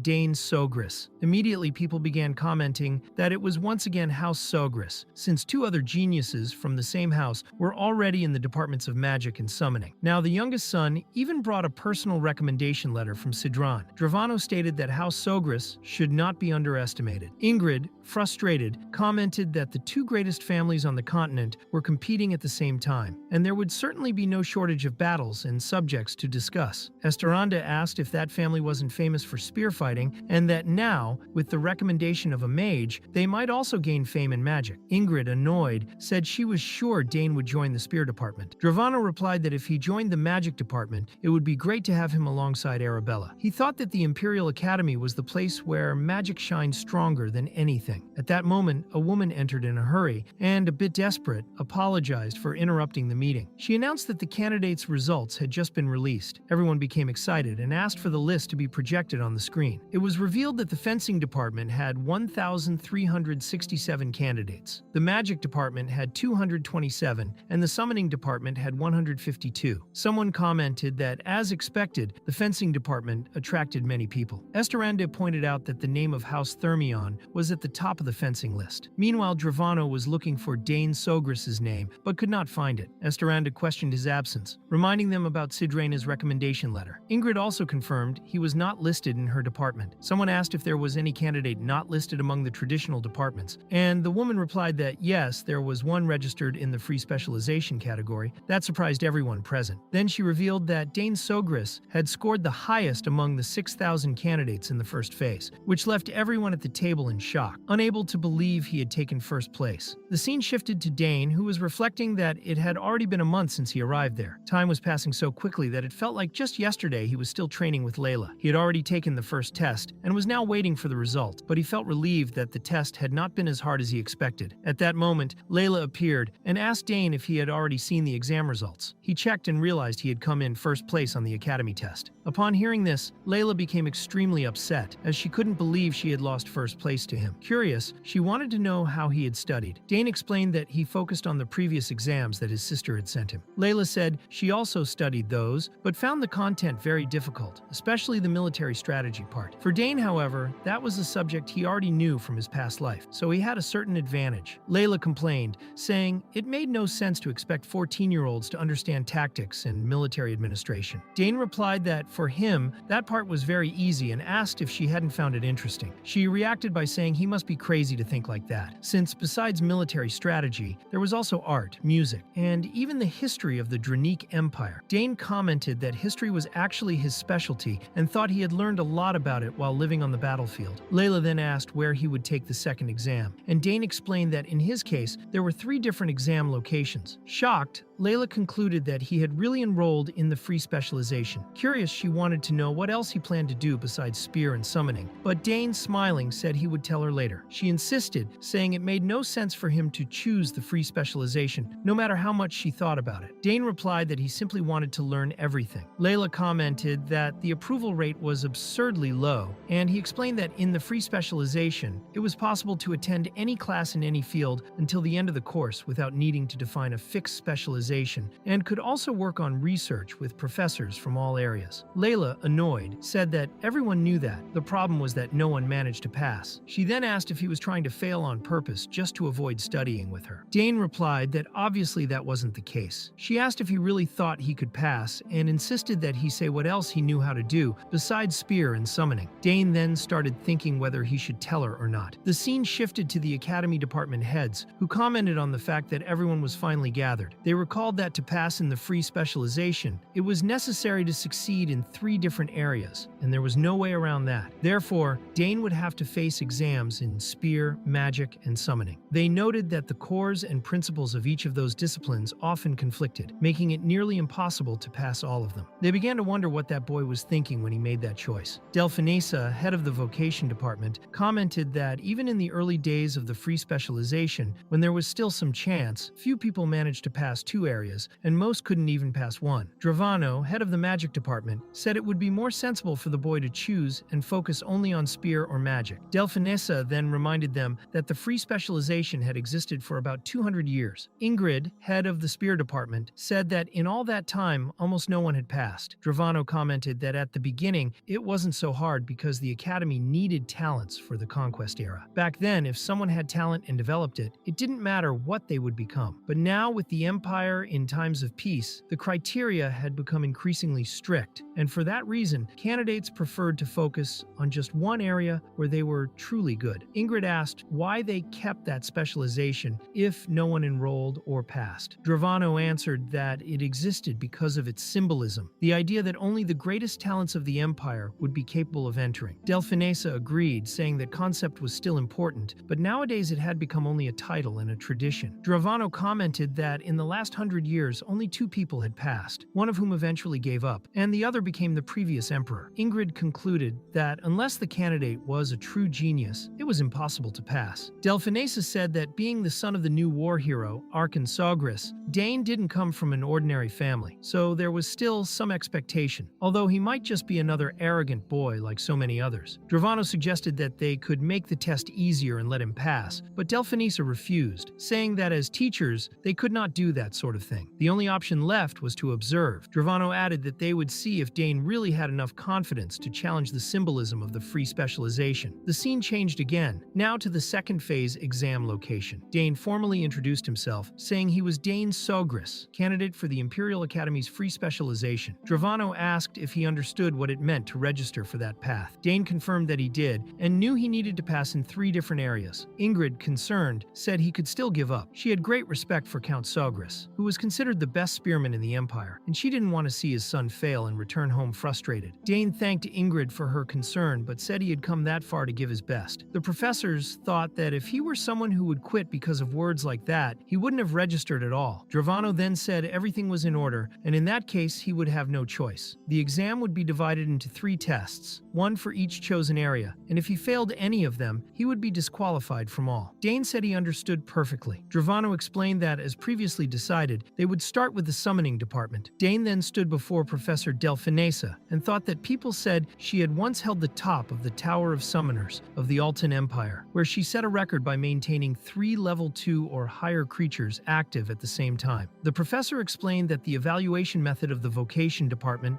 was simple. He just needed to impress her in some way related to summoning. Dane thought that it was an open test with no standards or fixed formats, based only on the examiner's preference. He then asked if he could summon a creature right there. Delphinesa was a bit confused but said yes, any creature would do. Ingrid, surprised, asked what he was talking about since it was unusual for a candidate to ask the professor to summon something. Delphinesa wondered what that boy was up to, since he didn't have a seal, and thought that he just wanted to take the opportunity to see a real summoning. Even so, she said it was fine, acknowledging that he was bold but interesting. She also said that she knew it wasn't something one saw every day, so he should pay attention to every detail. She began her summoning ritual, and suddenly a creature appeared before everyone, surprising even the professors. Delphinesa had summoned the mad beast known as Etherak, a level 4 creature famous for being extremely ferocious, attacking everything around it except the summoner. Dane thought its roar was unpleasant, but also that, even though he hadn't had high expectations for that test, now he was sure it would be fun. The professor then said said she had done what he asked and asked what he planned to do now. Everyone commented that Atherak was one of the fiercest among level 4 creatures, and that even dual-level knights would struggle to face it. Ingrid asked what Dane was trying to do. He started walking toward the creature, which alarmed Delphinesa. She shouted for him to stop immediately, warning that provoking Atherak could cause something very bad. Dane replied that the test was to prove something to someone, and Delphinesa said yes, but that didn't mean throwing oneself into the fire to do it. Dane stretched out his hand, saying that nothing bad would happen to him, and that she could relax. At that moment, Atherak, who had been furious, began to calm down slowly until it lowered its head to Dane. All the professors could not believe what they were seeing. Dane thought to himself that the creature was even larger than Genfu. Delphinesa found it unbelievable, as the ferocious Atherak was submitting so easily. She then noticed a thread of mana connecting Dane to the creature. The color was faint, which meant it wasn't a direct submission. But even so, Atherak's hostility had been completely neutralized. Dravano admitted he couldn't believe what he was seeing. Ingrid asked if that was some kind of natural affinity. Delphinesa reflected that Dane had approached the creature, analyzed the mana thread, and built a similar one, connecting to it even without having a seal. She considered it the best strategy against a summoner, and realized that he had surpassed the abilities that had once earned praise from her former master. With that talent, his future seemed truly promising. She then called Dane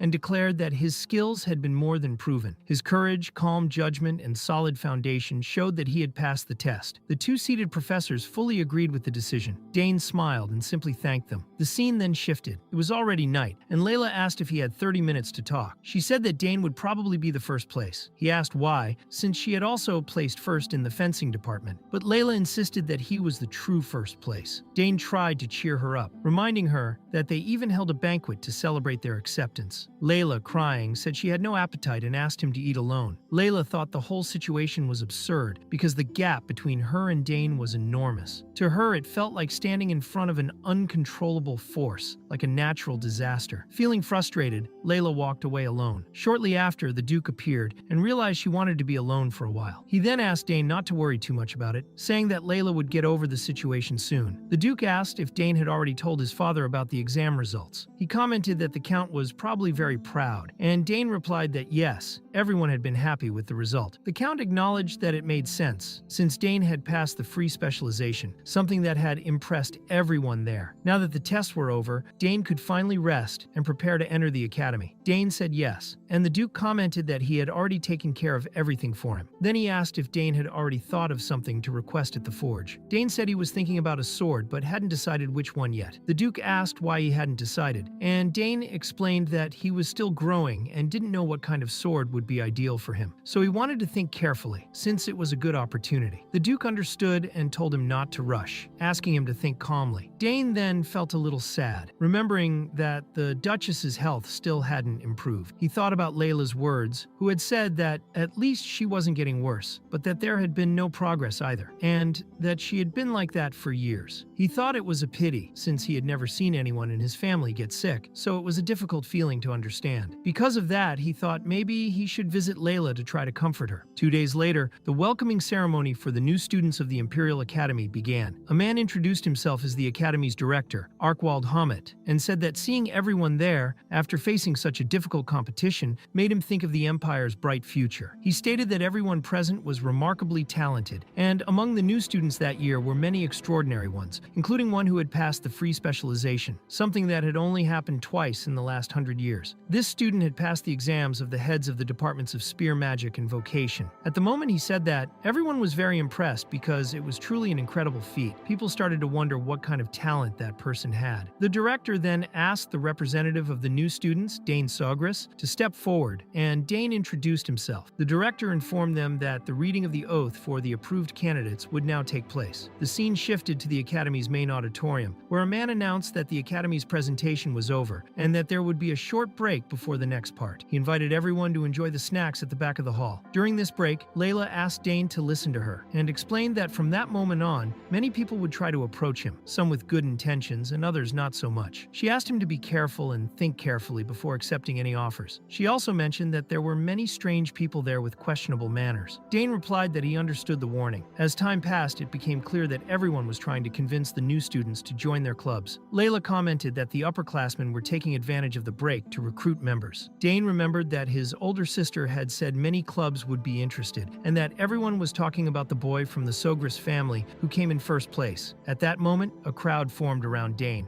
saying they were all after him. Lily then grabbed Dane's hand and ran off with him. As they ran, several upperclassmen made offers until they realized that the daughter of House Thermion was also with him. They knew they couldn't afford to lose the young lady from the duchy either. Still running, Lily commented that she didn't want to join any club either. Dane thought he was used to being chased by enemies, but this was something completely new. Being first place was truly exhausting. The scene changed to a man walking down the hallway. Some people wondered if that was Keltas Redfill, and another confirmed that he had retired as captain of the Royal Guard and immediately became a professor. Someone else remarked that he was truly incredible, but it seemed he was facing problems now, since a student from the free specialization had passed after decades. Before, it was enough to write a few articles and present average results to live a peaceful life. But now that peace was completely over, Keltas Redfill would probably have to start preparing lessons. And if this had happened to anyone else, they'd be irritated too. He crossed his arms, thinking that the orientation for the freshmen was almost over, and wondered why someone had to be approved in the free specialization right now. Soon after, he saw Dane Sogris and asked if that was really the boy's name, also noting that he had arrived very early. Dane bowed politely, saying it was a pleasure to meet him. Then Keltas told him to come in, and the scene shifted to Dane, already sitting on the couch. Keltas wondered if Dane had any idea how much he had worked to get that position. He had accepted the job precisely to rest, not to go back to teaching students. He had already done plenty of that in the Royal Guard. He then asked what made the boy choose the free specialization, and Dane coldly replied that he wanted to do everything. Keltas asked if he had considered switching to a fixed specialization, but Dane said no, because he didn't want to lose that opportunity. With that, Keltas realized he had no choice but to teach him. Still, he wondered if there might be another way. Thinking it over, he noticed Dane hadn't yet taken the fencing exam, and he didn't understand why the boy seemed so confident anyway. Keltas asked if he knew anything about fencing, stating that he didn't mean to underestimate him, but since he had entered the free specialization and was now his student, he needed to at least have basic knowledge. Dane was confused, not understanding why the professor suddenly started talking about fencing, and he noticed Keltas didn't seem happy at all to have him there. Dane replied that he didn't, as he wasn't interested in that area, and Keltas said that was very good because they would check that immediately. When Dane said that was fine, Keltas was very pleased, thinking the boy had fallen right into his trap. Then Keltas ordered them to go to the training field right away, believing he had the authority to evaluate his student, and if he discovered that the boy had mediocre fencing skills, it would be the perfect excuse to expel him. When they arrived at the field, Keltas showed several swords to Dane and told him to choose the one he preferred. Dane found it curious that this kind of training field was available there, even for free specialization students, but decided to just pick one. The professor asked if that sword was good enough, and Dane replied yes, it seemed fine. Keltas then declared that if the boy managed to hit him, even just once, he would pass the test. He also said he wouldn't worry about being fair or not, as he would not move more than 2 steps. Dane understood the conditions, and the professor said they would begin immediately. Keltas thought that the boy had accepted everything without hesitation, and wondered if he was really that confident. At that moment, Dane charged at him, and the professor dodged easily, admitting that the boy was fast, and that this was the minimum expected of someone approved in the free specialization. Right after, Dane launched another attack, which ended up startling Keltas, who wondered what exactly that was. Although he managed to defend himself, he admitted it was by a very narrow margin, and that the strike was truly dangerous. The boy was using an extremely unpredictable fighting style, unlike the polite and methodical stance of knights or nobles. He looked like a real swordsman on a battlefield. Dane then attacked again, striking from several different angles. The professor was so impressed that he began to question if that was even possible, and how someone of his level, a hexa-level professor, needed to focus so much against a 14-year-old boy. Keltas thought he shouldn't have given any advantage at all, and soon had a strange feeling, as Dane's stance seemed very familiar. At that moment, he had a flashback of the war, where it was said that it was incredibly impressive to see someone so brave fighting for the Dranique Empire without wearing any crest or banner identifying him as a knight. He had always wondered who that mysterious boy was. While lost in those thoughts, Keltas was struck by Dane and admitted he had lost focus for a moment. Dane then informed him that he had managed to land a hit, and the professor, frustrated, had to admit that the boy had passed the test. Dane thought that without those advantages, it would have been much harder, and realized that the level of the Imperial Royal Guard was still extremely high. Keltas, on the other hand, reflected that Dane Dane wasn't just an ordinary genius, but rather an unbelievable one. Even with the advantages, he didn't hesitate in front of someone at Hexa level, and now he finally understood why the boy hadn't been worried at all about the fencing test. In the end, the professor asked why someone with that much talent hadn't applied to the fencing department, and Dane replied that he thought his family would be very disappointed by that. Keltas thought that Dane's father was a master of the spear, and his two sisters were specialists in magic and summoning. He then wondered if the boy had chosen those three fields precisely because of his family's expectations. At that moment, Dane asked the professor if everything had already been verified, and Keltas thought the boy wasn't bad at fencing and realized he had made a misjudgment. He said everything was fine and Dane could go, but that he would call for him again soon. Dane bowed to thank the professor, turned,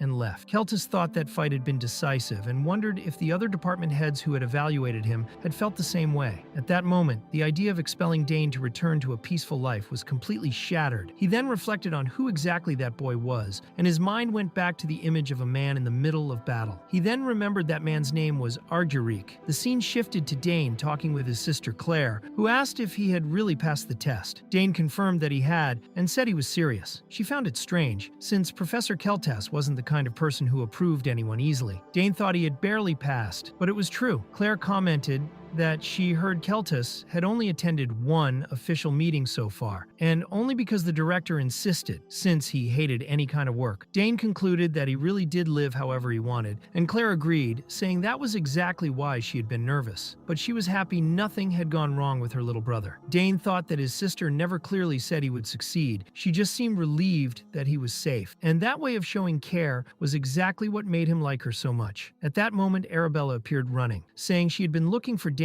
and had now found him with Claire. Very excited, Arabella confirmed that he had really passed the test. Meanwhile, everyone was commenting that the Sogris siblings were gathered together, that Arabella and Claire were already amazing on their own, and now the youngest seemed even more talented than them. People began to wonder what kind of family that was. The scene changed, and a man introduced himself as Max Hauer, the person in charge of dormitory operations. He explained that the Academy's dormitories were divided into 3 levels based on grades. The highest level dormitory, where Dane would stay, was called the Dantary Dormitory, named after the surname of the first emperor. Since Dane was the top student and had also passed in the free specialization, he had the right to stay there. Max explained that the location had cafeterias, a training field, a library, rest areas, magic projection rooms, and even some secret facilities. Dane wondered what those secret facilities were. Max said that although it was rare, some students lost the right to stay in Dantary if their grades dropped. He also mentioned that Arabella and Claire had stayed there until they graduated, and Dane thought his sisters really were amazing. Max handed Dane a key, explaining that it was his access key, along with 2 spare copies. If he lost one, he had to register the other immediately. Dane thanked him and said he understood. Max then warned him to be careful, since there were many strange students around. Not that they were bad, but sometimes even he didn't know what was going on in that place. If he needed anything, Dane should use the communication orb to reach out. Dane thought it was time to check out his room. As soon as he entered, he found the environment very luxurious but strangely silent. After walking a bit, he realized something was wrong, as he couldn't feel anyone's presence at all, as if everything around had vanished. Once again, he wondered what was happening, then began to focus, and decided to expand his perception. He noticed a faint smell of lubricant in the air, accompanied by a subtle creaking sound from gears. He soon realized it was a trap. He concluded it was probably a welcome prank. Outside, some boys were observing the situation and wondered why he wasn't moving. One of them commented on whether Dane might have a good instinct and had already sensed the trap. Another said that was impossible, since the Gullard family was a lineage of elite hunters, specialists in traps for centuries. The boy who had set up the whole thing was named Aneld Gullard, eldest son of the Baron Gullard's house and a third-year student in the shooting department. Another boy asked if that wasn't too dangerous, but Aneld replied that he had removed anything that could cause harm, ensuring that the target would only go through a funny situation. One of the boys said he had never seen a prank like that in his life and was excited to see the freshman's reaction, saying that when he got there, he would wish it was over quickly. Still, some wondered if everything would really be okay, since the boy was from the Sogris family, but another reminded them that everyone there had gone through pranks before,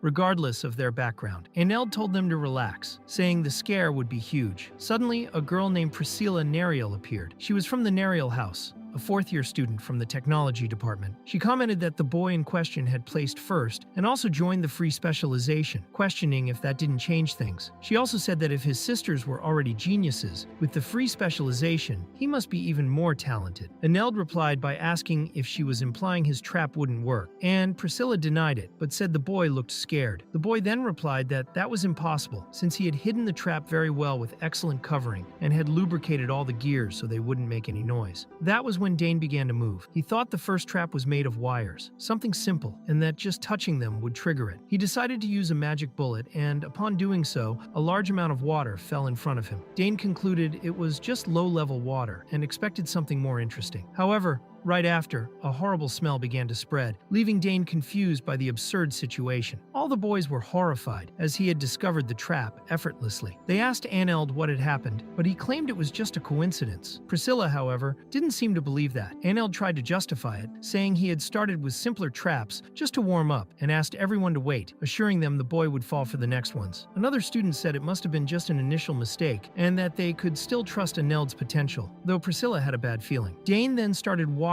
again, thinking the next stage looked even weaker, and decided to sprint through it. As he advanced, several boxing gloves were launched at him. Feathers shot from a hole in the floor, and wooden stakes rose from the ground. However, none of the traps hit him. Everyone was astonished by his performance, questioning whether this was really the famous Sogris family's initiation ritual, since it seemed like Dane already knew exactly where everything was hidden. Even so, Aneld insisted that he wouldn't give up and claimed the final trap was impossible to escape. Priscilla asked what it was, but he said she'd see with her own eyes. Soon, some monsters appeared in front of Dane, who thought the organizers had prepared some strong creatures for the initiation. However, he quickly noticed something was off, as it was all just an illusion. He concluded it was just noise and appearance, since monsters that powerful would never appear out of nowhere. A regular student would have probably run away, but Dane knew he just had to alter the mana flow to dispel everything, without needing to fight or dodge. As the others watched, they realized he wasn't even trying to run, and actually seemed to be having fun. Soon they noticed he was doing something, probably concentrating mana. Aneld, shocked, thought it was impossible that he had noticed the illusion so quickly, calling it absurd. Priscilla, watching everything, concluded that she was completely doomed. Dane then dispelled the illusion with ease, saying the whole thing was really boring, and began to wonder who was responsible for designing that sequence. At that moment, all the boys hiding behind the door ran out in panic, screaming that there was an Etherac in the area, and asking why a creature like that was there at that moment. After the panic, Dane found them and said so that was where they had been hiding. Everyone, terrified, asked if it had been the freshman who did that, and demanded he deal with the creature. In desperation, they all started apologizing to Dane, begging him to get rid of it immediately. Dane managed to dispel the illusion of the Etherac, but they soon noticed that the illusion had taken the form of one of them. One of the boys stood up, commented that the initiation ritual had been a complete disaster, extended his hand, and introduced himself as Droyan Valentine, a fifth-year student from the alchemy department and the sole direct heir of the Marquis Valentine family. He praised Dane, saying he was very strong, had a great appearance, and also had incredibly beautiful sisters, so all of that was already expected. Dane shook his hand and said it was a pleasure to meet him too. Droyan commented that everyone had seen how good he was at dodging traps, and also knew what he had been through in the free specialization, which might explain why the ritual didn't work on him. He also said that Aneld was very disappointed that his traps had no effect, while Aneld, annoyed, listened from afar. Droyan then explained that Aneld was the heir of the famous Gullard house, known for their elite hunters, and he was the genius behind all those traps. Dane then realized that he was the real designer of it all. Right after, Droyan began introducing Dane to the other students. He pointed to a girl and said she was Priscilla, a fourth-year student from the technology department, and warned him not to mess with her. He was about to say that for someone who dreamed of being a priestess, she was quite different, but before he could finish, she spoke up herself, saying she was kind and beautiful, and introduced herself as Priscilla Neriel, the renegade daughter of her own family. She explained that after joining the technology department, she no longer even considered marriage. Dane replied that it was a pleasure to meet her, and when the two shook hands, Priscilla was startled, realizing that his mana was far too intense. She began to wonder if that was really the mana level of someone his age, while Aneld thought people were exaggerating, since his mana was just a bit strong. Another boy approached, saying it was also a pleasure to meet Dane. His name was Skal Heskbro, a second-year student from the martial arts department. He asked not to be confused with the weird people from the bodybuilding club. Dane thought he was probably talking about that group of huge students. Skull then explained that muscles were important, but martial arts weren't just about building visible muscles. If Dane was interested, he could let him know, and he would teach him about real martial arts. Dane thought there was only one person left to introduce himself. Everyone then looked at Eneld, wondering what he was doing. Since it was his turn, one of the boys commented that he was sulking because his traps had been dismantled. Eneld finally said his name, stating he was Eneld Gullard, and Dane replied that he was Dane Soger and was counting on him for their partnership.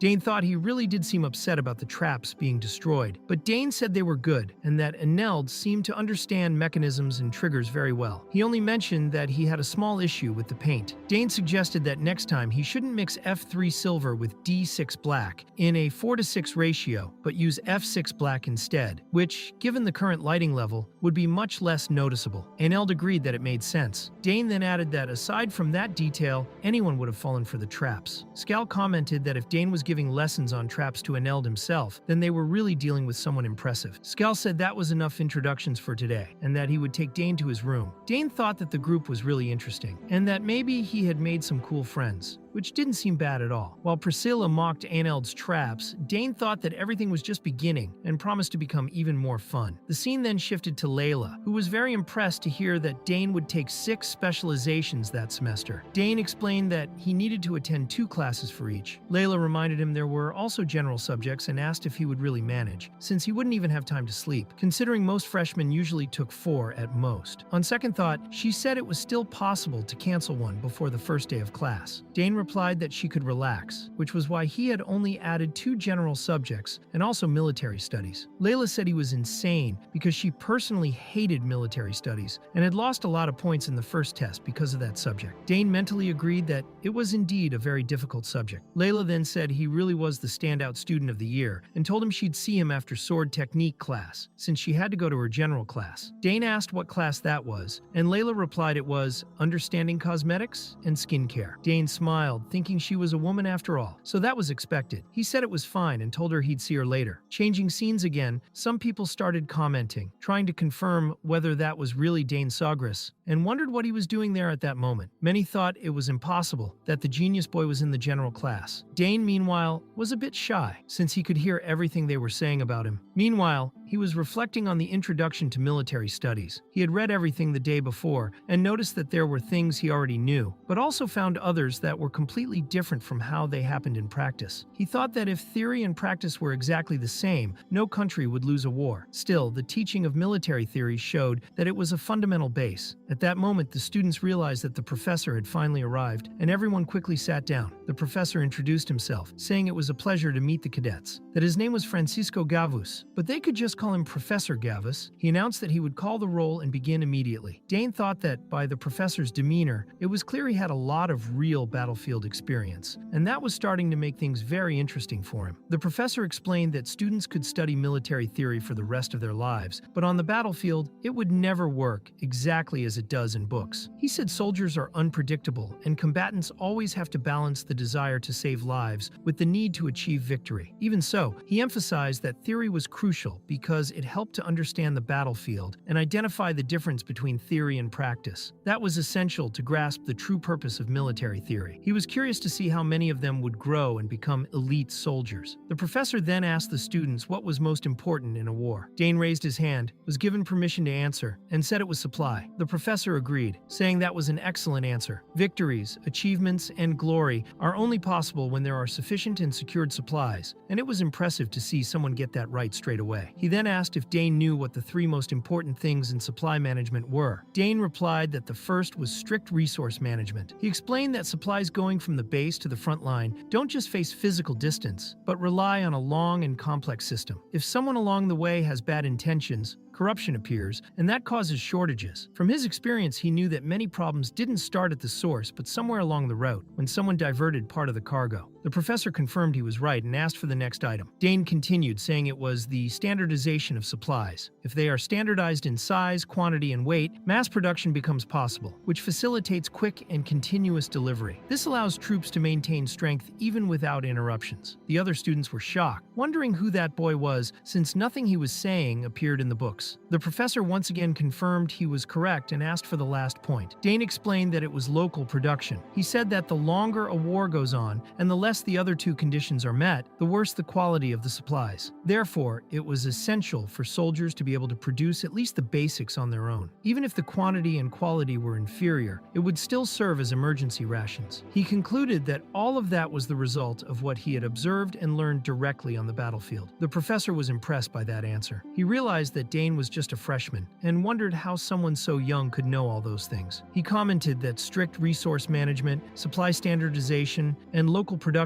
were answers that reminded him of official soldiers who had actually been on the battlefield, and asked how he had learned that. Dane replied that his father used to tell him those stories. The professor then asked his name, and he answered that it was Dane Sogris. Upon hearing this, the professor was surprised to realize that he was from the famous House Sogris, and concluded that he must be the son of the Blue Wind. That explained a lot. The professor then thought that, being from House Sogris, Dane must be the student who had passed the free specialization, and now he finally understood why that boy was so different from the other freshmen. The professor asked him to pay close attention to what he was about to say. He explained that the answers given by Dane Sogris represented the essence of military theory they would study from then on, and that the ultimate goal of military studies was precisely to correctly apply in practice the theories learned from books. That was the true purpose of the subject. As he reflected on Dane Sogris, the professor thought it had been a long time since he had seen such a promising freshman. He then announced that they would move on to the next part. The scene changed, and Dane commented that he had almost been sent straight to graduate school. Then, the professor appeared talking to him, asking if he had never thought about studying military studies more deeply. Dane recalled that they had called him right after class, and even suggested graduate school to a freshman. He thought that professor was in a big hurry and ended up remembering the advice of his sister Clara, who said that if someone invited him to Imperial graduate school, he should run away and not even think about declining formally. He thought that his older sister's advice had saved his life. However, he also realized that the professor didn't seem like someone who would give up easily, and that worried him. Dane then picked up a paper and commented that the academy map was still hard to understand because the place was huge. The meeting point with Layla was at the central fountain square, and he realized that the quickest way was through the mist garden. As he went through it, he noticed that even with just slightly overcast weather, the mist covered the entire area, severely limiting visibility. It was easy to get lost and end up wandering through the place. Besides that, the garden was enormous, and the mist made it even more intimidating, being a place usually avoided by everyone. Dane thought about the rumors that ghosts appeared there at night, but for him, the garden felt much calmer than his sister had described. Since the weather was good, he thought he could reach the meeting place much faster. As he approached one of the garden doors, he heard someone calling for help and asking if anyone was nearby. Dane responded, trying to locate the source of the voice, and realized it came from a specific corner of the garden. He ran as fast as he could, remembering his mother's words, who always said that if he saw someone in trouble, he shouldn't hesitate to help. Since there was still time before the next class, he knew he could use that moment to assist whoever needed it. The scene then shifted to the moment the boy he helped thanked him, saying he thought he'd be stuck there forever. Dane asked if he was okay and if he wasn't hurt. The boy replied that he was just a little tired, but nothing serious. He then said his name was Ernest Dillon and that he was a first-year student from the exploration department. Dane joked that it was funny for a student from the exploration department to end up getting lost. Ernest explained that he got so excited exploring the place that he ended up disoriented. Dane wondered how someone could get so excited to the point of getting lost. He then commented that the surname Dillon indicated the boy was from the West, and asked if Brown wasn't a ship, and if his family wasn't made up of sailors. Ernest, impressed by Dane's knowledge, asked how he knew all that, and if he happened to know his family. Dane replied that of course he knew, because they were very famous for their expeditions. Ernest confirmed, saying his family had been exploring the seas and unknown lands for generations. Dane thought that for someone from a family like that, Ernest seemed pretty weak. Still smiling, Ernest said it was amazing that Dane knew his family, and asked what his name was. The protagonist then introduced himself as Dane Sogris. Instantly, Ernest was astonished, realizing he was probably the freshman who had passed the free specialization, something that hadn't happened in 50 years. Dane,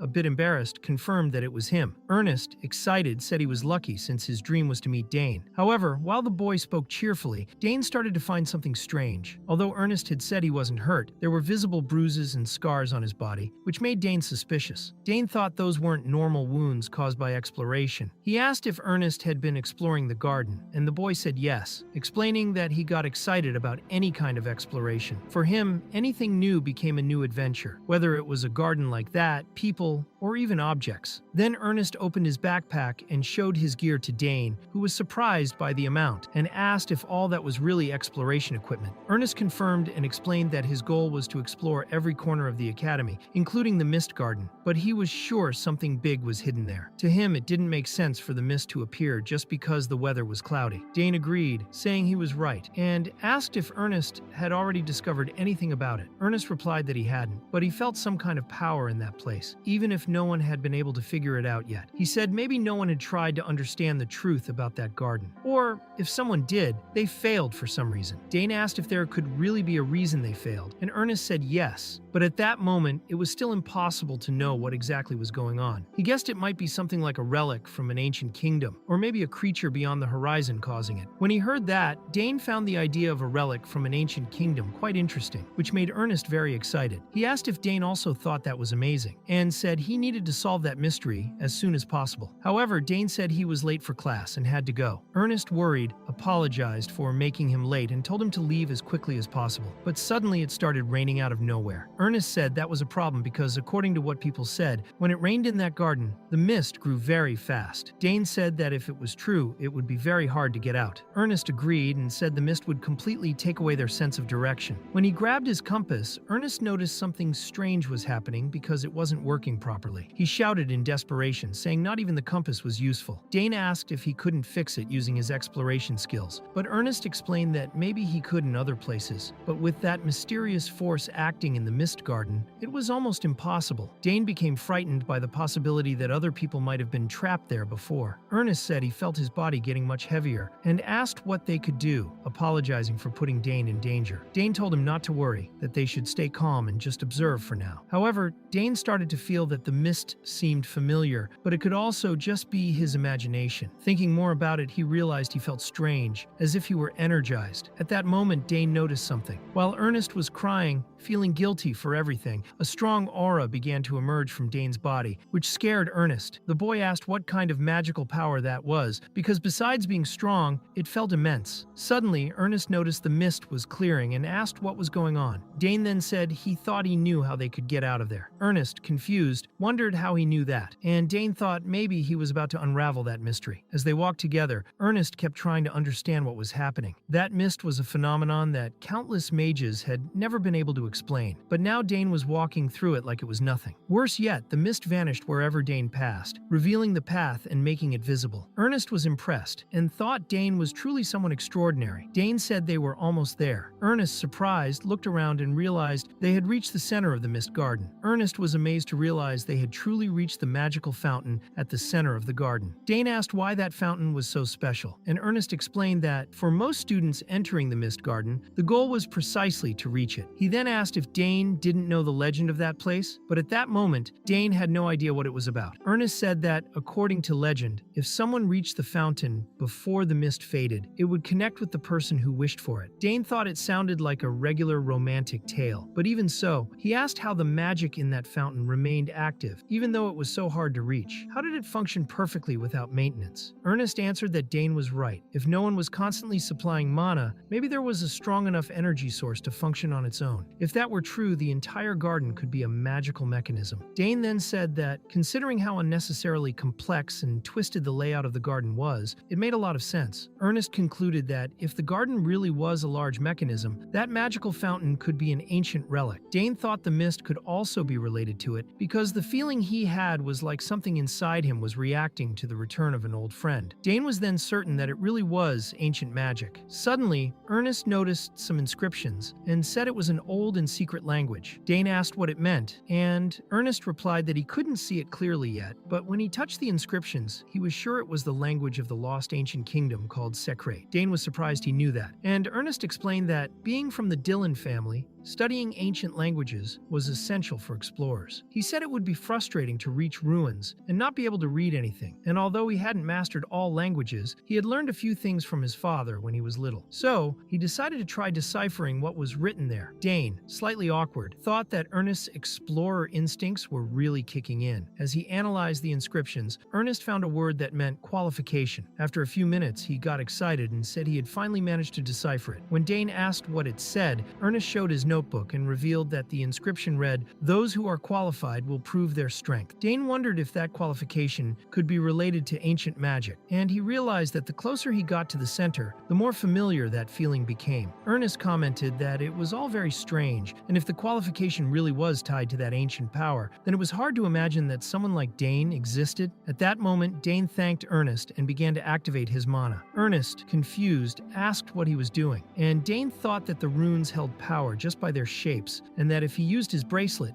maybe it would react. At that instant, strange symbols began to appear on Dane's bracelet, and even the fountain reacted to his power. Ernest, frightened, couldn't understand what was happening as the ground began to shake, and suddenly the fountain simply sank. He screamed, asking what Dane had done. But Dane, smiling, thought that it was a good thing because it was the correct answer to the riddle. Even without understanding anything, Ernest began to realize that Dane hadn't just neutralized the mist, but had also activated an ancient relic with ease. The qualified person was Dane himself. He then called Ernest over to look at something shining in the center. The two were shocked by what they saw, because it looked like a beautiful gem. Dane believed that it was the energy source keeping the magical fountain working, and maybe also the cause of all the strange phenomena in the garden. Ernest commented that it was all truly incredible, and Dane said that now they would probably have to face the ancient power. Dane summoned his magic again and stated that this power was, without a doubt, ancient magic, just like the power he possessed. He then deciphered other words that said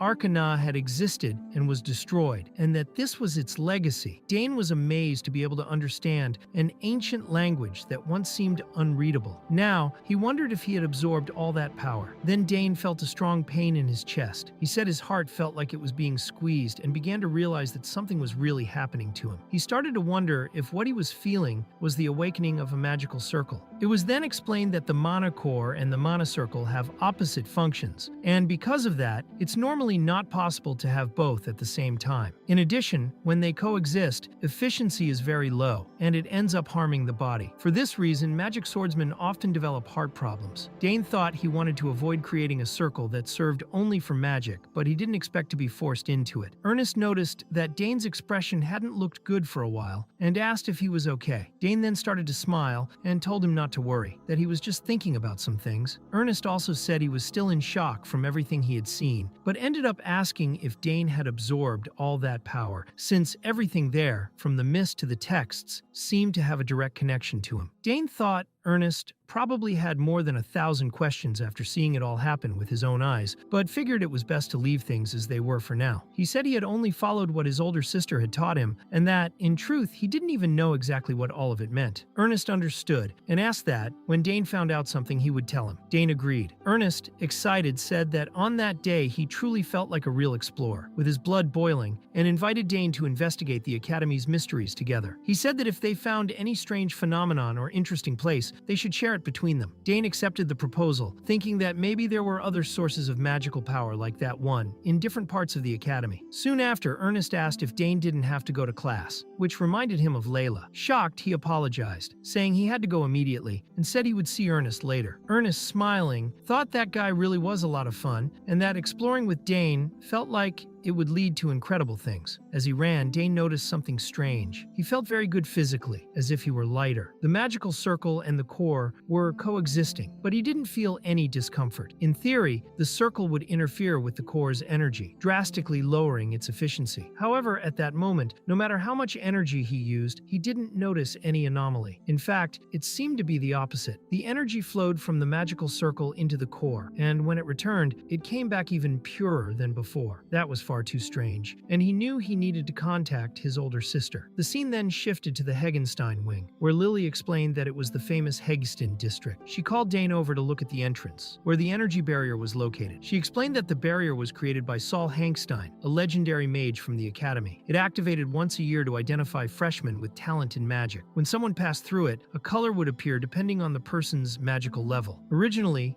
The barrier was meant to prevent dark mages from entering, but over time, it began to be used only for testing talent, since dark mages had gone extinct. Dane asked what the colors and their levels meant. Lily explained that if the person had no talent, the barrier wouldn't change color. If they had average talent, it would turn yellow. If the talent was considerable, it would turn blue. And if it was impressive, it would turn red. Dane commented to Arabella that she knew a lot, and she replied that she wanted to know everything about the academy. She also said that Dane's sisters turned the barrier red when they passed through it. Then she said she would go first. When Layla crossed the barrier, it turned red. Dane said that was amazing. And Layla, in her usual smug way, agreed. Then it was Dane's turn, and he thought that with his ancient magic and amplified power, he would also get the red color. However, to everyone's surprise, the color that appeared was green. Dane asked what the green color meant, but Layla didn't know, saying there was no classification involving that color. Impressed, she asked why everything about him was always different. Dane, smiling, said he didn't know what to say, but deep down, he was wondering what the hell was going on. The scene changed again, showing some students talking about Dane. One of them asked if they had seen the emblem of that guy from the finance department and questioned why someone from that department was in a magic class. One of them suggested he was probably just attending orientation like many others. Another asked Arthur directly what he was doing there. Arthur Diometre, a fifth-year leader from the magic department, replied that he had only come to deliver a message. After class, he asked if Dane Sogris, the freshman from the free specialization, had arrived yet. One of the boys said Dane had said he would come, but hadn't shown up yet. Arthur said the boy was probably taking his time and asked that when Dane arrived, they bring him over, since being Arabella's brother, he deserved special attention. However, Arthur soon noticed that everyone's attention had shifted to someone else. Everyone was commenting on how handsome that boy was, saying his eyes looked like emeralds. Standing next to him was Layla Thermian, and Dane, seeing all the commotion, became very shy. Layla then teased him, saying he was very lucky because he always drew attention wherever he went. Arthur, seeing that, said that Dane had finally arrived and that it was a pleasure to meet him. He said he had seen him at the entrance ceremony and was impressed by his look. Dane, not quite understanding who that guy was, figured he must be a senior, but didn't know why he was speaking to him like that. Curious, Dane asked who he was, and commented that apparently the magic department didn't teach basic introductions. Arthur was shocked by what he heard, and Dane added that if he had something to say, he should introduce himself first. Dane's attitude made Arthur very angry. He thought the boy was extremely arrogant and shouldn't be talking like that to a senior. The other students were also surprised by Dane's boldness, as they knew that if he offended an older student, his life at the academy could become very difficult. Even so, Arthur tried to stay calm and said he was only there out of respect for Arabella, but questioned why Dane was being so arrogant. He even asked if Dane had ever thought that his behavior could damage his own family's reputation. Dane replied that he had never thought about that, but honestly, the one being rude wasn't him. Now even angrier, Arthur thought that Dane truly feared nothing and concluded that if he let that go, he would lose everyone's respect. He believed Arabella would understand his reaction and angrily said that Dane needed some manners. He then began channeling mana into his hand, but at that moment Professor Dravano arrived, interrupting and asking what was going on, wanting to know if there was a problem. Arthur said there was no problem, that he had only come to welcome the freshmen. Professor Dravano understood, but asked that introductions be left for after class. Arthur said he would let it go this time, and Layla took the opportunity to warn Dane to be careful, because that senior didn't leave a good impression. Arthur then asked that they take Dane to the place he needed. One of the students questioned why they had to do that just because he was Arabella's brother, and asked if Arthur was sure about what he was doing. Arthur, however, said he would explain to her later and just asked them to take Dane. Professor Dravano explained that since the day was just for orientation, they would do something simple and end class afterward. However, since the subject was magical combat, they would begin by measuring each person's magical energy. On the table, there was a manometer, and the professor said they only needed to place their hand on the machine and focus their mana into it. The number of magical circles would appear on the screen. Everyone was impressed when they saw that the professor had 8 magical circles, something expected of someone at his level. He explained that the stronger the circle, the more intense the color would appear, and that in some cases, the circles didn't even show up. But that didn't mean a lack of talent. Therefore, he asked that no one worry about it. Professor Dravano explained that yes, some people hadn't formed a magic circle yet, so it wasn't possible to assess talent just by the number of circles. If they were there, it meant they already knew how to use at least one basic spell, so they would use a special orb to measure mana more precisely. The professor said they would use the basic telekinesis spell, and each one would move the orb with the amount of energy they could channel. He then demonstrated and moved all the orbs at once. The students were impressed, commenting on how perfectly the runes were formed and how precisely he manipulated the orbs using only telekinesis. Layla said it was a bit excessive, since even basic spells could have different intensities depending on the user, as each person needed to apply different amounts of mana to the orbs. At their level, moving 3 would already be a great result. Still, she commented that maybe Dane could move more.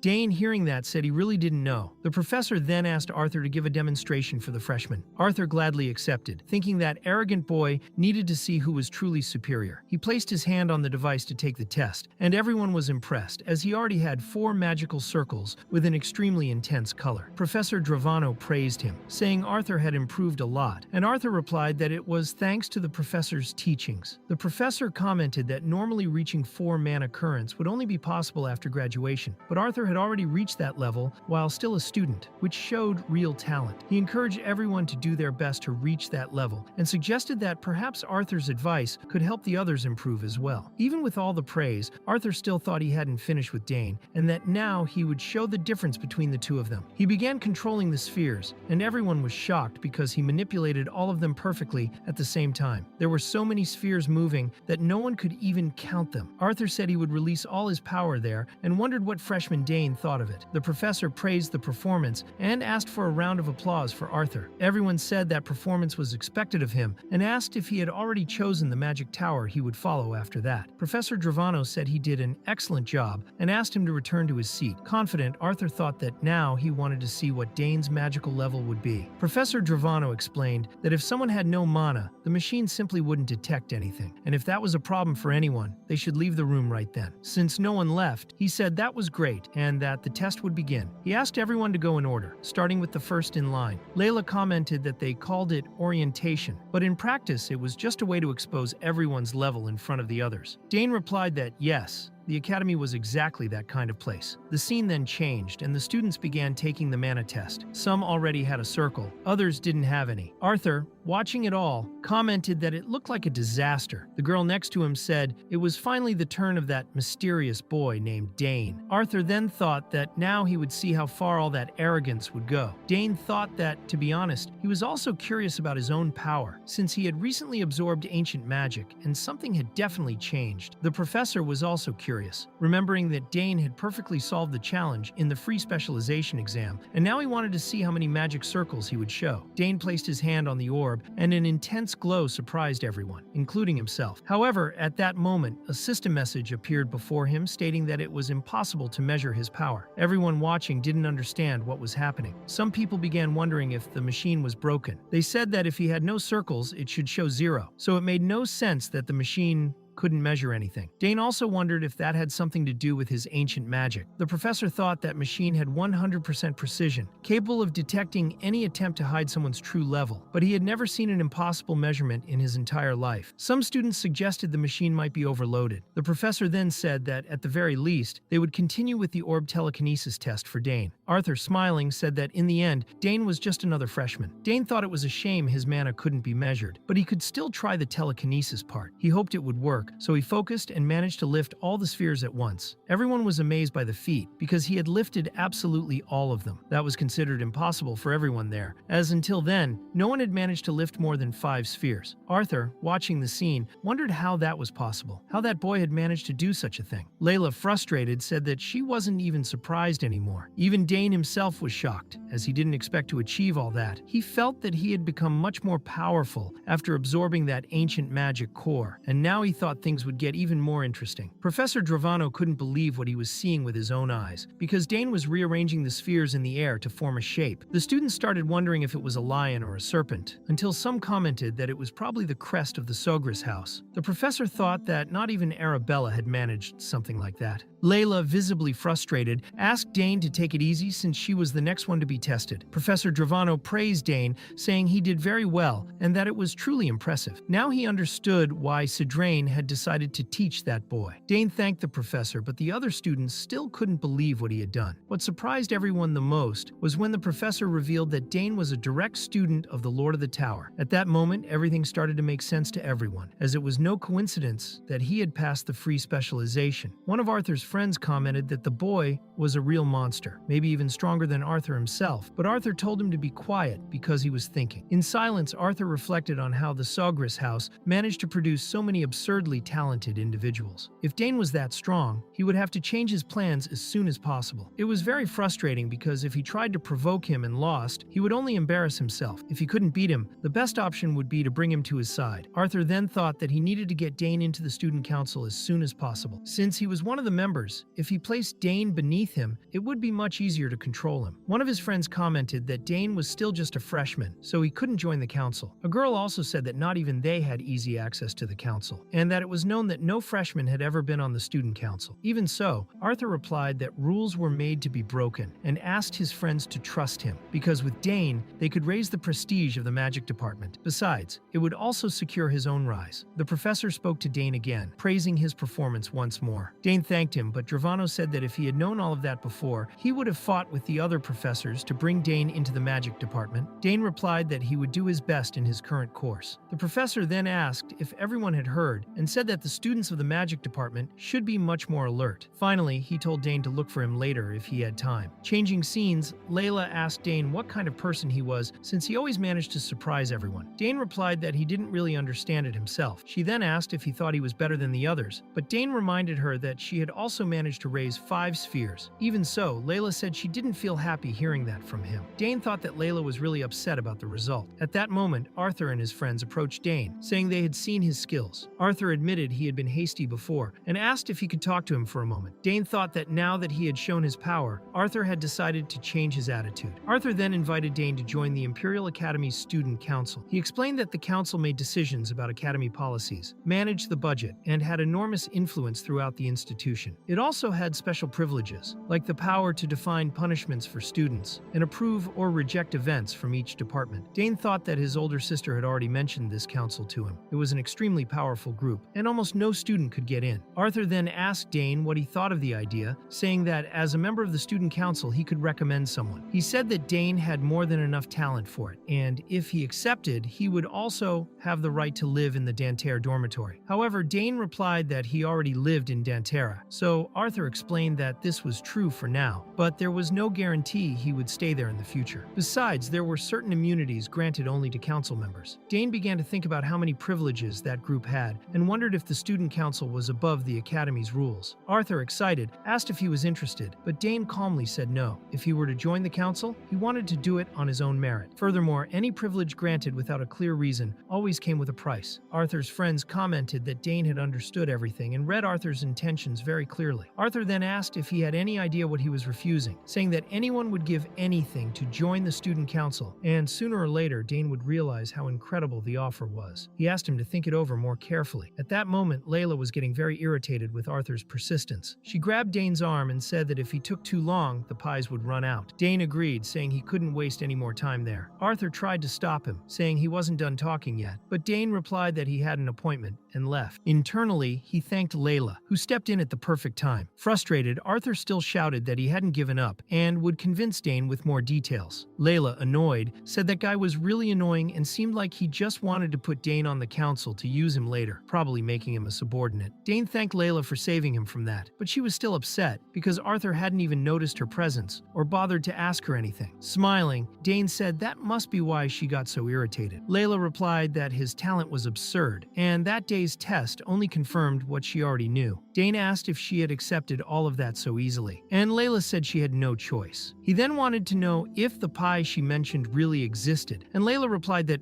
of course it did. After all, that was the Imperial Academy, and if any dessert existed in the Empire, it would surely be found there too. The scene then shifted to Professor Dravano, who was speaking with Arthur. The professor asked if he had seen Dane earlier, and Arthur replied yes, saying he was truly impressive. The professor commented that Dane might even surpass Arabella, which surprised Arthur, who questioned whether Dane was really at that level. The professor explained that magic was a vast field, and it was too early to say for sure, but considering only raw mana talent, Dane had enormous potential. Arthur thought that was terrible for him, as it meant the professor was saying Dane had more talent than a favorite senior. The professor then asked Arthur to keep an eye on Dane and invite him to transfer to the magic department, using whatever means necessary to convince him. Arthur was frustrated, thinking everyone was fascinated by that boy and that no one could resist his talent. He told the professor that he had tried to talk to Dane after class and suggested he join the student council, but he refused. The professor wondered if Arabella had said something to him and commented that a talent like that was too precious to waste. Arthur then asked about the recommendation letter they had discussed earlier, and the professor replied that it seemed things would not be as simple as they had hoped. He also asked Arthur not to be so anxious, since there were still 2 years left, and when he graduated, the Magic Towers would compete to have him. Arthur thought that the professor had said the same thing the year before, and he had already figured out the man's game. If Arthur got an early job at a Magic Tower, the professor would lose a student easy to manipulate, so he was trying to hold him back. He also knew the professor himself had sabotaged his chances with the 2 towers that had shown interest in him in the 3rd year. Even so, Arthur told the professor to leave it to him, as he would handle Dane himself. The professor replied that this was great and that he was counting on Arthur. Although he agreed, Arthur was very frustrated, thinking that his own future depended on Dane and that, whether he liked it or not, he had to follow the professor's plan. He thought that professor was more than just a miserable old man. Meanwhile, Dane asked Layla why there were so many people on the way to the cafeteria, and if it was some kind of club event. Layla explained that if a club didn't have enough members or failed to show results, it would be dissolved. Dane commented that it was the first time he had seen so many events happening at the same time, and Layla said that at least they got several prizes, including 20 mana storage stones, 15 lunch vouchers, 5 standard meal vouchers, 8 snack bar coupons, and also a treasure map, which made her curious about what it could be. Dane mentioned that the upperclassman who gave him the map said it had been bought in a blind auction at the Arcader auction house, and Layla was impressed, saying it must definitely be legitimate. Dane then thought about how his father always said that the Arcader auction house gathered the rarest and most beautiful items in the entire empire, and that the best appraisers ensured only genuine items were sold there. Layla commented that the seal was still intact, and that she had always heard the academy was full of secret and mysterious places. Dane then thought that Ernest would love something like that. The scene shifted to the Demert wing, where general education classes usually took place. Dane mentioned that this would be the location of the Imperial History class. He thought that he had already received good training from the butler before coming there, so he felt calm in that situation, as he was familiar with most of the content. At that moment, Ernest appeared, saying he had finally found Dane,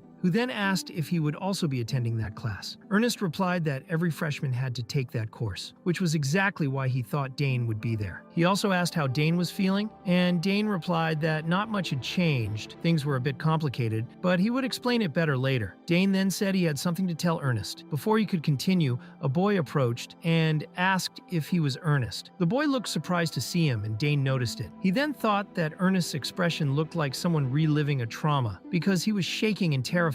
The man said that they were finally meeting again, and that it had been a long time. He complained that now that Ernest was in the academy, he didn't even want to speak to him, even though he had been there for a while. Ernest, very frightened, said he didn't know he was there. The man then asked how he had managed to enter the academy, saying he thought Ernest would never be capable, since he used to tremble just at the sound of his voice. He commented that it was a coincidence running into him, as he was too lazy to go to the cafeteria, and asked Ernest to get him a sandwich. Nervously, Ernest asked if he really had to do that now, and the man asked why he was so scared. Ernest awkwardly said that he was with a friend, and that it would be a bit complicated at the moment. The man was surprised to hear that Ernest had a friend, then looked at Dane and said he looked tough. He asked which department Dane was from and said that if he was hanging out with Ernest, he could already guess his level. Dane thought he had no idea what family that guy was from, but his arrogant attitude reminded him of the thugs he had faced on the battlefield. The man asked if Dane was just going to stand there staring at him. Right after, someone announced that class was about to begin and asked what they were still doing there. The man said they were going and told Ernest that he would see him after class, since they had a lot to talk about after all that time apart. He also said the academy would be a lot more fun than he expected. Dane looked at Ernest's hand and saw it was trembling badly, so he asked if everything was okay. Ernest apologized and said it was all his fault. Dane asked who those guys were, since it seemed like Ernest knew them well. Ernest explained that they were from a family in the city where he grew up, and they had always tormented him. He already knew they were at the academy, but since it was such a big place with so many departments, apartments, he thought he wouldn't run into them. So he apologized again. Dane then put a hand on his shoulder and said it was okay, and that they should go in already. Though he noticed that Ernest clearly was not okay. He started wondering how much that boy had suffered. He then told Ernest not to worry because he would go with him. Ernest replied that he would be fine alone, but Dane asked if he was really going to let those guys talk to him like that. If so, they would just keep bullying him forever. Dane asked if he didn't remember the power he had shown at the fountain and why he was still so worried. At that moment, Ernest began to remember and admitted that Dane was really strong. Dane said they would face this together now, and Ernest agreed. Suddenly, that man came back saying that silence was very pleasant and asked if it didn't bring back good memories for Ernest. Dane then asked if he was really Ernest's friend. Why was he stirring up trouble and calling him to a place like that? The man asked who Dane thought he was to be following him around and getting involved in their conversation. But Dane fired back, saying that was exactly the question he should be asking. That made the guy furious. He asked what Dane had said and called him an arrogant bastard, saying that he had barely entered the academy and was already acting full of himself. He then asked if Dane had ever heard of the Sauer family, claiming that he was the heir of the most powerful family in the West. Dane,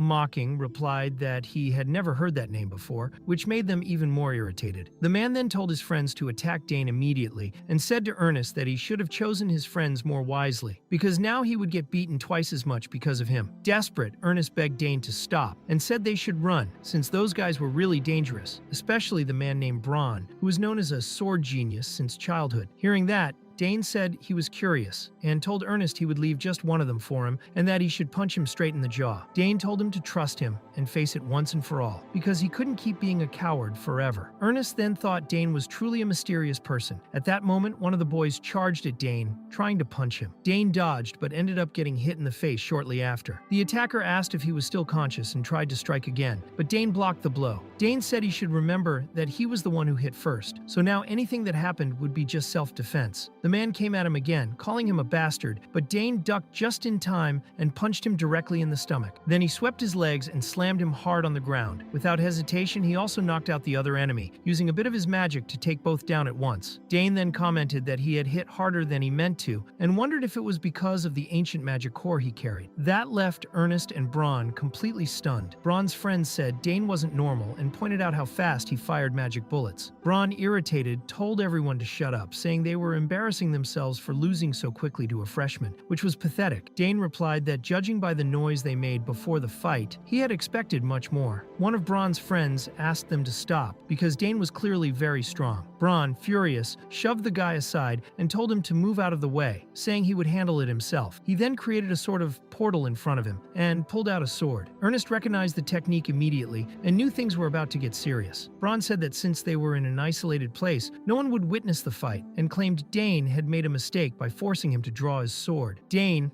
observing the weapon, said the sword looked decent enough. Ernest, however, was worried and said that now things had truly gotten dangerous, as Braun was taking the fight seriously. Dane started to wonder if that guy just did whatever he wanted, and questioned whether the academy had any rules at all. Braun remarked that when the weather was bad, the fog got thicker, and if someone disappeared there, probably no one would find them. One of Braun's friends began to question if it was really a good idea, saying they could even be expelled from the academy because of that. But Braun, angry, told him to shut up and ordered him to go deal with Ernest. They went after Ernest and Dane again, but Ernest was still too afraid to fight. Dane noticed that and tried to calm him down, saying not to worry because those guys weren't that impressive. He said that if it were a fair one-on-one fight, Ernest would have a chance. Ernest, doubtful, asked if he was serious, and Dane replied yes, reminding him that he had always used his physical strength in life and had incredibly strong legs. Dane said he could do what he wanted, but just asked him to land one punch with all his strength. At that moment, Braun tried to strike Dane, but Dane moved to the side, avoiding the blow. Braun said Dane didn't give him any room to gain distance, and that he seemed to have real combat experience. Dane, unfazed, told him to shut up and just follow him in silence. Ernest then began to reflect that Dane had been right all along. He couldn't keep being a coward. One of the boys mocked him when he saw Ernest clenching his fists, and said even his eyes looked more determined. Ernest thought that having Dane by his side gave him confidence, and now they would solve it with strength. He promised himself that he would level up in that fight. He knew he couldn't hesitate anymore, and had to think fast. He started started to wonder what Dane would do in that moment. He remembered the first strike Dane had thrown and realized that maybe he had to take a few hits before he could land one himself. When the enemy tried to punch him, Ernest ducked and retaliated with a direct hit to the guy's face. He declared that the old Ernest they knew didn't exist anymore. Surprised, he himself realized he had finally won a battle. Meanwhile, in Dane's fight, he noticed that Braun's last henchman had been defeated. Braun, shocked, said it was impossible and called all his friends useless. Dane then saw some straw brooms nearby and thought it was lucky to have something useful within reach. He took off the broom's top and turned the handle into an improvised staff. Seeing that, Braun asked if he really thought he could face him with just a piece of wood. Dane replied that it was more than enough. Braun, furious, called Dane arrogant and said he would finish him right there, charging without hesitation. He claimed he would leave a clean, perfect cut on Dane's face so that every time he looked in the mirror, he would remember the fear he felt. Braun began to attack with his sword, but Dane dodged easily, saying all of his attacks were predictable. Braun, annoyed, asked who he thought he was and if he believed he was the son of Duke Termian or something. Dane thought that he was using magic infused in the staff, but he wouldn't be able to keep it up for long. Braun then shouted that Dane was just a cornered rat. Suddenly, Dane landed a direct hit to Braun's stomach, who was shocked by the impact a simple wooden staff had made. He fell to the ground, and Ernest was completely amazed. He thought he already knew Dane was strong, but he had no idea he was that strong. Dane then ordered Braun to get up, saying that since he had drawn his sword, he should fight to the end. He said his father had always taught him that if someone drew a sword outside a fair duel, they had to be ready for the consequences. Defeated, Braun thought Dane was on a completely different level and asked who he really was. Dane firmly replied that his name was Danis Sogris, firstborn of House Sogris, and a first-year student of the Free Specialization. At that moment, Braun was in shock to learn that he belonged to the renowned House Sogris. Braun then said that now it all made sense. Dane was the youngest genius to be accepted into the Free Specialization in the last 50 years. Dane commented that it had taken him a while to introduce himself. Braun thought that explained why he was so confident, but he still couldn't understand why someone like Dane would walk beside an idiot like Ernest. Dane then asked what he planned to do now since he had drawn his blade and lost, which meant he had to finish what he started. Braun, confused, asked what Dane meant by that. Dane answered that from his perspective, it hadn't even been a fair duel, but since Braun had drawn his sword for real, he would now have to face the consequences. That left Braun terrified, as Dane's gaze truly looked like someone ready to kill. Overwhelmed by fear, Braun dropped to his knees before Dane, begging for forgiveness and saying he never imagined Dane was from House Sogris. He promised never to do something so foolish again. Dane, however, said Braun had understood nothing and was apologizing to the wrong person. He then pointed at Ernest. Instantly, Braun ran to him, grabbed his arm, and asked for forgiveness, saying he had always treated him like garbage and deeply regretted everything he did to belittle him. He started to beg for forgiveness. Ernest then recalled everything Braun had done to him and realized that the man he feared most in his life was now on his knees like a coward. Dane said that now it was up to Ernest to decide how things would end, whether he wanted to punch him until he felt better or accept the apology and end the situation right there. Still kneeling, Braun said Ernest could hit him as much as he wanted because he deserved it. Ernest thought that deep down he really wanted to beat him up for everything he had endured, but replied that if he was to forgive him, it would only be after a fair duel between the two of them. Until that happened, he would let the matter go for now. Dane smiled and said Ernest had done a great job, and Ernest thanked him for everything he had done. At that moment, Layla appeared, saying that since Dane hadn't returned, she went looking for him. As soon as she found him, she asked if something had happened. Dane replied that someone had caused trouble with them. She asked who had done it, and Dane simply looked at the boy still kneeling. Layla smiled and said it had to be him. When Braun saw Layla, he was completely stunned to realize that it was truly her, the daughter of Duke Termian. Dane commented that he studied in the same swordsmanship division as her and asked if she knew Braun. Layla said no, and that she didn't care either. Then she asked who the boy next to Dane was. Dane introduced Ernest Dillon, saying he was a freshman from the exploration department. Embarrassed, Ernest said it was a pleasure to meet her, addressing her as Miss Termian. Layla quickly corrected him, saying she didn't want to be called Miss and that he should treat her like a friend. Curious, she asked what exactly they learned in the exploration department. Ernest explained that they studied ruins, secret locations, and general exploration. Dane added that Ernest's family was quite famous in that field. Layla then suggested that if they showed him the map, he might know what it was about. That sparked Ernest's interest, and he asked what map they were talking about. Dane explained it was the map they got during a club event, the so-called treasure map. Upon hearing that, Ernest shouted with excitement, surprised to learn that Dane was the one who ended up with the map, and became extremely enthusiastic. Layla, noticing his reaction, said he seemed like a completely different person now, and Dane began to wonder if this was some kind of obsession with relics. Layla then suggested they go somewhere quieter to talk about it. Scene change. Ernest opened the map, and Layla commented that it looked a bit complicated. Ernest confirmed, saying it was really quite confusing. He explained that, being a treasure map, it wouldn't be something easy to understand at first glance. Although it didn't show the entire academy, it seemed to point to a specific place. He then pointed to a part with many strange symbols written on it, which could be read separately, but made little sense when combined. Ernest began to wonder if there might be some kind of hidden pattern. Layla asked what they could do about it, and Dane replied that first, they needed to figure out who created the map, since things like that didn't follow a fixed pattern. Just knowing who made the map would already give them an idea of what to expect. Dane explained that for now, it would be very difficult to decipher the content, but Ernest said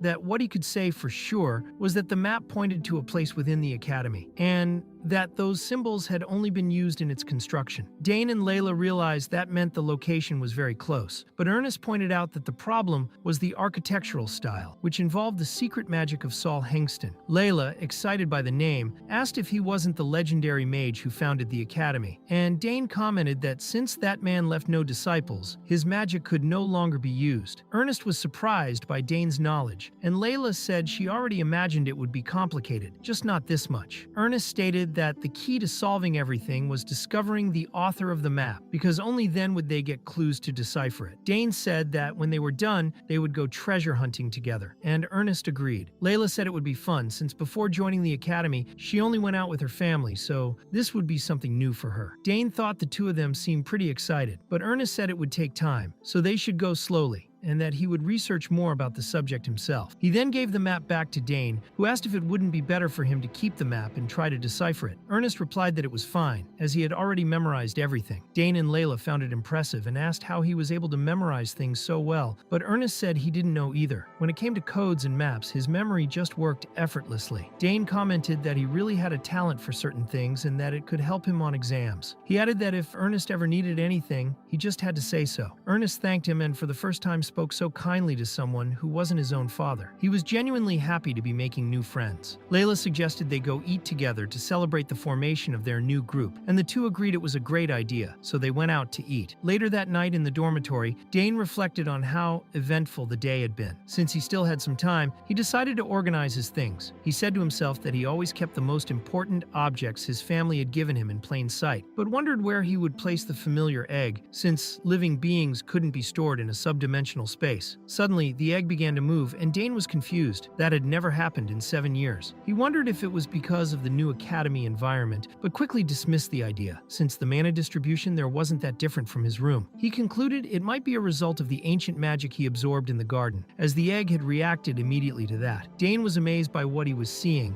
and promised he would do everything for that egg, believing that it might have finally awakened. He started channeling his mana into the egg and realized it was being absorbed quickly, even after all those years. The more he channeled, the more the egg consumed, so he thought he couldn't stay there or the room would collapse. He wondered what he could do. This was the perfect opportunity, but destroying the room was not an option. The scene shifted to Claire's lab, where she was observing the egg's extreme reaction and wondered what her brother had done to it. Dane explained that even without injecting mana, the egg kept vibrating. Claire asked if it wasn't exactly the time of the dorm inspection, and what he had done this time, since skipping it could cause problems. Dane replied that he had already come up with the perfect solution for that. The scene changed again, showing a boy introducing himself as Albert, the head of the residence council. He announced the start of the Danterre dorm inspection. It was explained that roll call for all Imperial Academy residences took place simultaneously. However, Albert was suspicious because Priscilla and Dane hadn't shown up. He said being late to the monthly roll call earned penalty points, and he had seen Dane organizing his room earlier. If he skipped it, he'd receive 2 points. Anyone late more than 3 times per semester would be assigned volunteer duties, and missing more than twice would result in demotion from the dormitory. Albert told everyone to stop moving and ban talking, stating that no one from the 9th floor of Danterre residence would come out unscathed that night. Anal was confused by his seriousness and asked what he meant. Albert explained that something interesting had been caught on the newly installed magical monitoring video. Priscilla, a dorm resident, had been seen leaving, and tracking confirmed she left the dorm area 5 minutes earlier. However, according to the system, Priscilla still appeared as present. Next, Next, Albert opened the door to the room, saying that normally they didn't verify student presence manually, but that would now have to change. Everyone was scared, whispering that penalty points would rain down. Albert reported that the tracking system was working properly, and since Priscilla had left without permission, she would receive 2 penalty points. He asked everyone to inform her. The last name on the list was Dane Sawgrass, a new student. Albert wondered why he wasn't visible, and found it hard to believe he would skip the very first roll call. Drone said that couldn't be true, and he was probably still in his room organizing things. Albert said he would check personally. When he opened the door, he saw Dane with his back turned. He asked if he didn't know about the roll call. Dane, pretending, apologized, and said he had been so focused on tidying up that he forgot. Albert, considering it was his first day, accepted the explanation. The scene shifted again to Claire's lab, where she was clearly scared. She identified the device in use as an MK1 illusion generator. Dane explained that his older sister had said the device was nearly undetectable, as his image was projected by Doc, which was connected to the generator. Claire commented that, from what she knew, that device was hard to use. Since it was controlled remotely, any instability in the connection or flaw in the details would make it obvious it was just a hologram. Dane said he had tested it several times, and as long as no one got too close, there would be no problem. Claire concluded that he was truly bold for pulling that off. Dane then asked his sister about the familiar egg, and she explained that it seemed to be reacting to his mana, which increased the chances of it hatching. However, many eggs react to mana and still do not hatch. Even so, the mere fact that it was reacting was already a big step forward. Dane asked what they should do, since he kept transferring mana. Claire replied that they still knew little about familiar eggs, so placing it directly in a mana stabilizer would be very risky. But on the other hand, she felt they shouldn't stop now. Dane commented that the lab was an ideal environment for hatching, and that his sister always maintained a magical isolation barrier for safety. She agreed, saying it made sense since the egg could hatch at any time and in any place. Claire said everything was fine, so they would give it a try. She stated that Dane's mana was very pure, but just to be safe, she would install a mana filter. Dane began injecting his mana into the egg, feeling that it was very hungry, as it absorbed everything quickly. He wondered what was inside that egg. Claire thought that anyone with money could buy a familiar egg, but making one hatch was a different story. The exact conditions for hatching had never been revealed to the world, and the only known thing was that the user's mana frequency needed to match the creature's. In the case of that egg, the creature inside was unknown, so it required a large amount of luck. She wondered how far her brother's talent could go. She already knew he was amazing, but seeing it with her own eyes left her speechless. Suddenly, the egg began to crack, and Claire said it looked like it was about to come out. Dane, excited, commented that he would finally find out what kind of creature was inside. The egg burst open, and a creature was finally born. Claire ran to check if Dane was okay, since he had been thrown back. Dane replied that he was dizzy but fine, and asked her to look at what had come out of the egg. They saw that inside the egg, there was a wyvern, and they were impressed to see that it could also breathe fire. Claire, without thinking twice, pushed her brother forward so he could approach it, as in some cases the familiar recognized the first person it saw as its master. Since it was Dane's familiar, he needed to approach it as soon as possible. Dane came closer, saying that up close, it was actually quite cute. He then introduced himself, saying it was a pleasure to meet him, and that his name was Dane Sawgrass. Claire was amazed to see that her brother had bonded with him so easily. She commented that the little creature was too cute, and that Dane was truly incredible for being able to do that so naturally. Excited, she asked to see the wyvern up close, but when she got closer, she was very frightened by what she saw. Dane asked what had happened, and Claire, observing the little dragon, explained that she thought it might be a beyond-the-horizon familiar, a rare class that only a few chosen summoners were capable of manifesting. She said that at most, she could summon a part of the spirit, and never imagined that the youngest in their family could achieve something so grand. She told Dane it was truly impressive. Dane, alarmed, said that meant it wasn't a normal familiar. Claire replied that she knew all the possible normal familiars, even their baby versions, but she had never seen one like that. The closest thing would be a wyvern, but there were still many differences in the details. Dane commented that it didn't even look that special, and asked if no one could identify what it really was. Claire explained that this was exactly the problem, as there was nothing like it in the records. Dane started wondering why that creature had come to him specifically, and began to suspect whether it had any connection to ancient magic. Claire asked him to keep the eggshell safe, since some creatures eat it after birth to absorb nutrients. Dane asked what he could do now, and Claire replied that the first thing was to take it slow and write down everything possible at that moment, such as what the little creature liked or disliked, how long it slept, whether it was aggressive or calm, and even how much it grew per day. Dane thought it was a lot to write down, but he realized that if he did it properly, it would be well worth it. Even without fully understanding, he started to feel that he needed to protect the little creature. Claire then asked him not not to walk around with it, because if someone discovered what he had, it would cause absolute chaos. She suggested leaving it in the lab, but Dane replied that he couldn't hide it forever. Claire agreed and said she thought the same. Dane said that if anyone found out, he didn't care, since he had his sisters to protect him. Besides, if he locked the little one up, it would get bored. Claire then said it would be better to officially register its seal. Dane asked if that was a summoner's seal, and she confirmed, saying that even as a beginner, he had plenty of talent. Managing this, along with other classes, would be tough.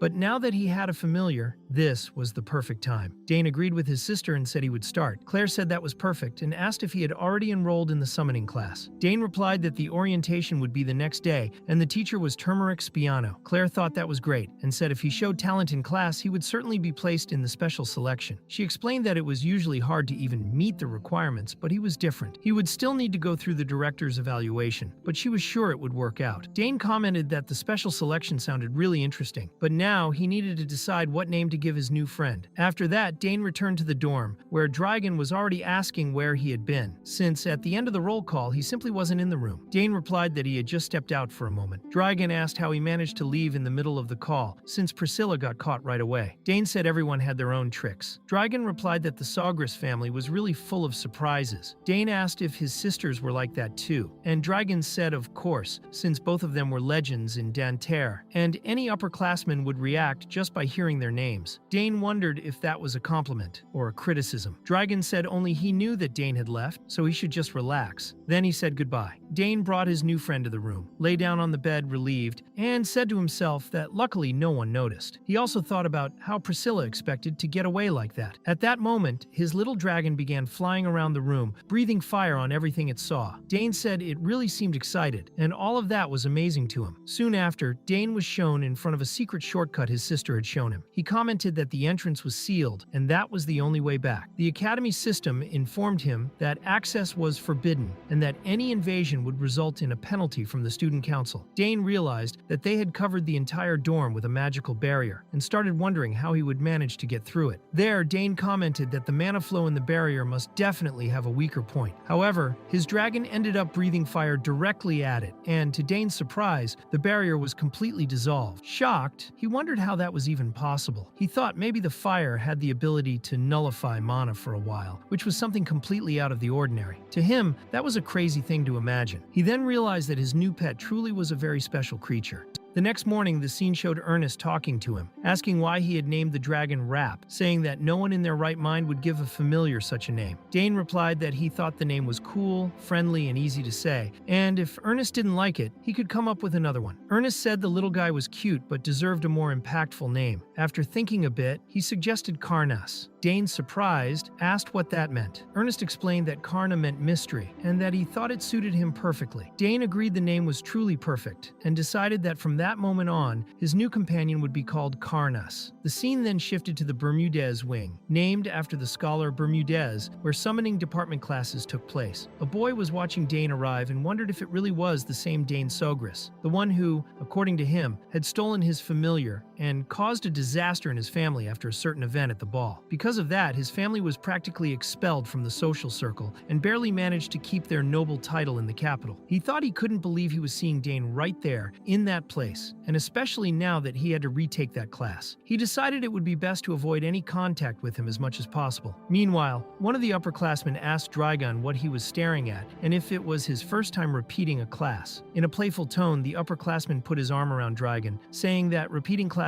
was normal. Everyone went through it eventually, and that it was a good chance to stomp on the freshman and score a good grade. Dragon, a bit awkward, just agreed with him. Right after that, they announced that the professor had arrived. The professor introduced himself as Turmeric Spiano and informed the class that they would be studying the theoretical foundations of summoning, the essential first step for any summoner. He explained that the content would be part of the official exam for summoner certification, so it was something to be taken seriously. The students were surprised and commented among themselves that the professor seemed very strict, especially since they knew the exam to become a certified summoner was really difficult. Turmeric Spiano said that although it was possible to get into the special selection, he wasn't saying it would be easy. The students then asked what the requirements were for for this special selection? The professor, with his eyes closed, said that was a good question and opened a system for everyone to see. He showed that the first requirement was to summon a level 5 or higher familiar using an empty seal. The second was to keep the familiar summoned for at least 30 minutes. At that moment, everyone was shocked. Summoning a level 5 was already extremely difficult, even with a seal, and using an empty seal made it even more complicated. On top of that, keeping the familiar active for half an hour seemed impossible for most. The professor then revealed the third requirement, possessing something truly special to justify the exception. Even meeting the first two criteria, anyone who didn't have the third was automatically out. It was necessary to stand out enough to deserve the exception. The students said it was all absurd, and that it was already hard enough without adding a subjective condition. Some wondered if anyone had ever passed that test. Dane thought that, in the end, it all depended on their judgment. The professor continued and said that now everyone should understand why it was called the special selection. Then Turmeric Spiano explained that, to apply, the student needed at least 2 recommendation letters issued by recognized authorities in the field. He figured probably no one in the room would manage that, and most were already discouraged just by what he had explained. Suddenly, the professor noticed the presence of Dane Sogris, or as he pronounced it at first, Dane Sogris, then corrected himself. He recalled that Dane was one of the students accepted into the free specialization. He said he had heard about his performance from Professor Delphinessa, who mentioned the entrance exam. He stated that Dane had formed an extra bond with a level 4 Etherak, the same one that Delphinessa herself had summoned. But Turmeric Spiano made it clear that he was the type who only believed what he saw, and that perhaps the professor had exaggerated because she was close to the Sogris family, making approval easier. Even so, he said the main goal for everyone there was to pass the regular exam. He said that if someone really had the aptitude to summon, it wouldn't be that difficult. However, he made it clear that he doubted any freshman could pull that off. Dane thought that everyone there looked very nervous, since freshmen usually only went through theoretical and affinity tests. The professor, with an ironic tone, asked if there was no freshman who could actually summon, saying that was truly disappointing. Dane realized the professor was looking directly at him, and understood it was an invitation to show his ability. If that's what the professor wanted, then he was in for a surprise.